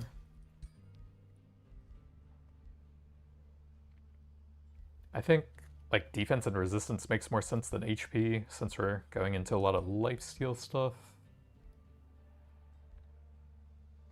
He already has very fast if he keeps a mount, so that doesn't really do anything. What does that gain me? Adjacent allies gain extra stats? And then we can use the minus morale thing on him now. What does he have in here? I'd probably like to grab the melee bite on him so he can get some healing. Yeah, that locks you out of critical momentum, which is kind of nice for even more healing. Probably respec him later on.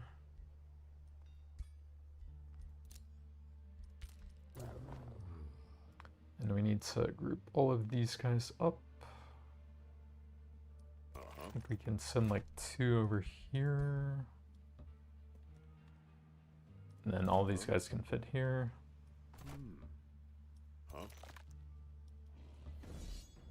1700s. Balors are pretty nasty though. I'm probably gonna have to fight this. That's actually pretty good. Using the Warlock does kind of suck, but I think that would take me a while to fight. I think I'm just gonna take that. 831 gold. That's a lot of production, wow. But we definitely need to keep going through those quests. Level 6 Battle Saints. We can add a revive to him, that's pretty nice.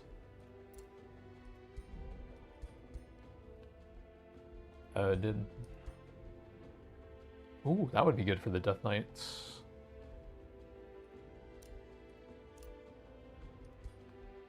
That's a lot of stats for a frontliner.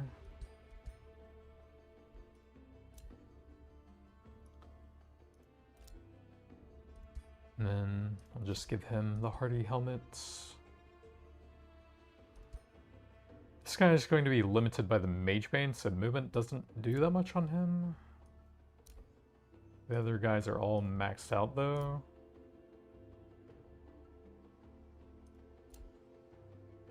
So this will let him move around a bit more in combat, but it won't let him move around on the map anymore. Ruler level 12 finally. So this is where a lot of the cool like vampire magic stuff comes in. For a supporty build, you can heal another unit and yourself. You can do a big single target physical nuke with some extra bleeding. Oh yeah, and then at level 16 you can get upgrades to these, which can really change them around a lot. I think what I'm going for here is like the chain blood effect. Hits a bunch of enemies and applies the upgraded blood effects, which does the same damage. It goes through bleeding immunity, and then when they die you get a free summon. That's pretty cool. Enemy units in a 2-hex radius take damage, lose morale, torment, and you continue your action after that. That's quite good, I will say. Big single target blight nuke, lots of debuffing there. And then the thing for a really strong summoner build, you summon a bunch of corpses and resurrect random units every turn for a few turns. And then the upgrade for this one is insanely strong. It gives you, I think, tier 3 and 4 corpses. So you just start the fight instantly getting a bunch of very high tier undead. But I think we want to try out the chain blood. And the upgrade for this will let it hit more targets. So I think you can go up to 5 total on it. That's going to be pretty cool. Aura isn't really going to work for a caster here. So we'll grab that because he's sometimes had issues with moving around. And then I think we just get some stuff that will increase his magic attacks. I think that would be pretty good. Oh, inexorable cast is also really good once we get the resistance ignore. Wait, that won't actually work on physical abilities. Huh. That is a weird anti-synergy with like physical elementalists, right? I feel like that's an oversight and they need to add defense ignore to that, right? Because it's weird that one of the 4 disciplines just straight up doesn't gain anything from that upgrade, right? That's a weird little thing. Alright, so I guess that doesn't actually do a ton for me. It'll work on the corpse explosion, but everything else is physical. So I guess we'll take the magic damage, and then that for when we apply debuffs later on. Have anything there yet? Nope.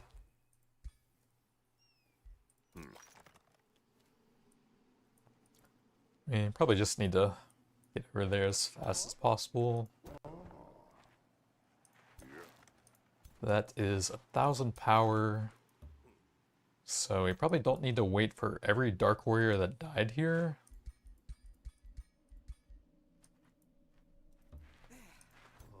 You can send some of the other stuff ahead of time.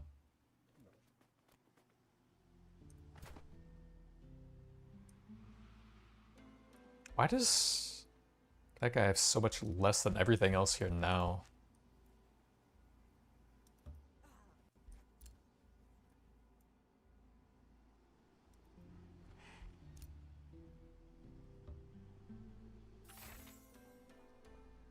Okay, a tier 2 orb, so we can finally try to swap those out. Then we need to wait for that to go into my inventory. Don't really want my scout to die. Ooh, that looks like the gold, like, vampire wonder. I want to go try to scout that, I guess. I'd love to get some of those, but I don't think I've seen any. That's the wizard thing. Any cool vampire wonders anywhere near me? That's the Imperium thing. Ooh, I think that is one of them. Kind of far away, though. I think those are just trees. It's not a wonder.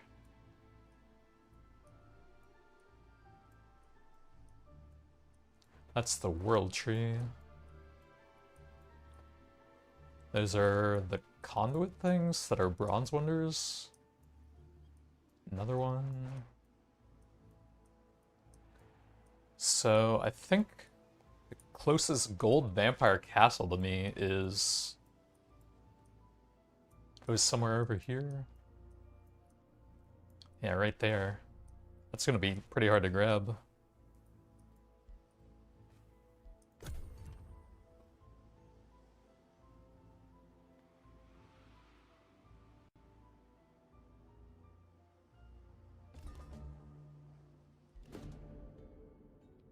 Beast Wrangler left.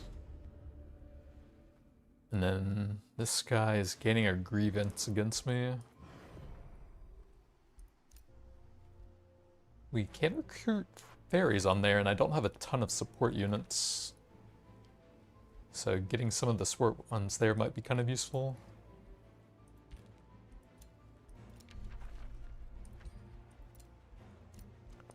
Rivalry from that guy.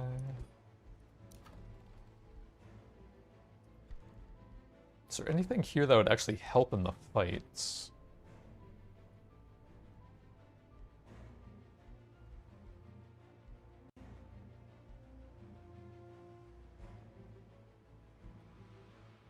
Spelljammer? No, they don't cast spells.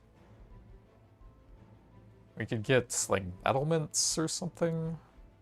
Arcane would definitely be better than Archer for me. And then you move them on top of that, and they gain, like, I think extra range and accuracy? Don't see anything about that on here, though. Battlement? That's just the same thing. Yeah, they gain stats similar to that, but for the battle mages, and we don't even have any archers anyway, so that does nothing. But that might help out a little bit in the fight here. And we could also grab the caltrop stash.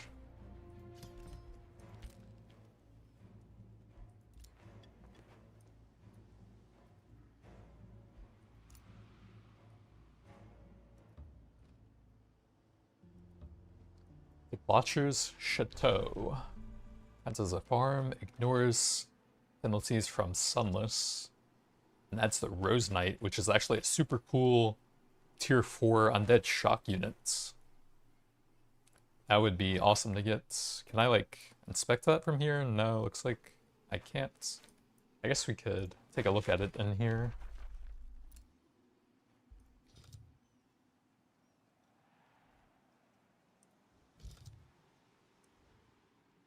And then there's the thorn variations of these guys, which just apply bleeding when they get attacked in melee.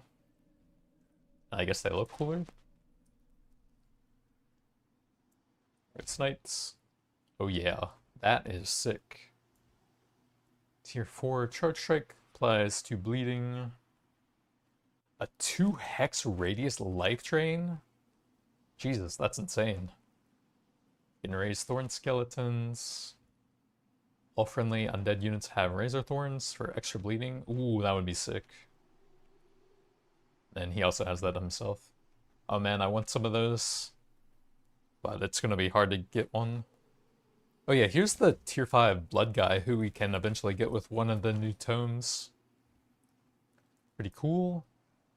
They don't actually have the default lifesteal effects, but they sort of have this modified version, Life Drinker. When an adjacent unit dies, they gain some extra healing. But if we complete the quest, it should add lifesteal on top of them, I think, with the default one, so that would be pretty sick. But we're still pretty far away from that. Need tier 4 tomes, and we're, I think, getting kind of close to tier 3 now. This guy will move on and attack something after that. Should probably get some walls here. I'm not even sure if I can boost those in time. So he might attack that, or he might attack some of these guys, but the Dark Warriors are so far behind. Can we fight that with all of these? Yeah, I think so, if this guy can get in range. Yeah, I think we just barely got that. So it's a close fight, but we have some decent heroes at Phoenix. A lot of expendable stuff and a Mage Bane. And we're in Sunless, which I think favors me. He does have some blood-related stuff. I think that's a vampire, so it probably does the same for both of us. We have that guy run. I think that's fine. Tier 3 staff.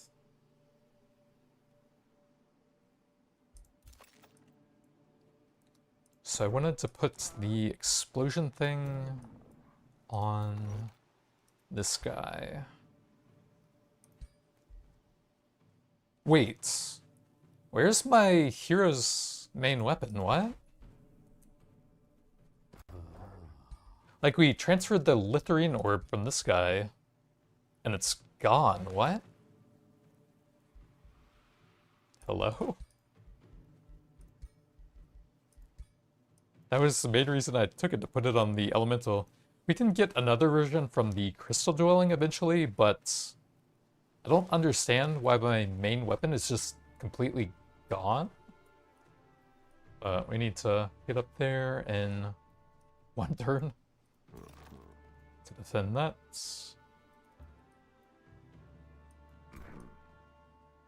We'll have to go through the wall, so we have a little bit of time.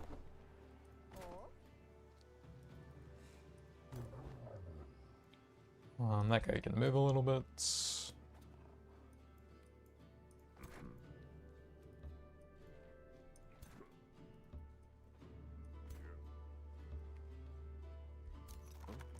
And then he's gonna go gather up some stuff down here so he doesn't get locked in there on his own.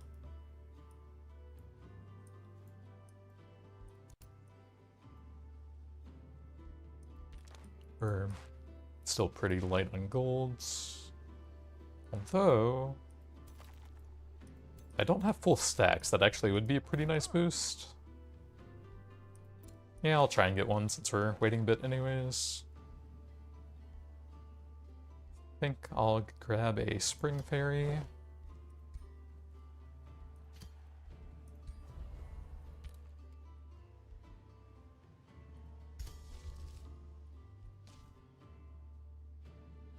I would go on the ferry and help out a tiny amount. Yes, we may as well.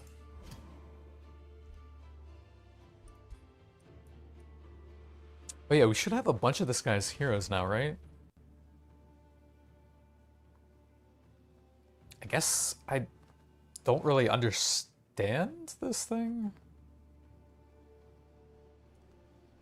So you have to capture their heroes without being at war with them? It looks like. Because we're gaining 4 allegiance per turn, but it's not actually going up any.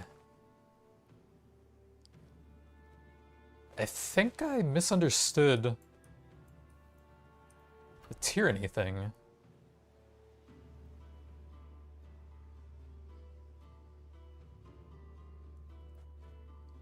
Capture heroes to control them through hostage diplomacy. They provide allegiance every turn and count as a whispering stone.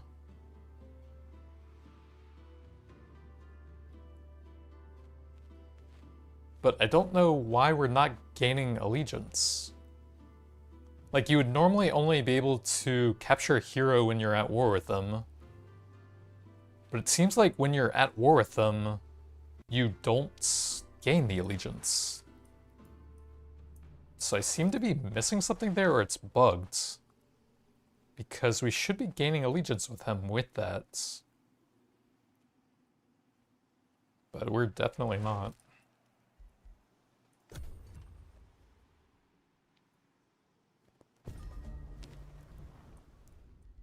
Alright, so we'll siege that, and then... How many turns? It looks like they didn't even attack it yet. Probably get a good few turns after that. So hopefully we can get everything up here. Do production again.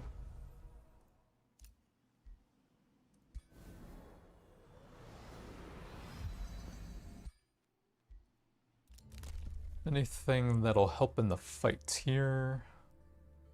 I do like getting that early on, but we need to focus on the invasion here. Cryptblade does work on the Death Knight now, but Death Magic would be super nice, so I have infinite combat casting points. That might actually make a bigger difference on the next turn.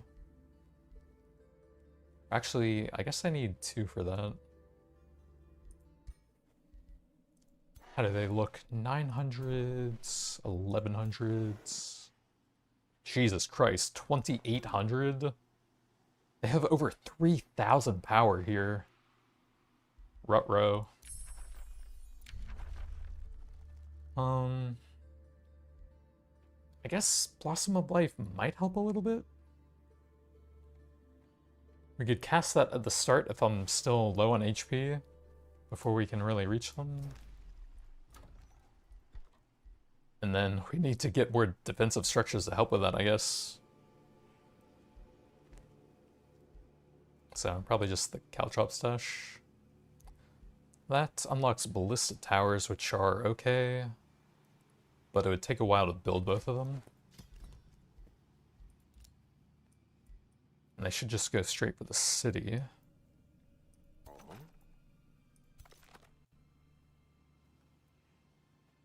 think.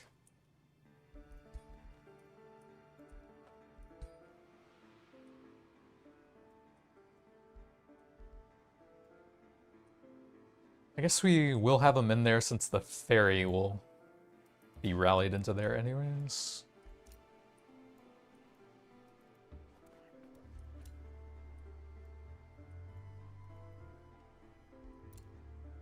It's gonna take a while to consolidate all of those units.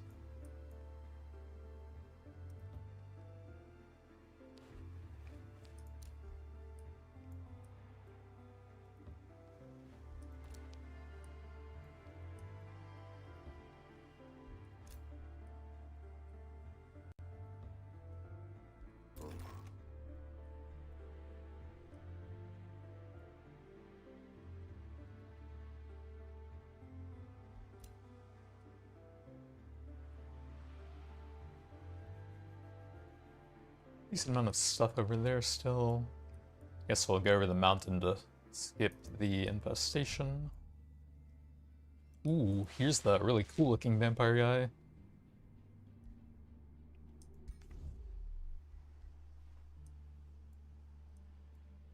Well, we don't really have a lot of resources to do anything here. We can get that ready.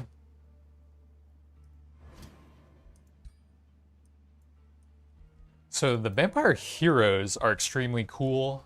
There's a lot of like interesting magic stuff you can get over here, like a corpse explosion that's really good at applying debuffs, and then you can continue your turn after that. That's pretty sick.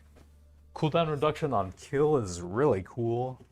And then I just unlocked the blood chain effect, and I haven't actually used this in a fight yet, but we can eventually get an upgrade to that to make it hit even more units. That's going to be super cool.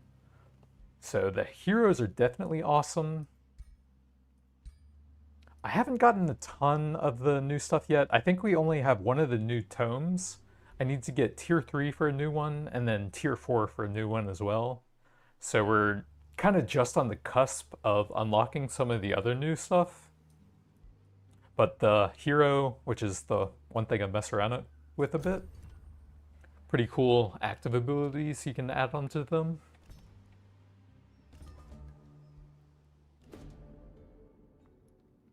So Morbland is under siege now.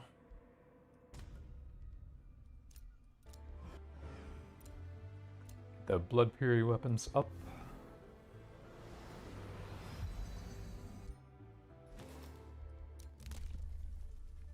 Ooh, we are a little bit short of death magic. 75 points. This is probably going to be a very long fight with over 3,000 power. Might be better to wait one more turn and like lose a population for the death casting. We could lose a lot of units here. Yeah, the siege has 2 turns. That would take up most of my golds. Might grab the fertility first for a lot of growth.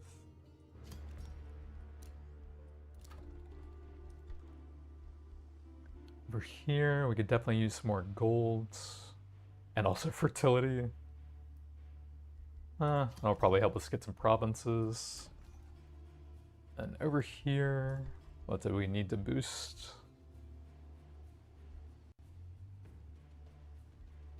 Library takes a Forster, and I think something else does as well, so it would be good to have one of those at least.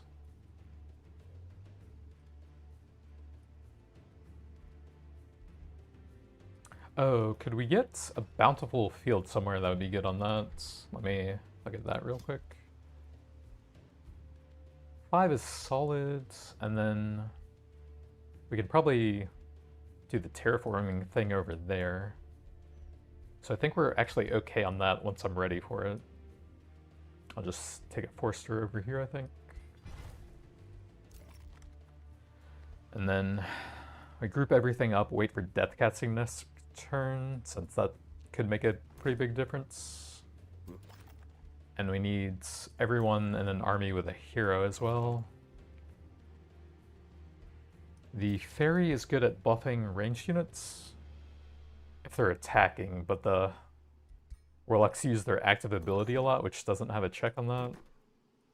So it's really not that important.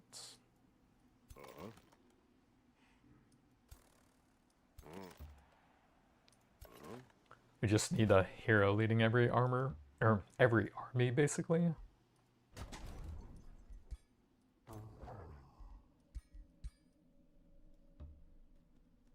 Oh yeah, the extra turn of healing will be pretty helpful as well. Pretty big amount there.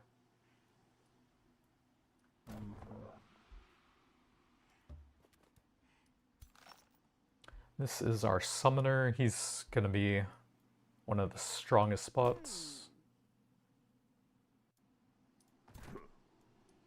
We can toss some of these over here.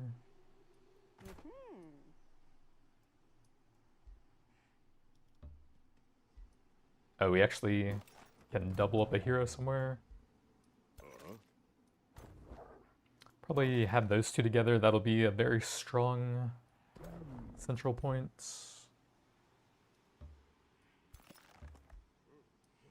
That stack should basically beat any other stack. And then we are perfectly full with a fairy.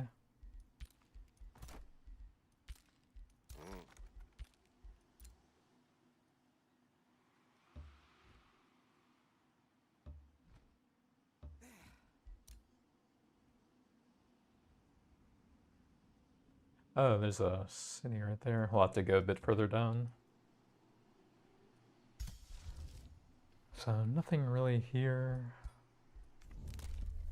And we really want death magic for the fight, even though there's some nice economy stuff we could be grabbing. Like the gold cost would be so helpful right now. But we need to maximize this fight. How's the power difference looking? 1600. Little over 2300. So we're not too far off. Should be winnable with some losses.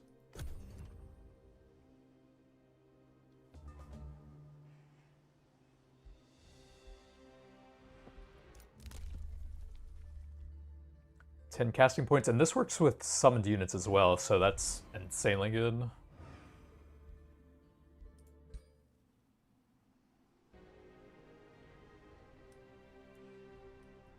Oh yeah, Age of Wonders 4 is honestly one of my favorite games. I play it off streets so much.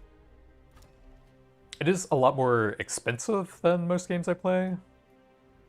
By a huge factor if you grab all the DLC, but it's kind of like one of the few like games I splurge on a lot to treat myself, so I don't mind it for one game, I guess. Grab a Forester there. War has ended. Oh, someone vassalized one of the cities I declared on. Alright, I think it is time to fight. Nothing else we can do here. We have full stacks. And we have death casting now, so this is as good as it's going to get, I think. 2667, not too bad. We have some extra electric AoE, which is actually kind of nasty. We have the Sunless Land reducing their healing, which I don't think they have. A little bit on a War Shaman, so that doesn't actually do much. Misty, which is theirs. We have a couple defensive structures here. See how bad the auto combat looks, just in case.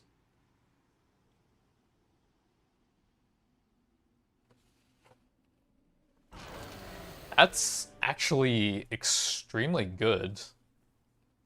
Realistically, it would probably take me like 20 minutes to do this fight, and I lose a single tier 2 unit. That's honestly really efficient. And then in 3 turns, we can take a super hard fight with 1 stack and try to steal their relic. So what is the strongest single stack I can do? We would definitely replace those 2. One of those guys died. Where's the Fisher? It should be right there.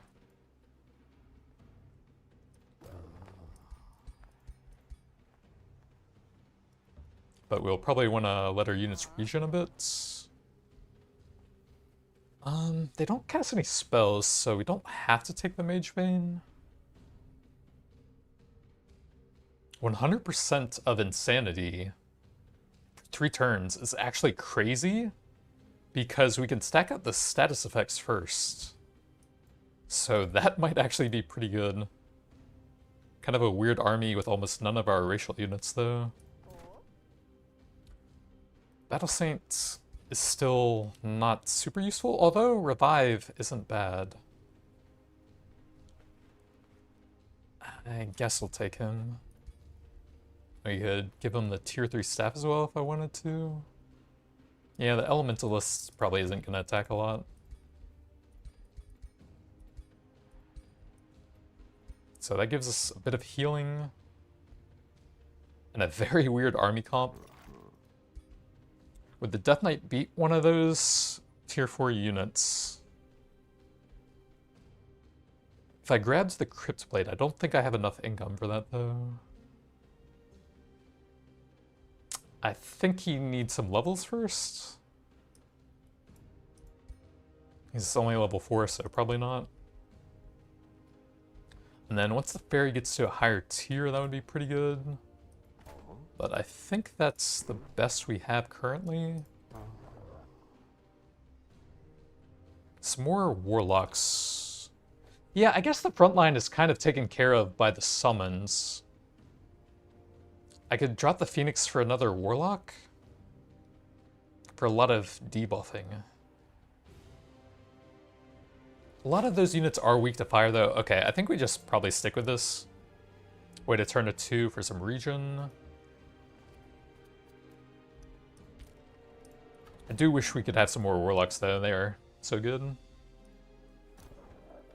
Level 9 elementalists are going for survivability on him. Can I get something that'll help more in this fight?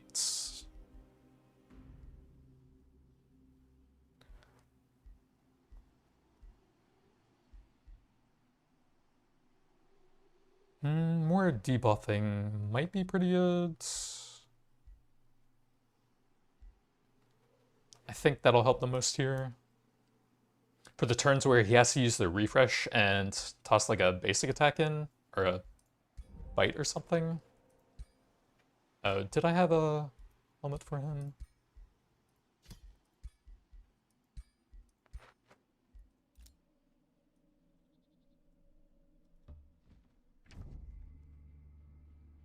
Here is an Eldritch Sovereign who kind of likes me.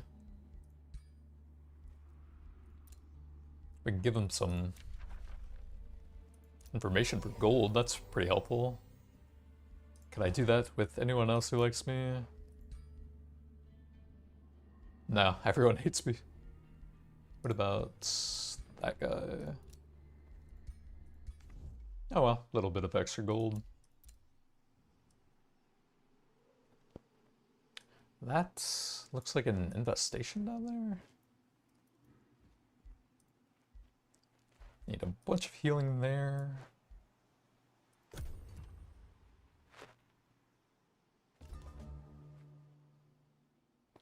We can heal him up a bit with the Battle Saints, but we might want to wait one more turn. This is a very challenging fight. Usually I think like over 2,000 power that you have to fight with a single stack. So probably another turn of regen. One more for tier 3. That would have been sick if we had it before the fights here. But I guess I'll take it anyways.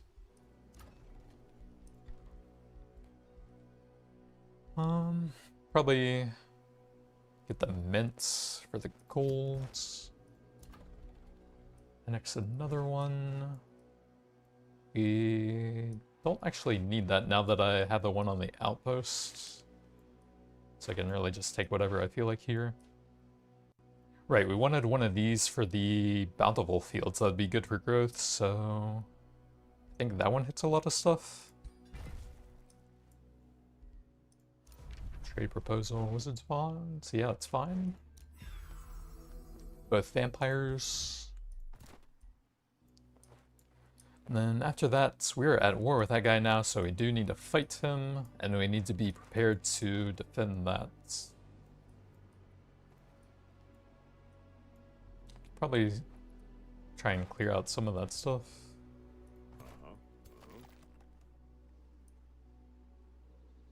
The Death Knight can actually start fighting those guys.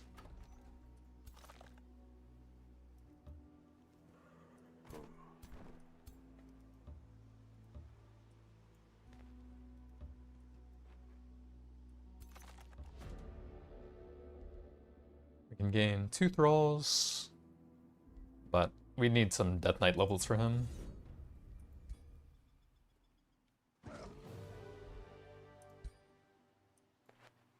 And then that's the crystal dwelling, so we can't really mess with that currently. Just try and get them back into my terrain to heal up a bit faster, I think, before we march to war. If we could have reached the Nixwell, that would be a lot, but can't quite get over there.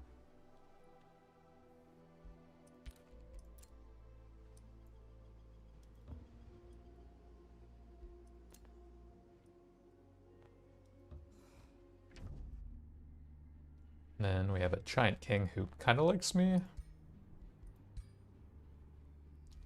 Focus crystals are XP, that's quite nice. 9 gold, not too bad. How are we looking over here now? 2 there and 2 there.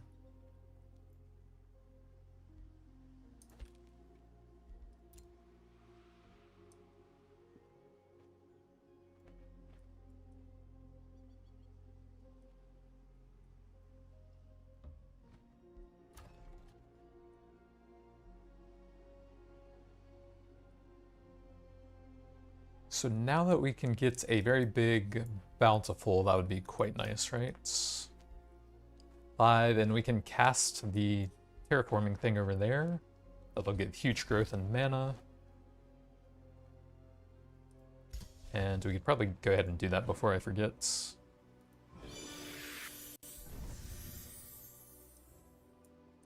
Did that one do a bountiful yet? Don't think so. So we need one more turn of healing, and then we take a very challenging fight here.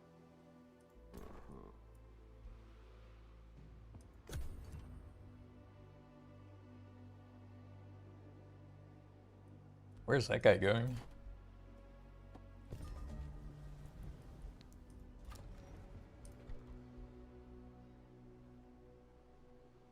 Let's do a bit of growth here. And then I guess we just jump into the fights. Nothing... crap, did I have that there? I think I did. Oops. That actually would have helped out a lot, but... we kind of have to go now, don't I? Yeah, 1 turn before it collapses. So it is time to fight. Unless I want to make it disappear, but you get some really cool stuff by continuing the quest, so... 1175 to 21... oh my god, 3 Scourge of Autumns. Jesus. Is that really necessary? Tier 4 Spider, Skirmisher, Berserker. Oh boy.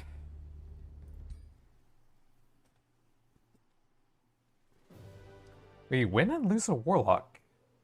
That is really surprising. And probably about as good as we're gonna get. I mean, I think I'll take that. They have double my power and we lose a tier 2 unit.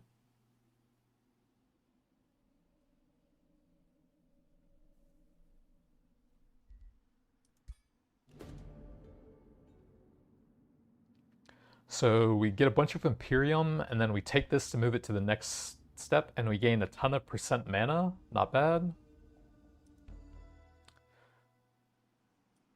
So I don't think I have this area claimed yet, like in my domain. So it wouldn't even... actually, it has Sunless anyways, and you can see it didn't remove it.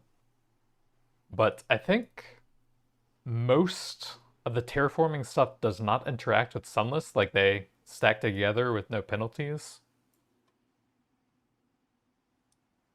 I think the Umbral Abyss thing does take it away, but we're not going to be messing with that anyways.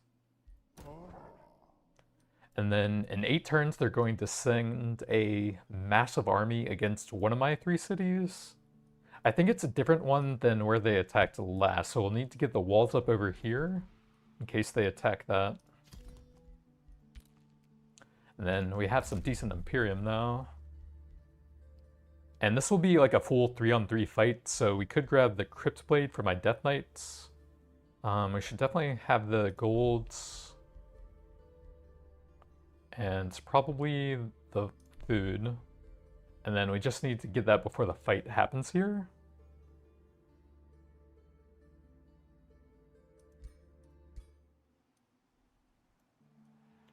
see, do we want to fight him? We probably have enough time that I can grind a little bit of XP over there.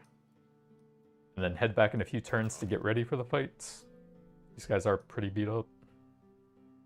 If we have them on the Nixwell for a turn, that'll be a lot of healing, so... I can probably head over there a bit. Oh, I need to split out the heroes for these armies.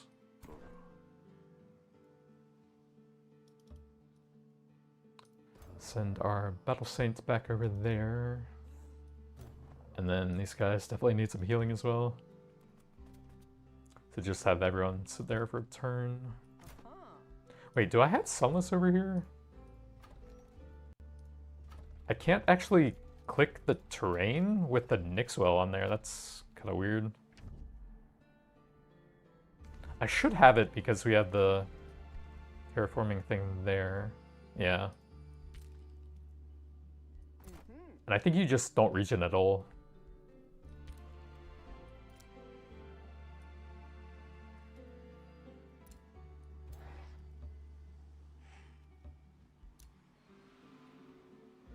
We can't even squeeze past them, I guess. Completely blocked off by infestations over there.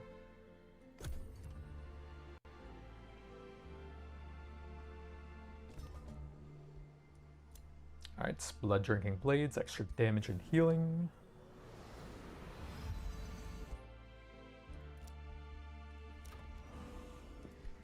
Anything we need to boost here? Who is this? I don't see his Throne City. It's kind of weird when someone completely across the map does that. I have no idea where he even is. Looks like a blue color. Oh, he took that area, so he must be like underground here? And he must be like spreading out from that or something? So we're kind of surrounded now. Water.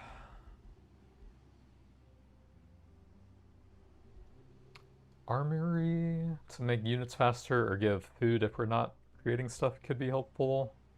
It's another forester for that.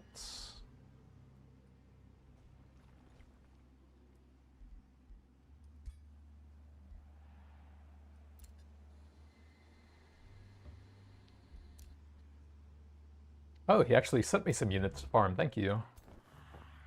So he has, if we attack the small stack there, that's about 1700. It's not too bad, I think.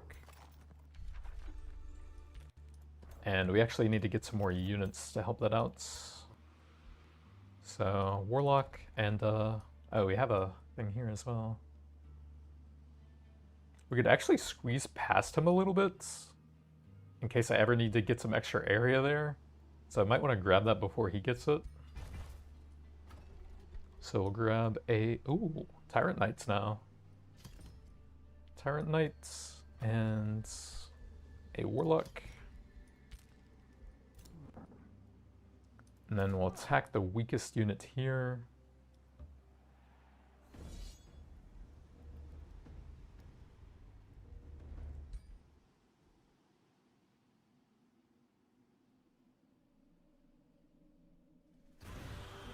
Lose the Mage Bane right before the big fight here, and that would honestly be pretty helpful when fighting these rulers. I think that's like one of the most important units to keep here. That Spelljammer thing is pretty good. You can actually craft an item with that effect eventually. Let's see, so our healer's over here. He has most of his units here and here. Where are the summons? Over here, so we can completely obliterate this position. Oops. Wrong thing. Lag.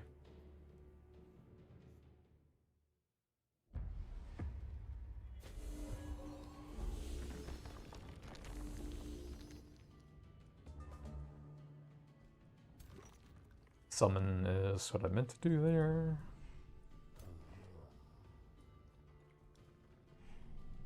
I wish there was like a way to customize your like sort of skill hotbar. It gets real silly as you go past like 10 of them.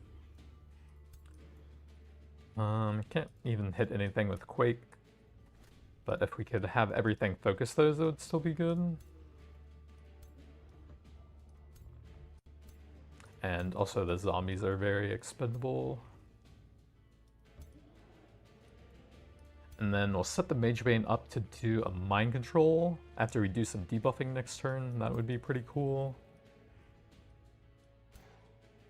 Phoenix will probably just look for a big overheat onto everything.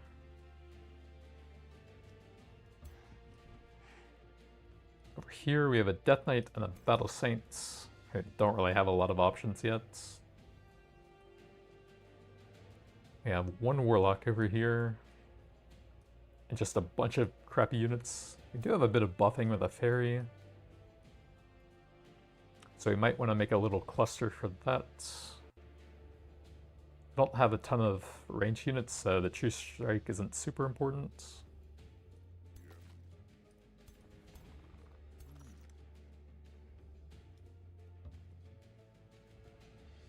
Can I get the Night Guard in there? No.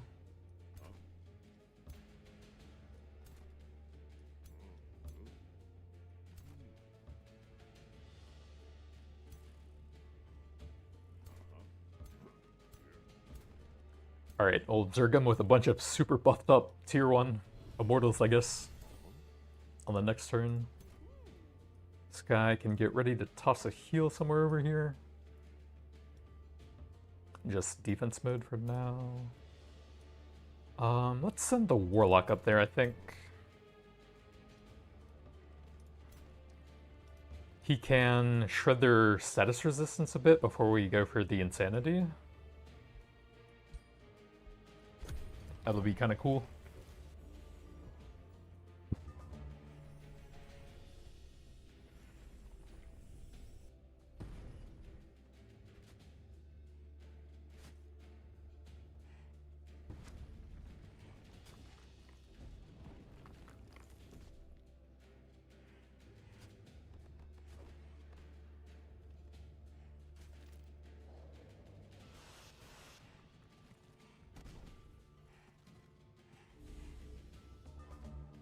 So I think all mythic units are immune to all control loss stuff.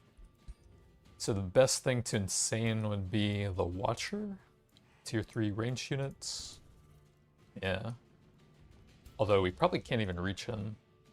Yeah, we can only hit that guy. That's a pretty short range, actually.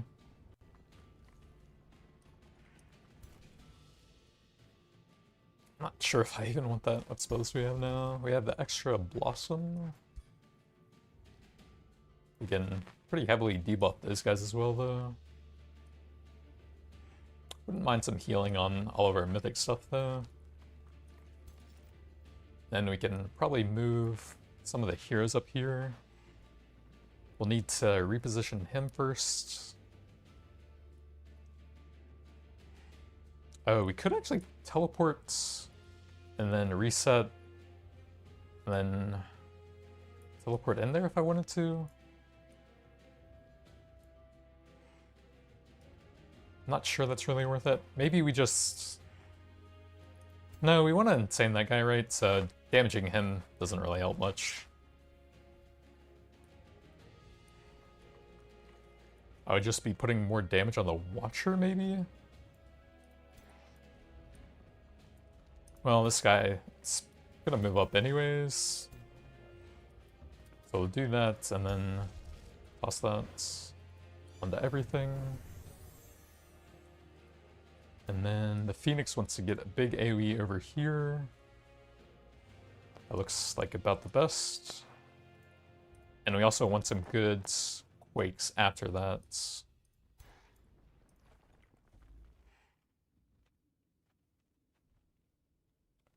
We hit the zombies. Either way, we're hitting 4 enemies, so may as well keep them up. And then see what we can do with the quakes. That'd be pretty nice if we could hit that guy as well. Oh, we need to debuff a bit with the warlock. Who can he hit? That looks pretty good. And then I think we can... If we hit with the heroes a little bit first, that will also debuff some stuff. Oh, we have the blood chain now, that's right. And we can actually do that twice in one turn. Okay, that's sick. So we could move him a bit further to try and hit the back line up here. What's the range on that look like? I think we are just short of that. We can hit the giant though. Does that work? Yes, okay. So we can blood chain, and then we reset, and we blood chain again. And that is awesome, and all of their debuffs are just completely overloaded. If we get a kill on that archer, we might be able to get a corpse explosion there as well, which would be pretty sick. But we can probably land some decent quakes now. That hits 4 of them. Pretty nice. And then what can we get with this guy? 3 over there is not bad. But we might go for the insane on that guy, so we should check that 100%. So we actually want that guy to move around so he can hit them. And then I guess we probably just basic attack onto that guy. Let's tie up the shield unit so he doesn't go for my warlocks, I guess.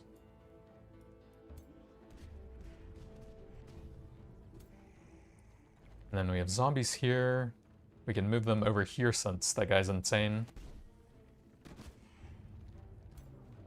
And then I don't think we have a way to kill that now, do I? Oh, we could probably do something here. We can teleport, reset, teleports, and do a bite attack. And that should finish him.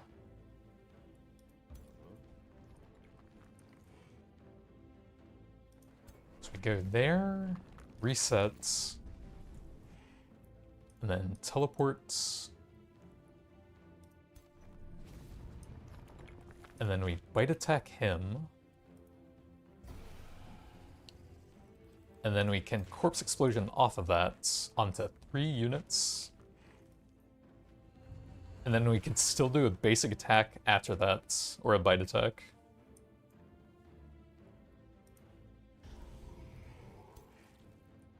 And then we have the blood maggot, because the chaining attack applies the improves thing. And then that side's all done. They are not really coming over here. We could have the Death Knights mess those guys up by getting that guy out of there first. That would be kind of nice. Do we have like any sprints to reach that side? Yeah, I guess most of these guys have sprint actually. Actually, everyone does. So we actually can get some decent hits back there. Corrupt Souls hurt a bit for a tier 3 fighter. I guess we can just have the Death Knight chop him up a bunch after we do a charge attack. Let's go ahead and move some of these guys into the back line so we can see how that looks. I think we don't want to go directly on the Corrupt Soul so it doesn't do like a massive attack on one of them. Whatever. We can get the flanking attack here and they resurgence anyways, not a big deal.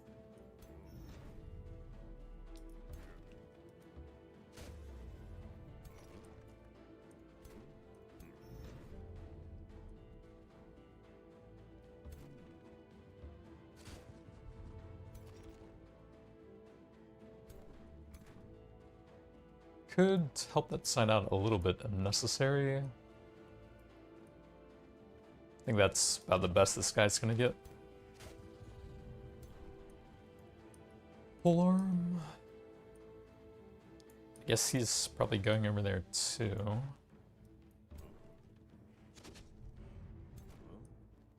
And then we just need one of these guys to cancel that. This guy can reach that with sprints. And he might be able to get over there. No, not quite. But those archers won't be able to do a whole lot now.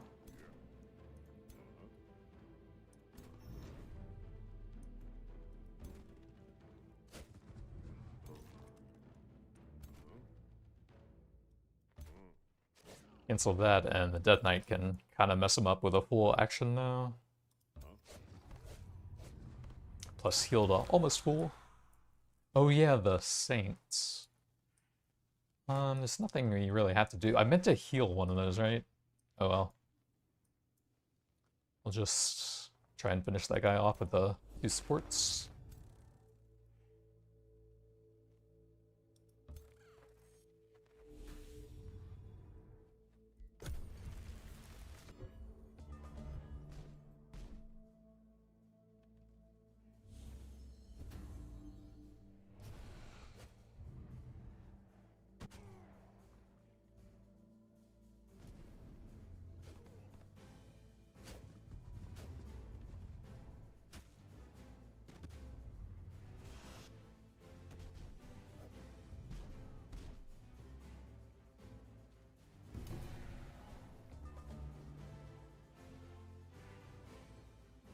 We can debuff a decent number over there.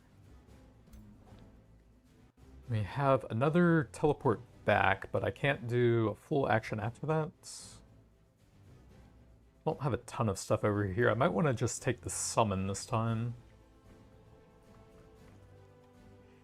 Apply a bunch of debuffs to him. Magebane can do 2 hits.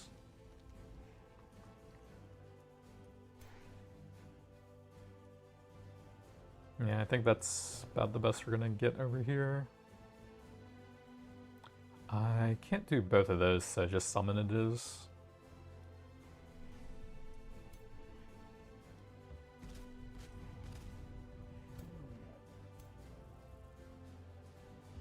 Oh wait, I can. I forgot you continue after the summon. That's right, so we can teleport away, kill him at the same time, and then we can do a bite attack on something over here.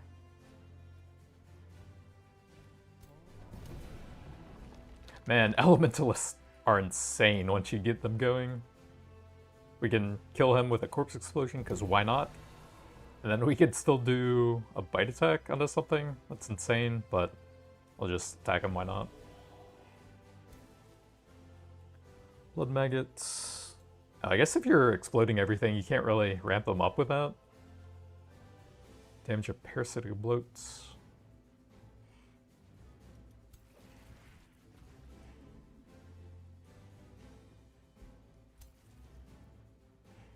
Lots of blood maggots from all the chaining.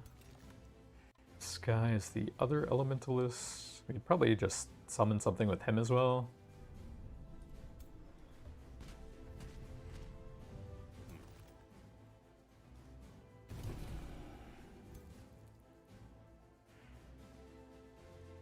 And then we have so many units, I need to like make sure we can get the strong stuff in.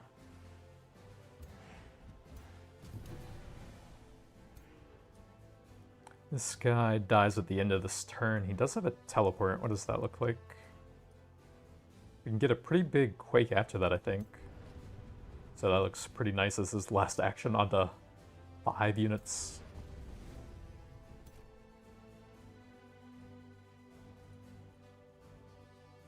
What else did we have up here? That guy already went. Get this guy in position for a curse on the next turn, I think.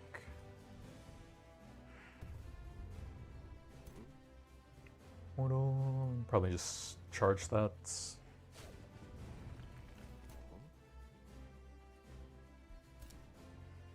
Have anything else up here? Arm, can probably just go over here.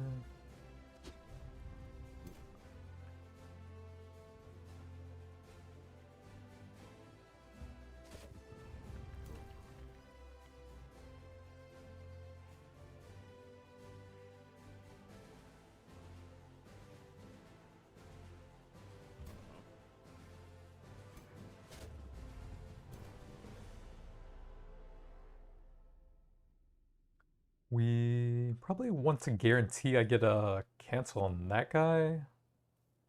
just in case I'm doing anything else, but let's make sure we tie up some of the supports as well.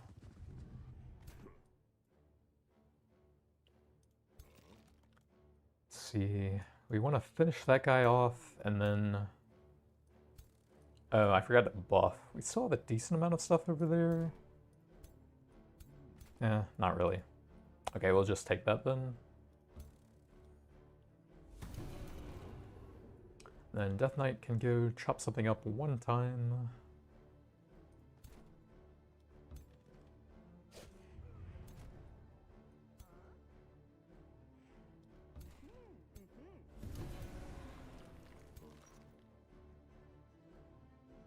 That probably works there, right? 71%.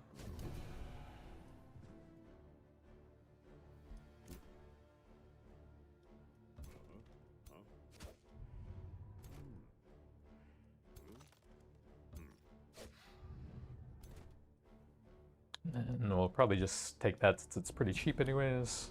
Corrupt Soul might do some decent damage to me.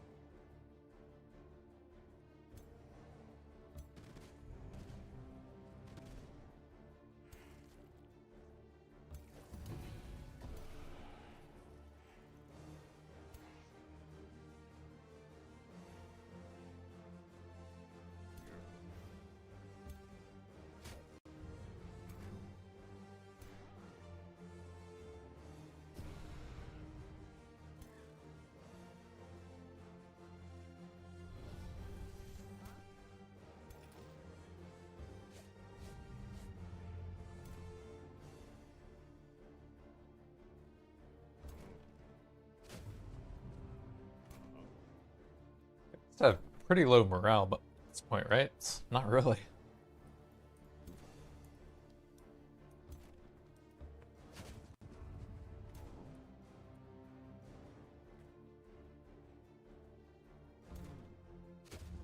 Oh, that's the Blood Rose stuff, isn't it?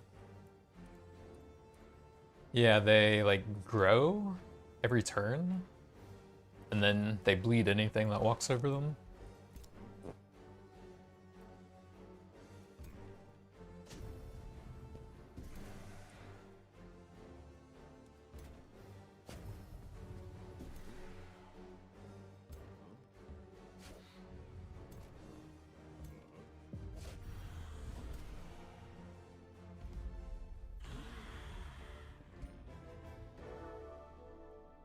Then we have a very easy fight there.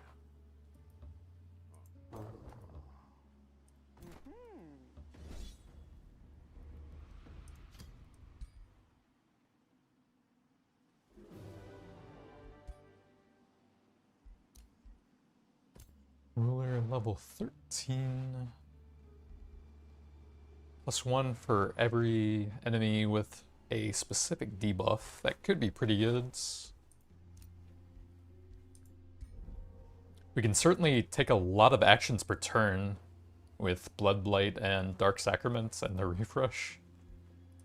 So just getting some flat damage should be pretty high value there. Level 7 Battle Saints. We could really use some more active abilities, but I guess they have less now. But getting the AoE thing would be pretty nice. Extra Fortune, not bad for now. 7 turns. Is that enough to take this guy's city and get back in time? I think so. Can we start it this turn? No.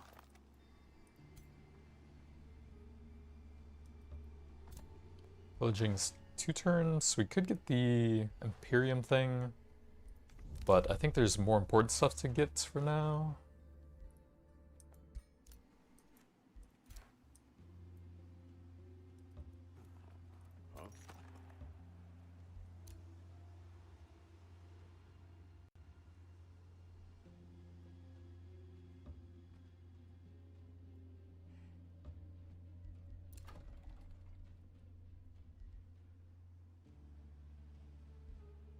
Yeah, I guess we should probably grab the stronghold now. Oh, is there a really good bountiful fields here? 6 is quite good. Did want to add some more quarries close to that. 4 there. 6 is just so good on bountiful fields though.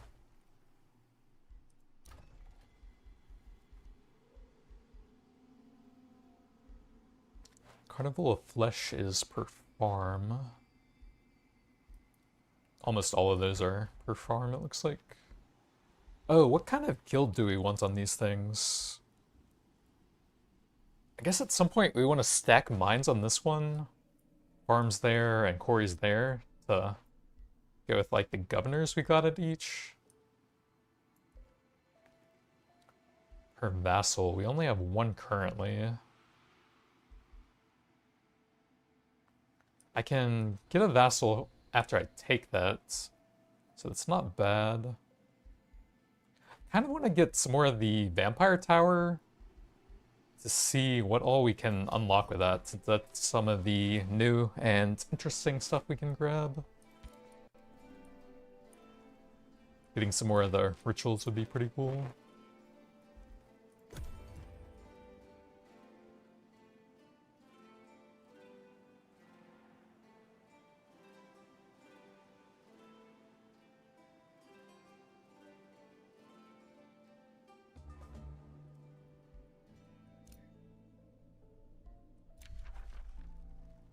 So someone hates me. Getting the walls over there in case that one gets attacked, and then we can see how long the siege takes here. 2 turns isn't too bad. I doubt we can speed that up.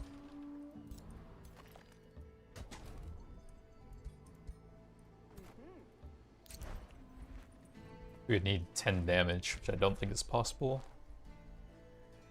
I do like having the evocations you can get from the Phaethon, though. Those are generally pretty cool. Can definitely do raiding party for some golds. Is he gonna defend this? I don't think so. So I don't think any of these really do anything. It'd be pretty stupid to attack that army with what he has.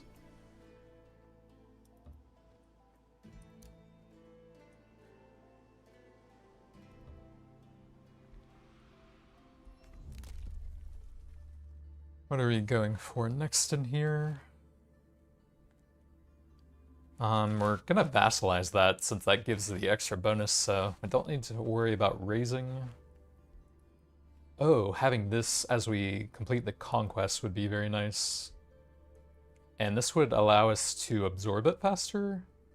I think that's what happens when you vassalize it. So we do want both of those.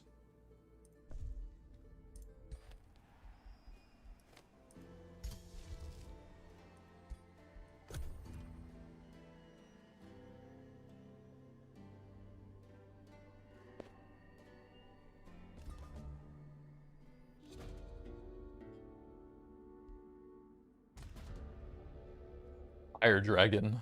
That's probably a huge fight. Decent tier 4 item though. 1400, not too bad. Free city declared war on me. That's actually a good thing. So they can send heroes to me. Got our first tier 3 tome. So here I wanted Pandemonium. Vessels of Chaos is a really cool race transformation that gives you damage for every negative status effect. So that will work on our heroes as well. And then Havoc magic will be super cool on the Warlocks. They'll apply a bunch of random negative status effects, ramp up all of our Curse of Tyranny stuff, and synergize with that. Those are the main things there. And then I think there's a new one here, which I'll probably grab first so we can start looking at that. And that is Torment. So we get the Basilica, pretty nice based on farms. And then there's a bunch of cool stuff here. We can apply Torment on magic attacks. Get a pretty nice AoE nuke doing 40 damage and then some extra Torment there. Really cool race transformation for everything, including our heroes. Every time you get hit, you gain morale and a random status effect. And some of those have some pretty good survivability, so that will help a lot with the kind of tanky vampire build we're doing here.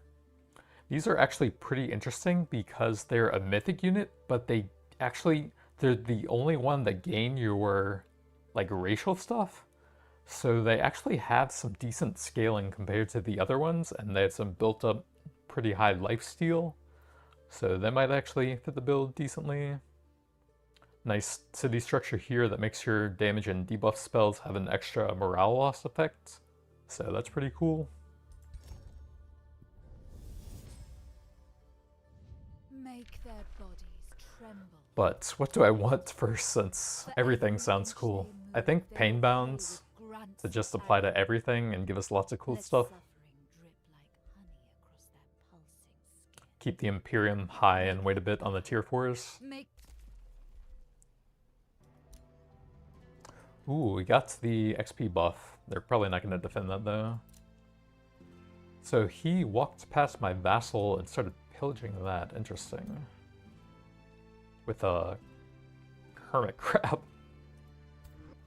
And kind of junk there. I wonder if we can tell this guy to defend my city? And maybe he'll take this out for me? But we might have to swing by over there. Let's see. Could grab the knowledge there. Wasn't there a magic material? Oh, it's right there. We have that one already, so we can wait a bit on that. But there is some useful gold there as well. Might want another quarry at some point, so I'll go ahead and grab that.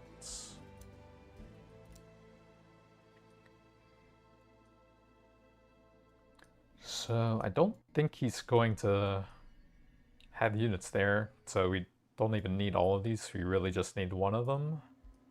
And we have 5 turns for that. So I can just send most of the stuff there. I'll keep the strongest stack and give them 2 more units. Do want levels on the ferry. Give them a warlock. And it's probably just the polearm guy. Then we can send everything back over here. Oh, I need the road building thing. We actually have some gold for that now. And then we need to leave his area before I can activate that. I need to reselect that so it shows up.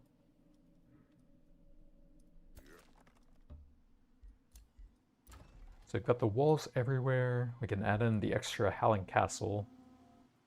And then I really need to get some quarries to go with it. But that'll be some nice knowledge.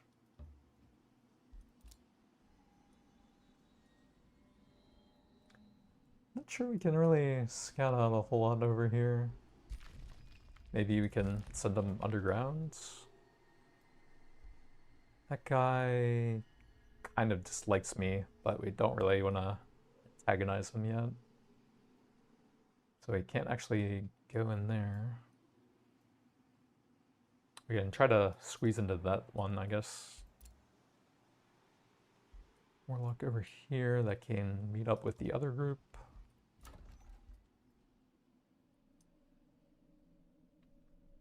We have the terraforming thing, right? Yeah, I don't see it. Any good bountiful fields here? That is 6, which is fantastic. So yeah, I think we take that and get the growth going.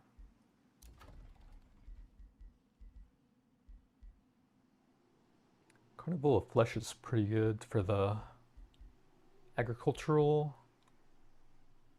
I think what we should do is take the food line and really pump up the food here first. I do need to get that, but the Farmers Guild would be a huge boost combined with that thing. And he's maxed out on Renown now. And then I kind of wanted to just get some more vampire stuff to see how it works. Throne of Blood. Sounds cool. Anything we really want to grab first?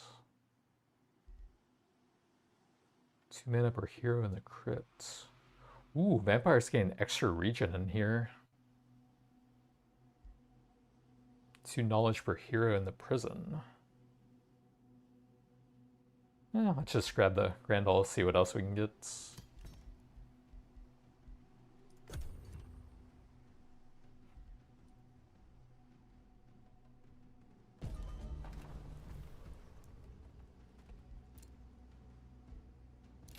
And he didn't even send anything there. Oh, I don't see anything there, but there's enemies? But still an easy fight.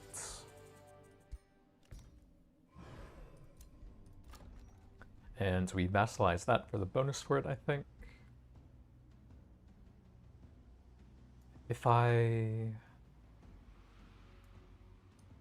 There's an Archon Blood and a Crypt there.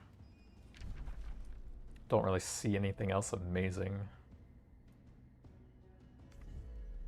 Yeah, probably just vassalize. And then we were a little bit short on that, but we get it vassalized a bit faster. Oh well. Now we need to get ready for the big fight with those guys. Oh, I forgot about that. Oh well, we'll do that afterwards. That guy's pillaging this right as it's vassalizing.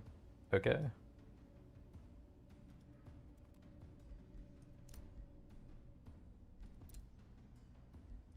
This guy's also attacking me.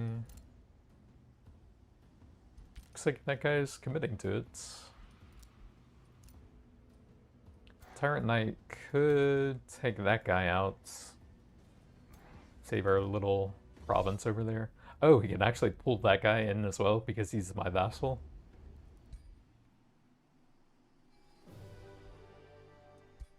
So he will defend me as long as we can aggro this guy. Looks like I can reach him. I can't tell if that pulls him in. It doesn't look like it. It's 3 hexes. So if we go there, it's like 1, 2, 3. It looks like he's 1 out of range. So I guess we'll have to wait on that.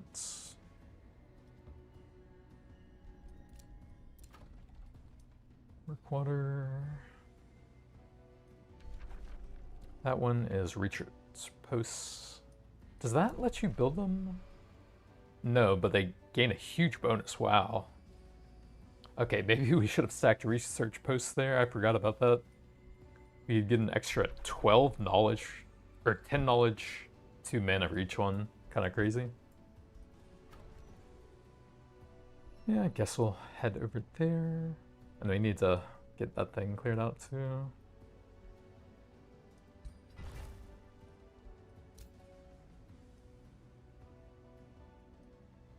Oh, he's sending an army, isn't he? Well, hopefully my dude takes care of that, then we need to stop that guy. I guess we can grab that on the way then. Let's see, can we fight it with these two? Probably lose some stuff. Might want to wait on the big army there.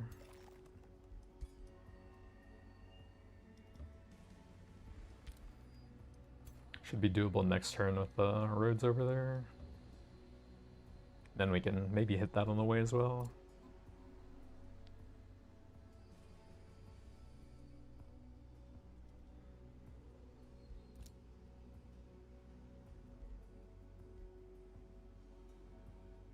Could a Warlock and a Tyrant Knight beat that? They're all legendary, so probably not.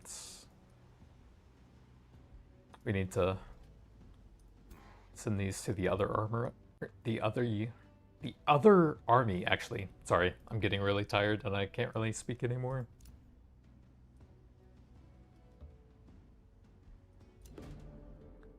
Mystical Obscurum.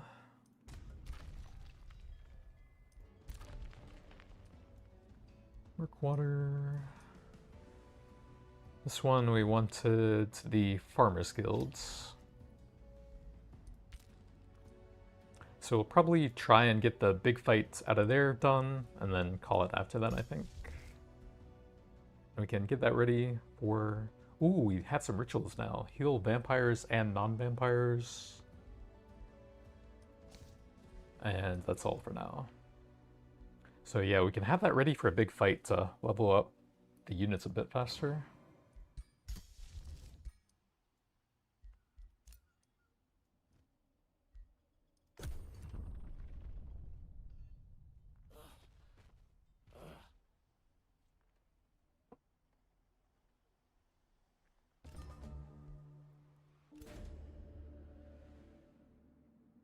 So we will keep the relic, since we get some cool stuff from that, and they will attack me with all their mights. 1320, he has 5 architects and a hero. Okay.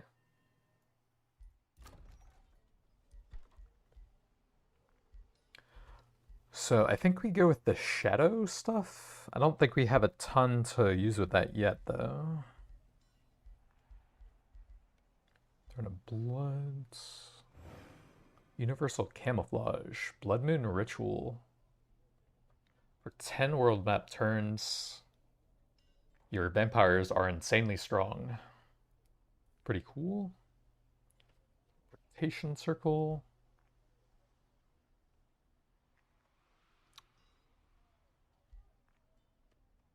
Spell slot and some extra casting points. And thralls are reduced. That's kind of nice. Should probably finish up any sort of growth stuff before we go into that. So granary and knowledge and stuff.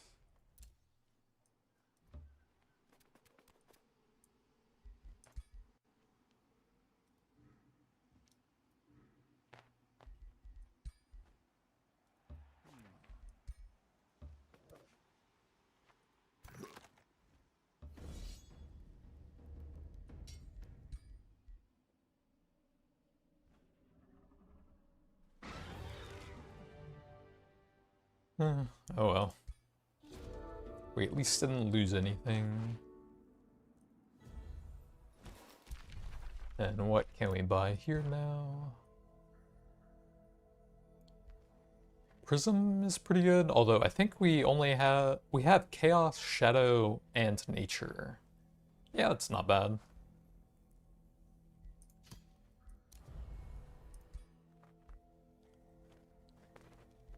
And then later on we can grab Crystal Focus to buff up the Warlocks a bit. But we're out of mana now. And then later we can get this very strong summoning item for the Elementalist Summoner. And he also starts with a Shard Lancer. Ruler, level 14. We are mostly done with the tree here. And status resistance is okay on the turn where we're casting like 3 or 4 spells, so it's not bad. Hero Warding. Probably put that on the Death Knight since he'll be in there in melee. But that's actually a very good item. Elementalist 10. Grab the survivability for him now.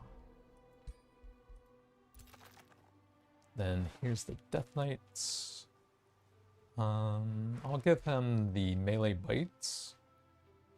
Actually, does he heal so much from this that that wouldn't be worth it? He has the racial passive, right? the exploits. And then we'll eventually add in life drain. He doesn't have that much yet, so this is probably helpful. Oh yeah, the ring. He's basically immune to ranged attacks now. I need to go get that guy.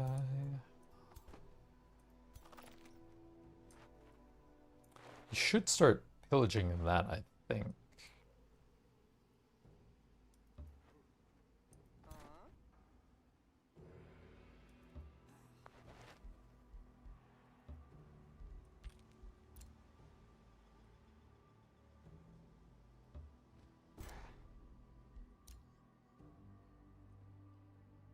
These guys are trying to join up with the army.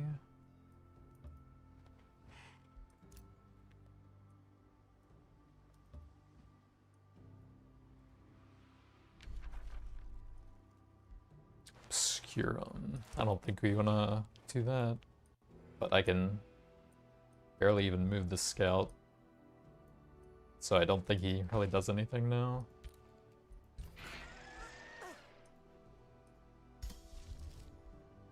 Ooh, desecration ritual. Oh, this actually permanently makes it sunless. Interesting. Okay. Plus some extra damage if you want to cast that directly on them. So I guess if they don't have a spelljammer, that would be quite good to do before the fights. We might want to have that ready for the big, like, Fae fight in 3 turns. Would help out a lot there.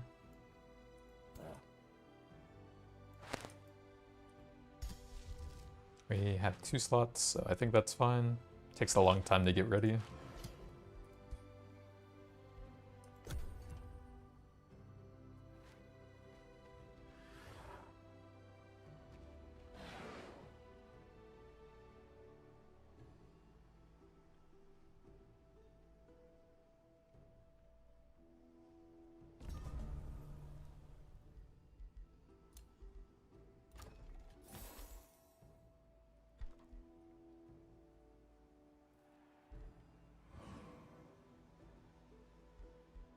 So we have basically everything boosted, it seems like. I guess we'll want to get some more farms for the other improvements. And then, how's he doing on that? Not even close. But we will want a lot of mines for the level 3 bonus. I'll do some knowledge and probably a farm over here.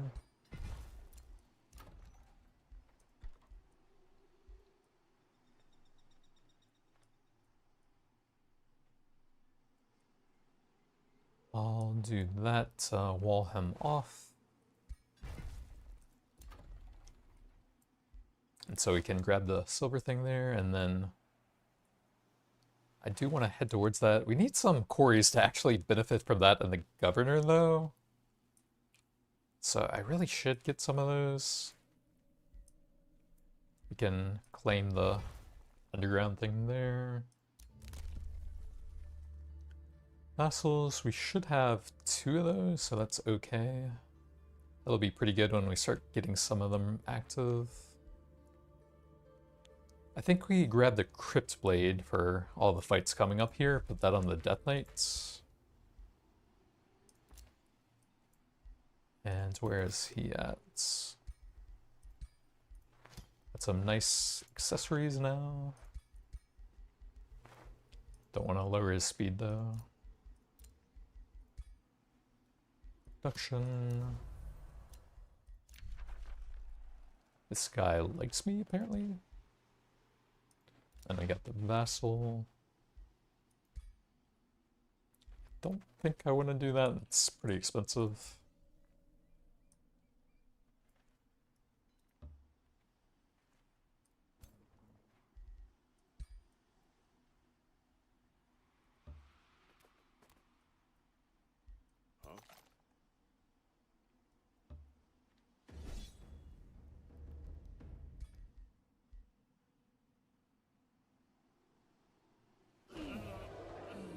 No losses. A hand crossbow with a leap. Interesting. You can put crossbows on a death knight. Huh.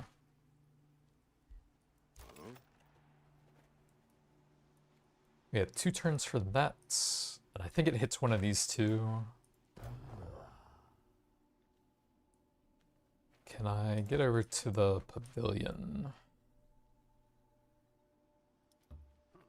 So we'll heal up a little bit more here. Make that fight a bit easier, and that's my strongest 6 stack, right? I think so. These guys in position for the Fey invasion. Oh, actually, we had a Tyrant Knight, right? I guess he's pretty low level still. Yeah, that guy's almost Legends.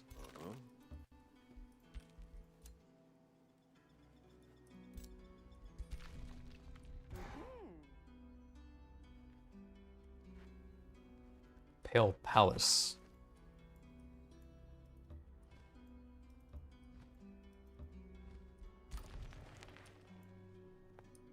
This one wants the Workers Guild, so we should try and get towards that. State Hall, can we boost that with another Forster? It'll take 2 turns, so that might work.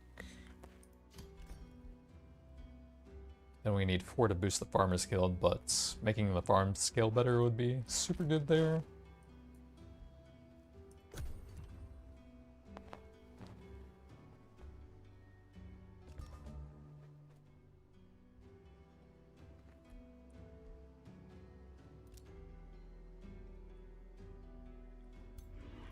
So what is that guy going to do?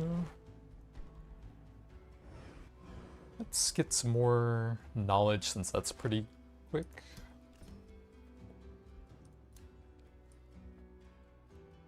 Is that thing AoE? Target friendly army, so just 1 stack. Well, we can put it for the Wonder Fight here, and then we can probably still hit the Mistwalker Assault while it's active. Get those guys some quick levels.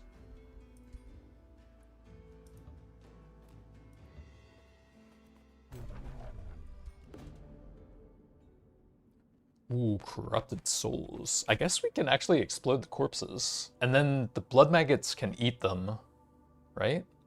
So I think we can actually counter that. Holy Water. Weakened Defenders. Mark Water, I don't think we need to do that.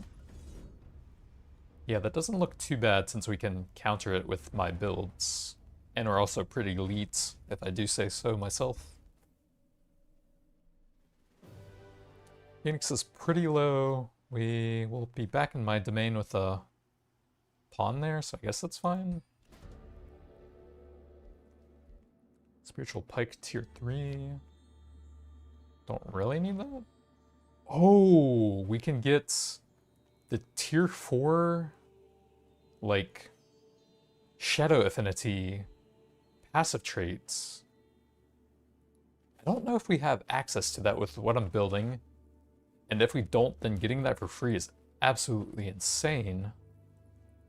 So you can just come back to life infinitely after 2 turns. That is crazy. I'm definitely taking that. And then we can probably just sit in between those that are coming now.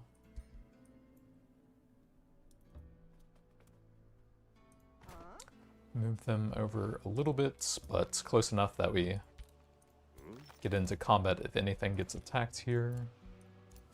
What are these guys trading? This is a giant who kind of likes me. Seems fine. And this is an Eldritch Sovereign who kind of likes me. Seems fine. Do they have any good magic materials for me? We are full on that set.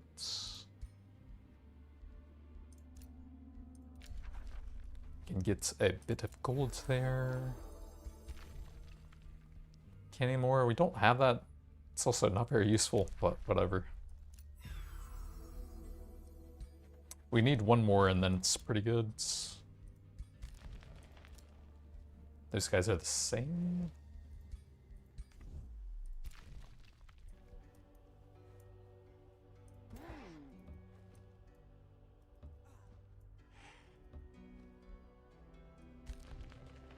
Then next turn, we finally get the big fights. And hopefully lots of XP. Don't really need anything there. And we're all tied up with the big ritual. Make that fight easier.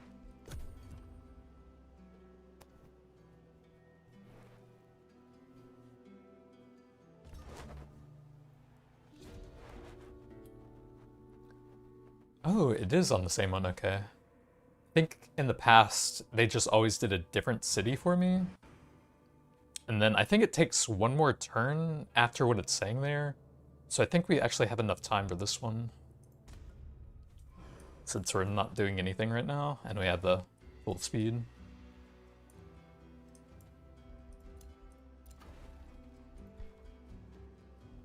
Let's get the extra growth here. Or how's the stability? We could get 2 stacks of that now. Don't think that does anything there. What is going on? Oh, he's sieging that thing. Can he even win that? Yes, he can. 2.9 thousand power. We need to help that guy if I can.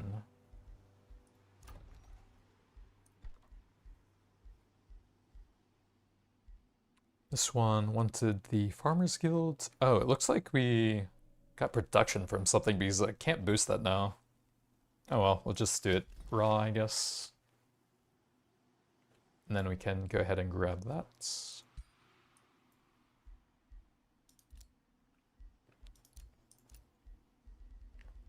None of that really matters. Where is that at? Oh yeah, that thing. Well, hopefully that guy takes care of it.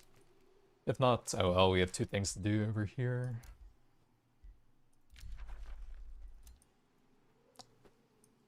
Yeah, they're not even through the portal yet.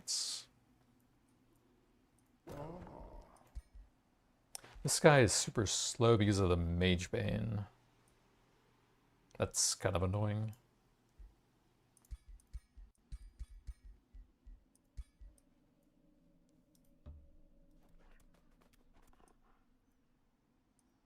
We can just toss the Tyrant Knight in with them. And then that's our Battle Saints.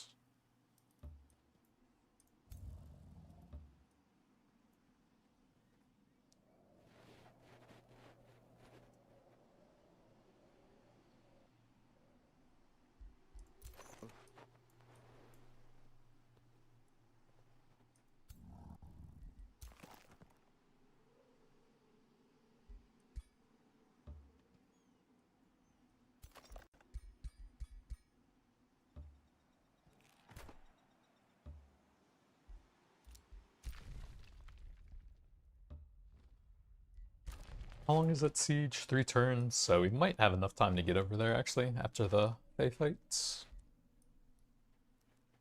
Do some more growth. Anything we need to grab in here? Gold and healing is nice. Extra vision range is kind of nice.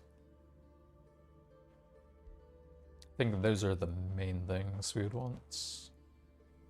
I'll do a bit of healing since we're going to do some big fights here.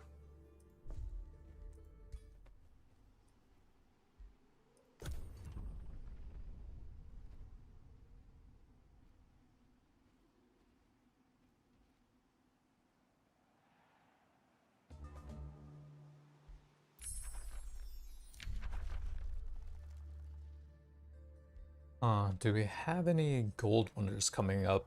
I don't think so. Probably just take whatever's the lowest knowledge here to get through this stuff a bit faster.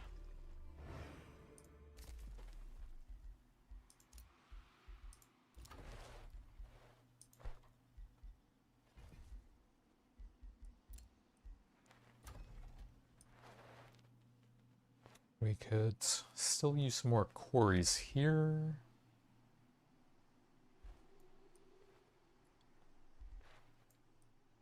Could I hit the Sleeper Sanctuary with this as well? 2, 3, 4? That should definitely be doable.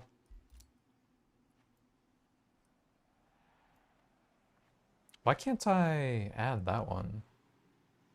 Oh, someone has a conduit there. What the heck? What are you doing, Darkspire? You stole my magic material. So the big final fights.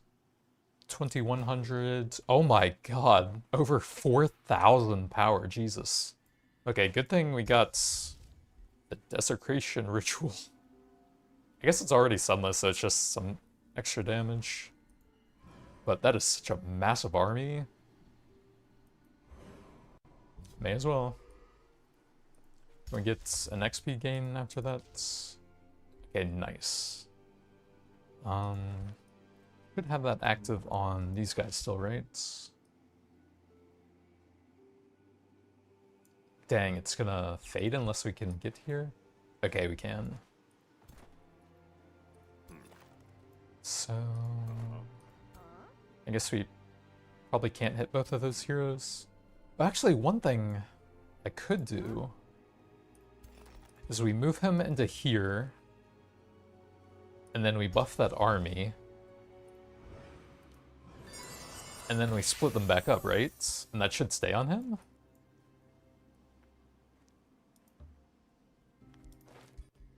So now we have it on all the heroes. That's pretty sick for the huge fight here.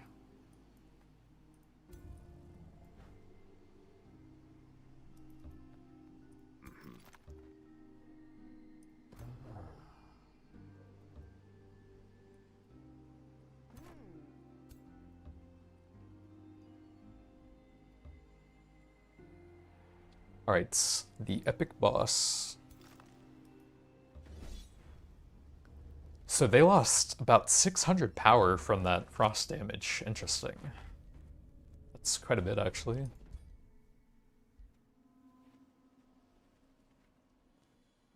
See how the auto combat does, since it did pretty well in the other Fae fights? Could save us like a 20-minute fight. We lose tier 4, or a tier 3, a tier 2, and then the Phoenix runs but survives. It's pretty good. I guess since we're gonna end it here, should just take it though. See if we can save everything.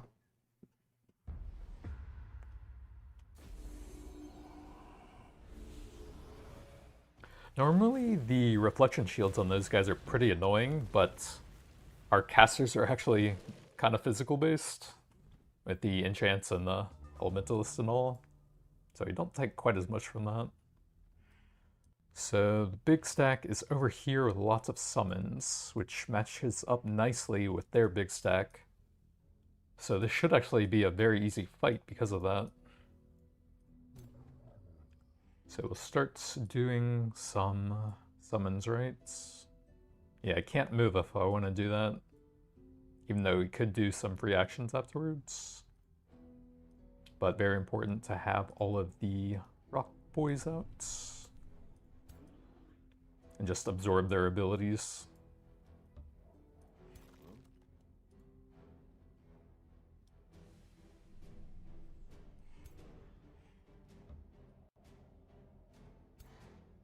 Phoenix will do extra damage to the Horned Gods, but also it'll take damage from any of the reflection shields if it gets hit by those. I'll just send them like right here, I guess.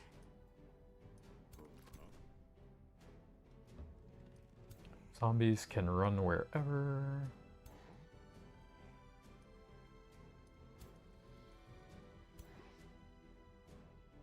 You don't want to line up too much because of the charge thing. So that's one thing to be aware of. Try and keep that at like 2 targets max, I guess, if we can.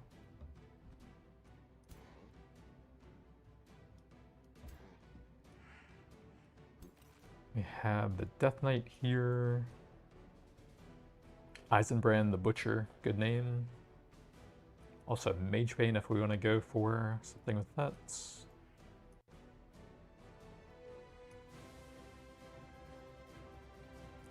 How much range do we have? Not enough to make the fairy buff really worth it for them.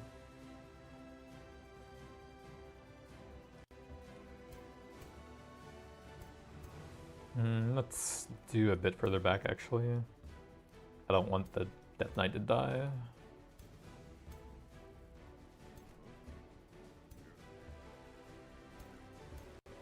Then we just start stacking strengthens on them. And then we have the Battle Saint over here who can revive something if this fight goes poorly. This is the weakest area. Might just have like some immortals that are going to like die and then get resurgence afterwards. On like the low XP ones. And they can't really reach. This guy will distract some of the ranged ones and then we'll, I think, focus more over here.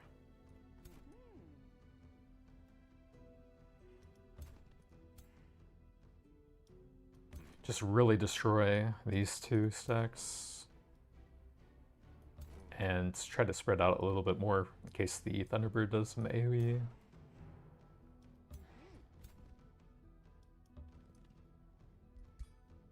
Did I move with... yeah, okay. I think that's everything.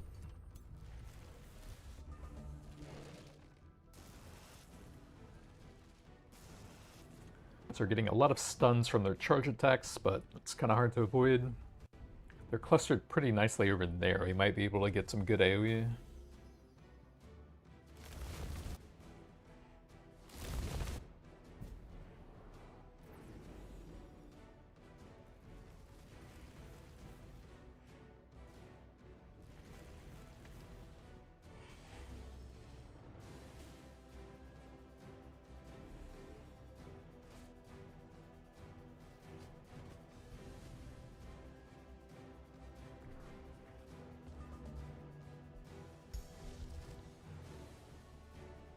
We still don't have great combat spells. I think the tier 4 Blood Tome has a really nice enchantment I can do at some points. We can do a regen on those guys. We can hit a lot over there even though they're not super weak yet. But they'll probably take some damage from hitting into the shields. There's 3 summons here and 3 actual units. So it's not the most important. Summons do have some decent time left, so if we could move some other units into there before doing the regen stuff, that's pretty good. And if we can get some corpse explosions in there, that would be insane. Some blood chains and corpse explosions. This guy is going to want to reset. So we'll probably just do a bite attack or a basic attack to combine with that. Yeah, I think probably just a basic attack. Not great accuracy though. Can we hit anything with that? Yeah, we can get something in there. Can we go in there without it being Sudoku? I am not sure. Just move them up a bit for the region. We can still hit all of those, right? Yeah. That'll be pretty nice. And then I think we can probably move him there. Oh, he's one off of that. Have to go there. I think that's fine. Okay, big region. Phoenix can't even reach the Horned Gods. He's gonna have to fight those guys. But I think we want the Stone Spirits to run in there and just quake everything they can. Let's see, it would be good to go with any Warlocks first for some debuffs. That guy is stunned. And then we have one over here. There's a couple of ranged units who don't have the reflection shield, so that's a little bit less damage. And we can start stacking onto the deer over there, that's pretty nice. This guy get an insanity. 73% is not bad. Onto a tier 3, that would be quite good.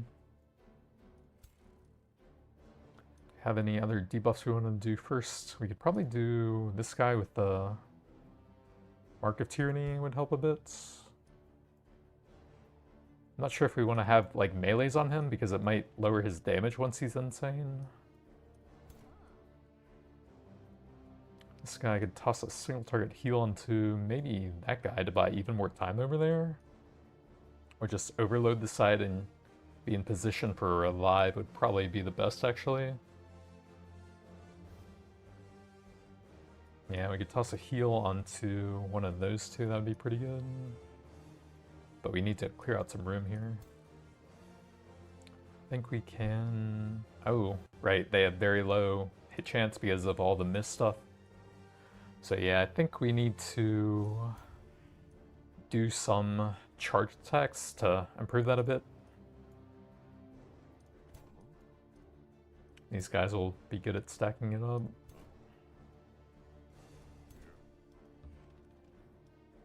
That does a lot of damage, though. I think I'm just gonna go for it.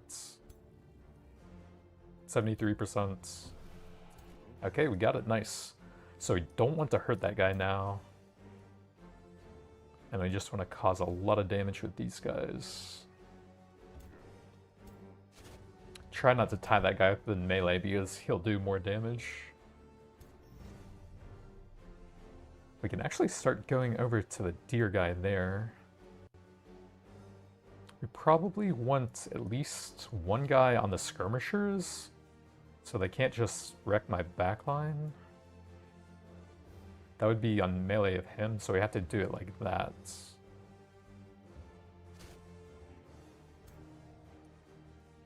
Zombies are one of the last things to go.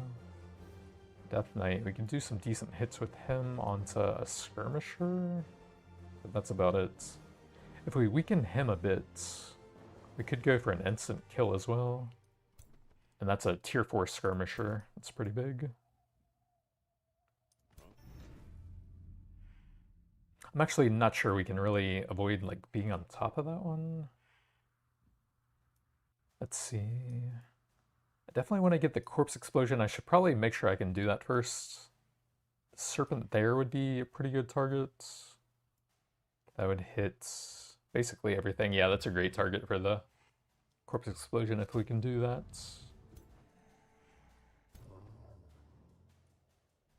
What else can we hit that guy with?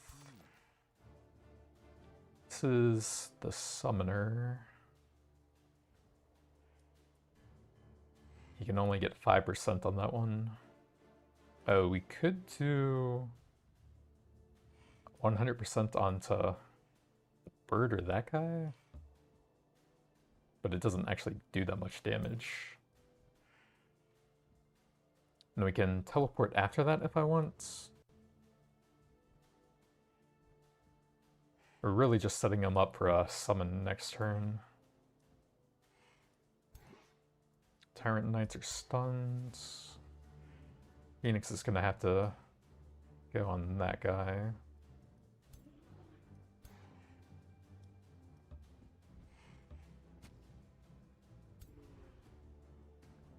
The Stone Spirits probably can't reach them super well, but on the next turn he could do a big teleport into Quake, which would be quite nice. But we might need to help out the Phoenix. There's a tier 4 and a tier 5. So we might just want to undo that. With how many things we have stunned over here.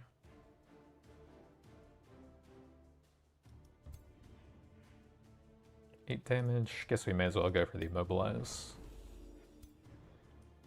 And then this Stone Spirit can actually get a big hit onto a lot of them.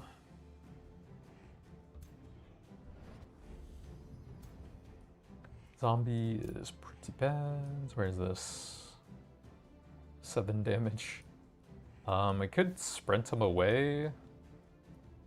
Those guys will be able to reach that. We might actually be able to get into the back line with that. Disrupt them a little bit more.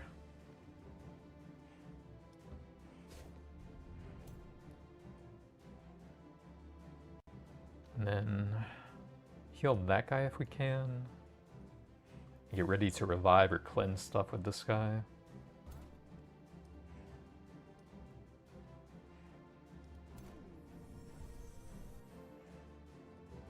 And then we can miss an attack over here.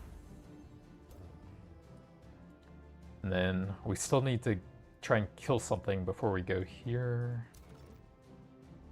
Man, these fights get complex with so many units. Probably want to wait a bit on him as well. Spring Fairy, we want to buff with her next turn. Try to set up a kill in here somewhere. But they just can't really hit anything. So any sort of charge attacks in here. I don't think we're going to be able to get a kill. Oh, the throw up there might work, actually.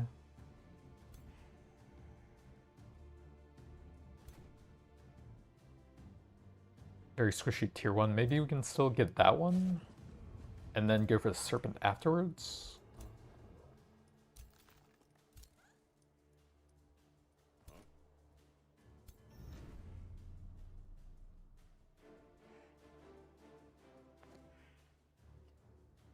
Probably on the bird there. Or the skirmisher so they can't run in here. We might need to wait a bit on that one, actually. I don't want a bunch of tier 4 melee units chopping up my backline. So he's kind of tying up that one. And then this one can only reach the other one, so we can do that.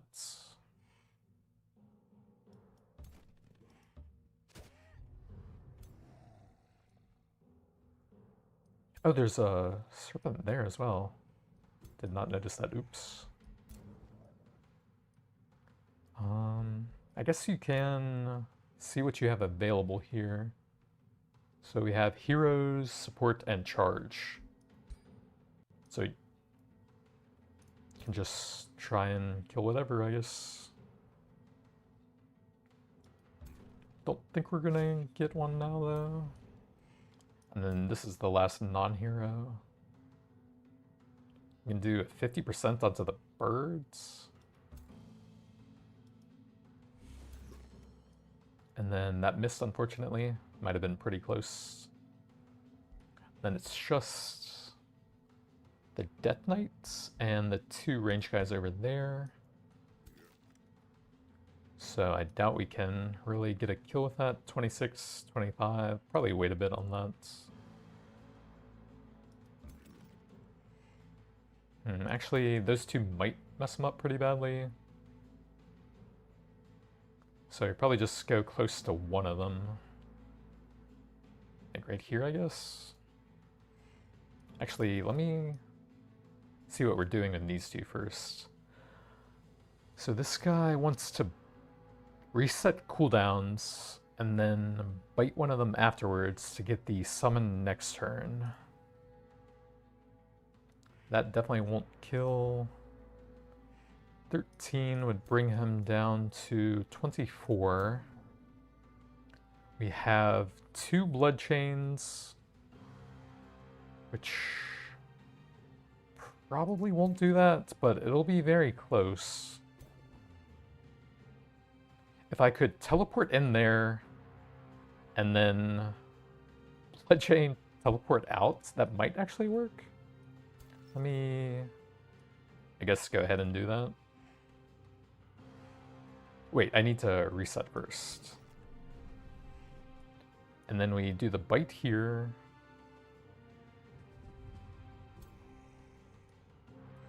And then we can hit that with the zombies.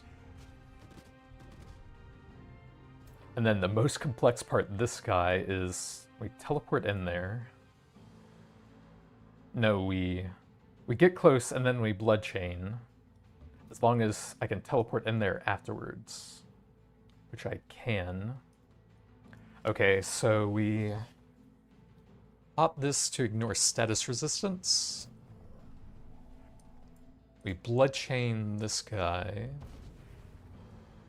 Teleport in there.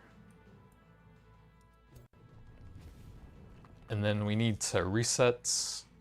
Unfortunately, we couldn't get to the thing there without doing this. And then we can teleport back out to cause damage to them and kill him. And then now we can do a corpse explosion onto a bunch of stuff there. With the status penetration there, that's pretty cool. And then we can do one more blood chain. Try and get some summons in there. And then do a bite attack afterwards. How much does that do? I don't think that's quite going to kill anything. But man, we just did so many actions there. I'll try and spread some more of the debuff with that so we get more blood maggots out. And then we just bite something in here. Oh, actually gets an instant hit with a blood maggot. Pretty cool. And then this guy, we want him on just one of these guys so he doesn't take a ton of damage. I guess we're gonna have to tie that guy up and he's gonna do a bit less damage, but oh well. But pretty pop-off turn with the Sovereign there. Did like that.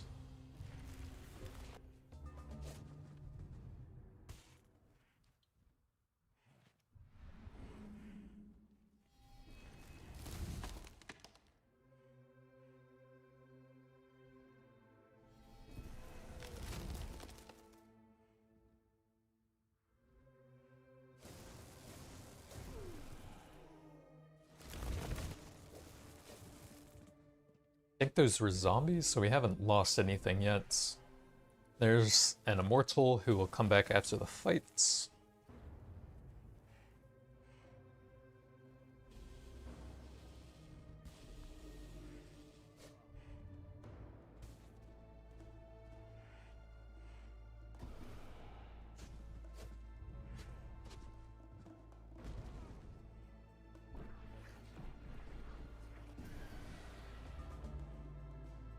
Then what would we do now? Life leeching is decent if we could get a lot with that. But I don't know that we really can. Well, it's a bloodletting into a lot of stuff somewhere. We can hit 5 there and it takes out one of the annoying vines. Kind of like that, I think. So that we don't have those tying up the casters as much. This guy dies at the end of the turn. So I could probably just pump the damage here.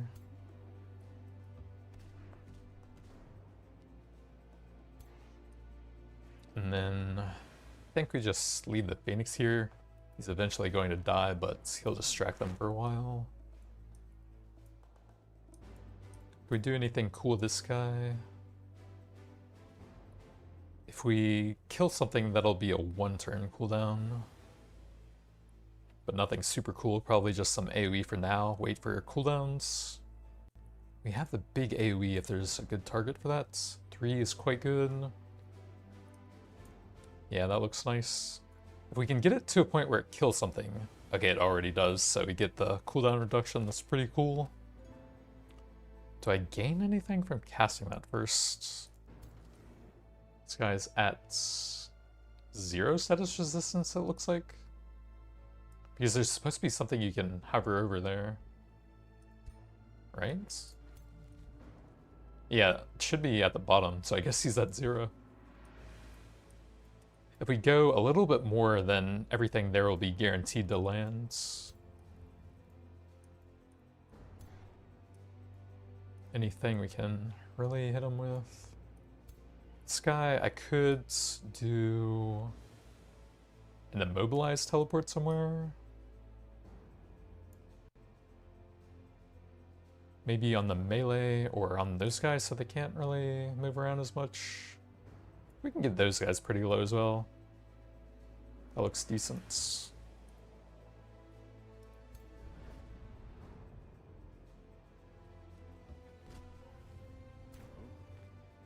Mortal here. We can cancel that and get some more status vuln.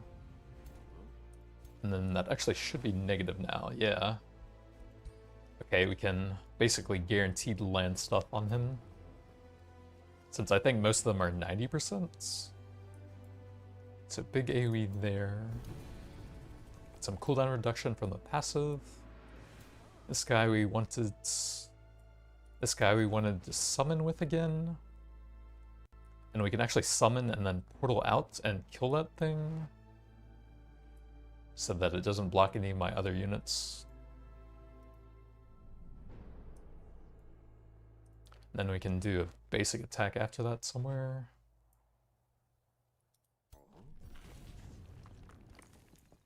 Pretty low accuracy though.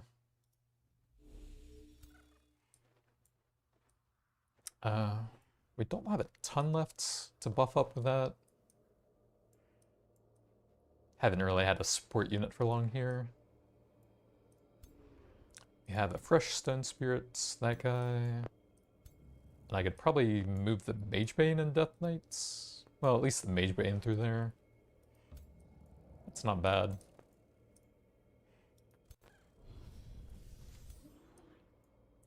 We'll slap him as a full action. Do the... If we can get the charge on something when it's increased in damage, that'd be kind of cool. This guy has plenty of time to use his Quake. That's a serpent. Can we do anything over here? We can gorge that. And then that kills him.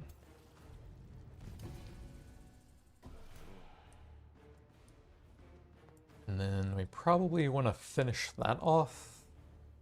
Just start lowering their morale. Get some ranged guys off of me. We have a blood maggot here. Probably just stack some stuff on him. Mortal here. I think he can move around and hit whatever he wants. Same with that guy. We have this guy to do a cleanse on someone. If anyone has lots of debuffs.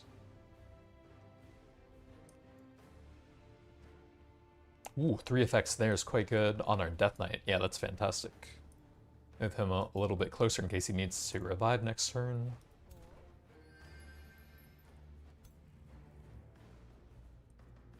Let's see, can any of these guys... We might need to take this hit, since the Magebane will kind of lock him in there afterwards. Oh, he can actually go into the deer, that's fine. Oh, I have a blood maggot. No, he can't. Okay. Oops, forgot about that. Oh well.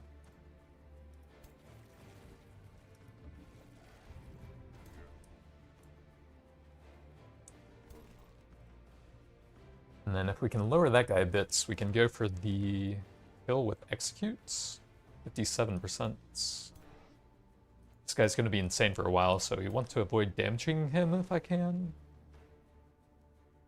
30% about the best we're going to get here, looks like, with 2 shots.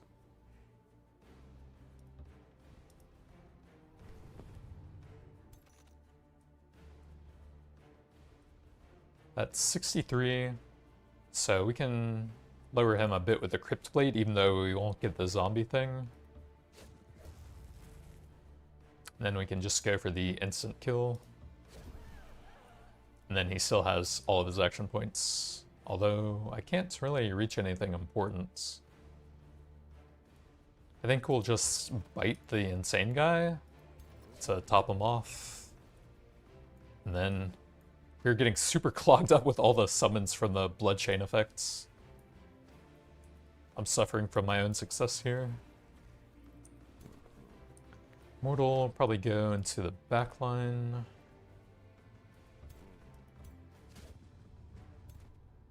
Another immortal. Berserker will hit him pretty hard if we go into the birds. Probably just go over here.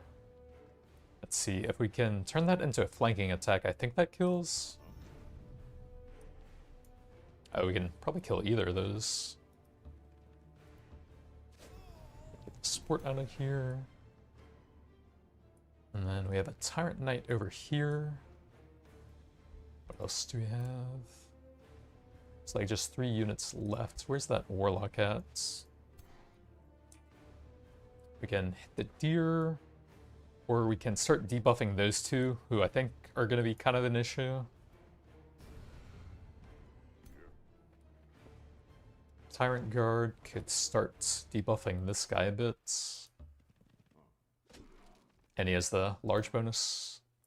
And then I think Tyrant Knight is our last unit. Is there anything funny we can do with the trample? I don't think so. And I think all those guys can't be pushed anyways. Those guys are melee mage, so it doesn't really interrupt them that much. Probably just go on the deer over here, I guess. Set him up to die next turn.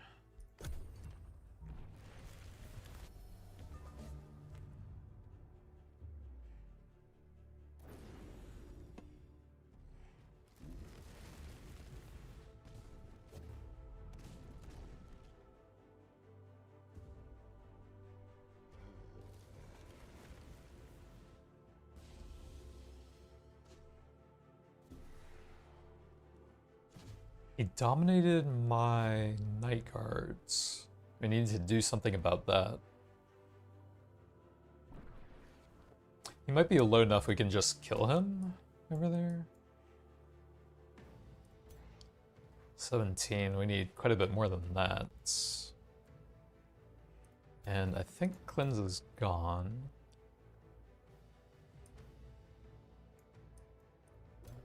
That's pretty annoying. I mean, just don't really even have anything in here. We do have infinite casting points from the death magic at least. Maybe we can kill a couple more things and have some of them start routing since they are getting chopped up pretty badly. We have a debuff over here. Onto the deer, I think.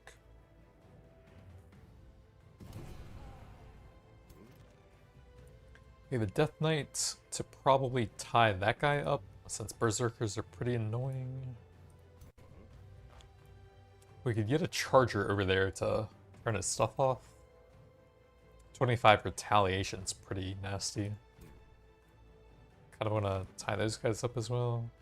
I think this guy is always going into their caster line here, so I'll go ahead and do that. These guys can't even move. Do you have any summons I can... Yeah, that would be perfect, actually. 45 Retaliation. Probably best to just defense mode there. Have the maggots annoy him. And maybe we can just route that guy later. Have a lot of maggots over here. Quake ready on this guy. But can't really reach anything.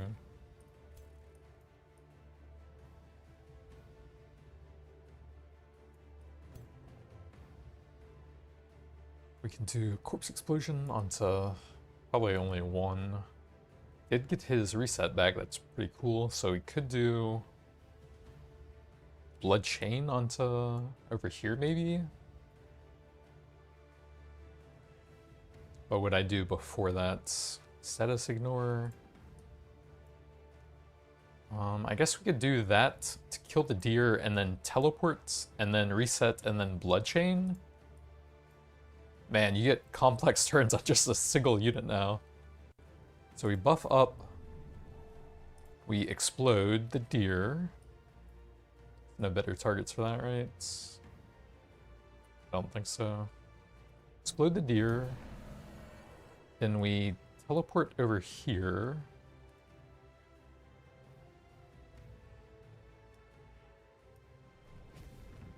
Then we reset. No, we blood chain. and then we reset. Any corpses over here? No. Can we get one? I don't think so. Would be pretty sick if we could, though. So otherwise it's just another blood chain. Teleports if I really wanted to. Probably just save it, though. What's the bounce range on that? 2 hexes, so can't really bounce it between them anyways. Man, we're 32. We need 5 more damage. Maybe I just threw a bloodletting on him to try and finish that off. If I don't mind taking an attack there, I guess we could flank him as well with a Phoenix. Yeah, I guess I'm curious what that looks like. Okay, he fumbled, so that should do some damage to him as well, I think, if we had misfortune on him. Then we flanked at 24. Dang, at 13. I don't think we can get the corpse explosion here. 8. Wait, actually, that works, I think. 8 and the... As long as we do 5 with this. Does corpse explosion even hit those? No. Okay, that's pointless. Okay. So I don't even gain anything by doing that. We just need to kill that guy so the domination goes away. 40% on that. I guess we might need to do it for the kill anyways. Wait, I can just bite him. Okay, that works. And we can throw a blood chain on that guy, I guess, for the bleeding thing. Then we bite him to remove the domination. And then blood maggot can't really do anything.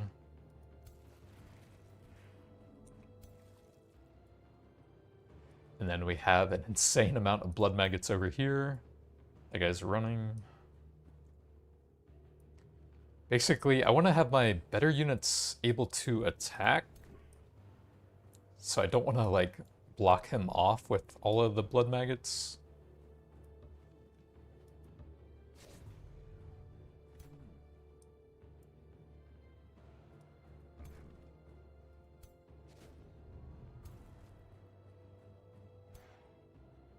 Oh, we can charge him. Does that do anything? I don't think so.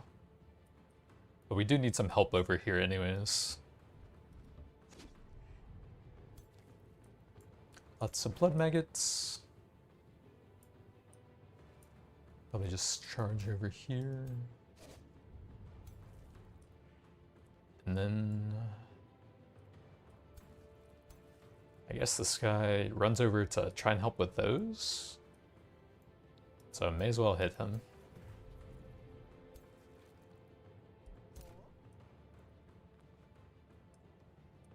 Revive. I wish you could, like, see what that is when you're hovering over them. I think that's the zombies, right? So that does nothing. Those guys have resurgence, so I don't really need to do that. I guess we just attack with this guy.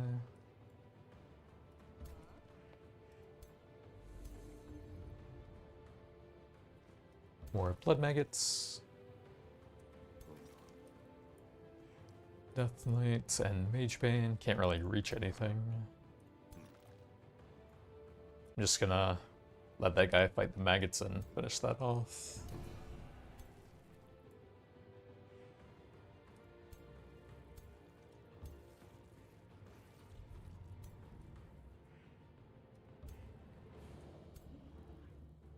Stone Spirit can teleport on the next turn. Can't. Actually, he might be able to root that? No, or one off. Mortal can't really reach anything. Spring Fairy is a little bit low. I don't think we really even gain anything there. This guy can do an AoE, but probably can't really reach much. Okay, the Berserker's running, nice. We mainly just need the 2 Horned Gods now. Yeah, this guy's really just auto-attacking.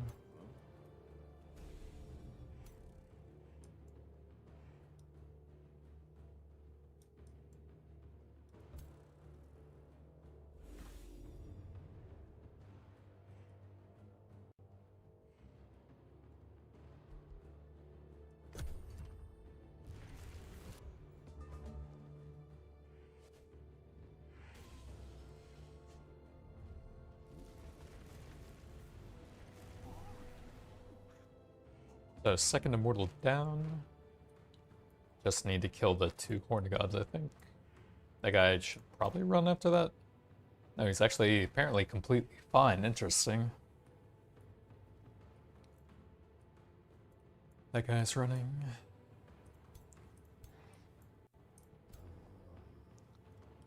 Our main dude is tied up over here. We can do a pretty big basic attack though. Tag up some extra stuff there.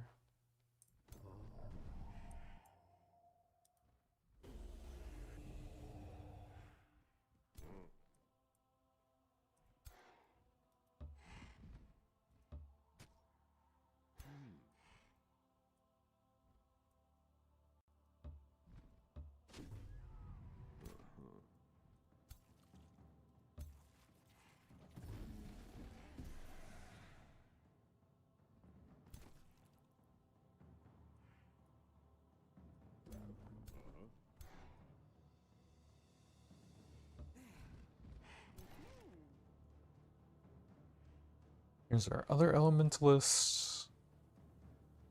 45%. Might be better to just do that since it's guaranteed to hit. And then we have this guy. Don't really need to heal anything, so we can just go for a flank here. Run around for some extra charge damage.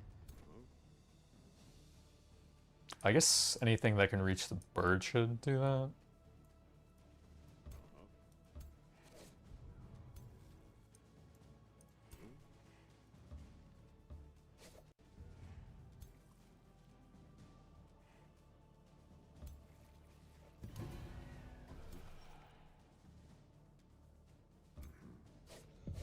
And that should end it. Lost 2 mortals, but they come back with the resurgence, so no permanent losses here. Lots of hero levels with all the buffs we had there. Pretty nice. 1 level away from the big one on him, that's going to be pretty cool. And we get the big Scourge of Autumn summon. Wait, that's the best one, isn't it? I think they have the wind barrier thing for your entire army. I think that is the best one. I can't actually inspect it here.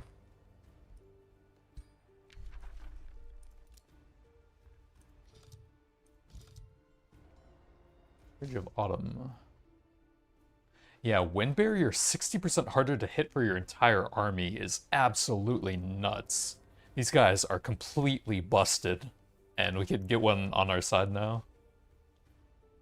Need to get another hero in 2 turns. So we could actually start that up. 5 turns to get the Painbound going. We'll definitely want some wind barrier though.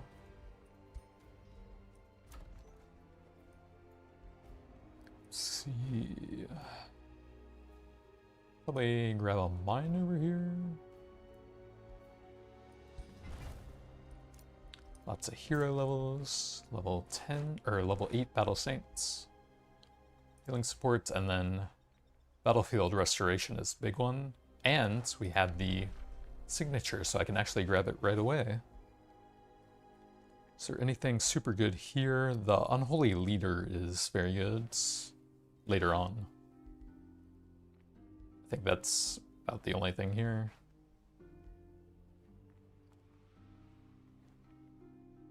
If we had Order, then you can get some nice survivability stuff. But Shadow's quite nice. And now we can grab the big one. We do need to add in like some more support abilities from like accessories and stuff on him so that he has more stuff to do. And I think you can get stuff on weapons as well that could be pretty helpful. He just needs more like stuff he can cast. We're level 15. This would buff up the Corpse Explosion a little bit, since that's Blight. His basic attack, if that's non-physical. But other than that, he's pure physical. That just does nothing. But I guess we may as well, since we'll have it up permanently anyways for most of the fights. Other than that, maybe just get the range on that up a bit for when we need to cast it. I guess 50% evocations pretty big on that.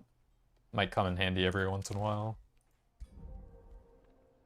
Brings it up to 34 and a decent AoE.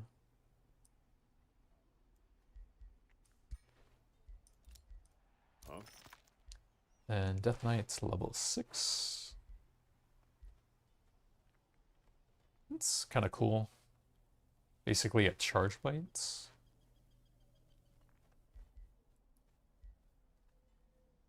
Might just grab the 2 survivability things so we guarantee he doesn't die while I'm trying to get some decent levels on him.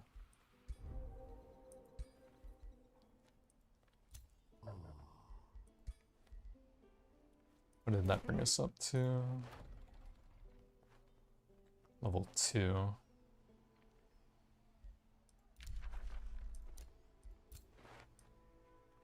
And then I think we are going to call it for now, since that was a long time. Vassals is decent. Mines are okay. Wait, this used to be an hostile domain, right? Looks like it's just a global effects at a weaker version of that now. Oh, but it's everywhere, including friendly domain. That's pretty helpful. Yeah, I think I'll grab that.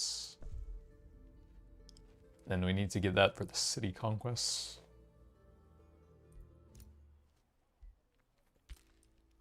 But yeah, that's going to be it for now. Thanks for watching, and I'll see you guys next time. Or will I?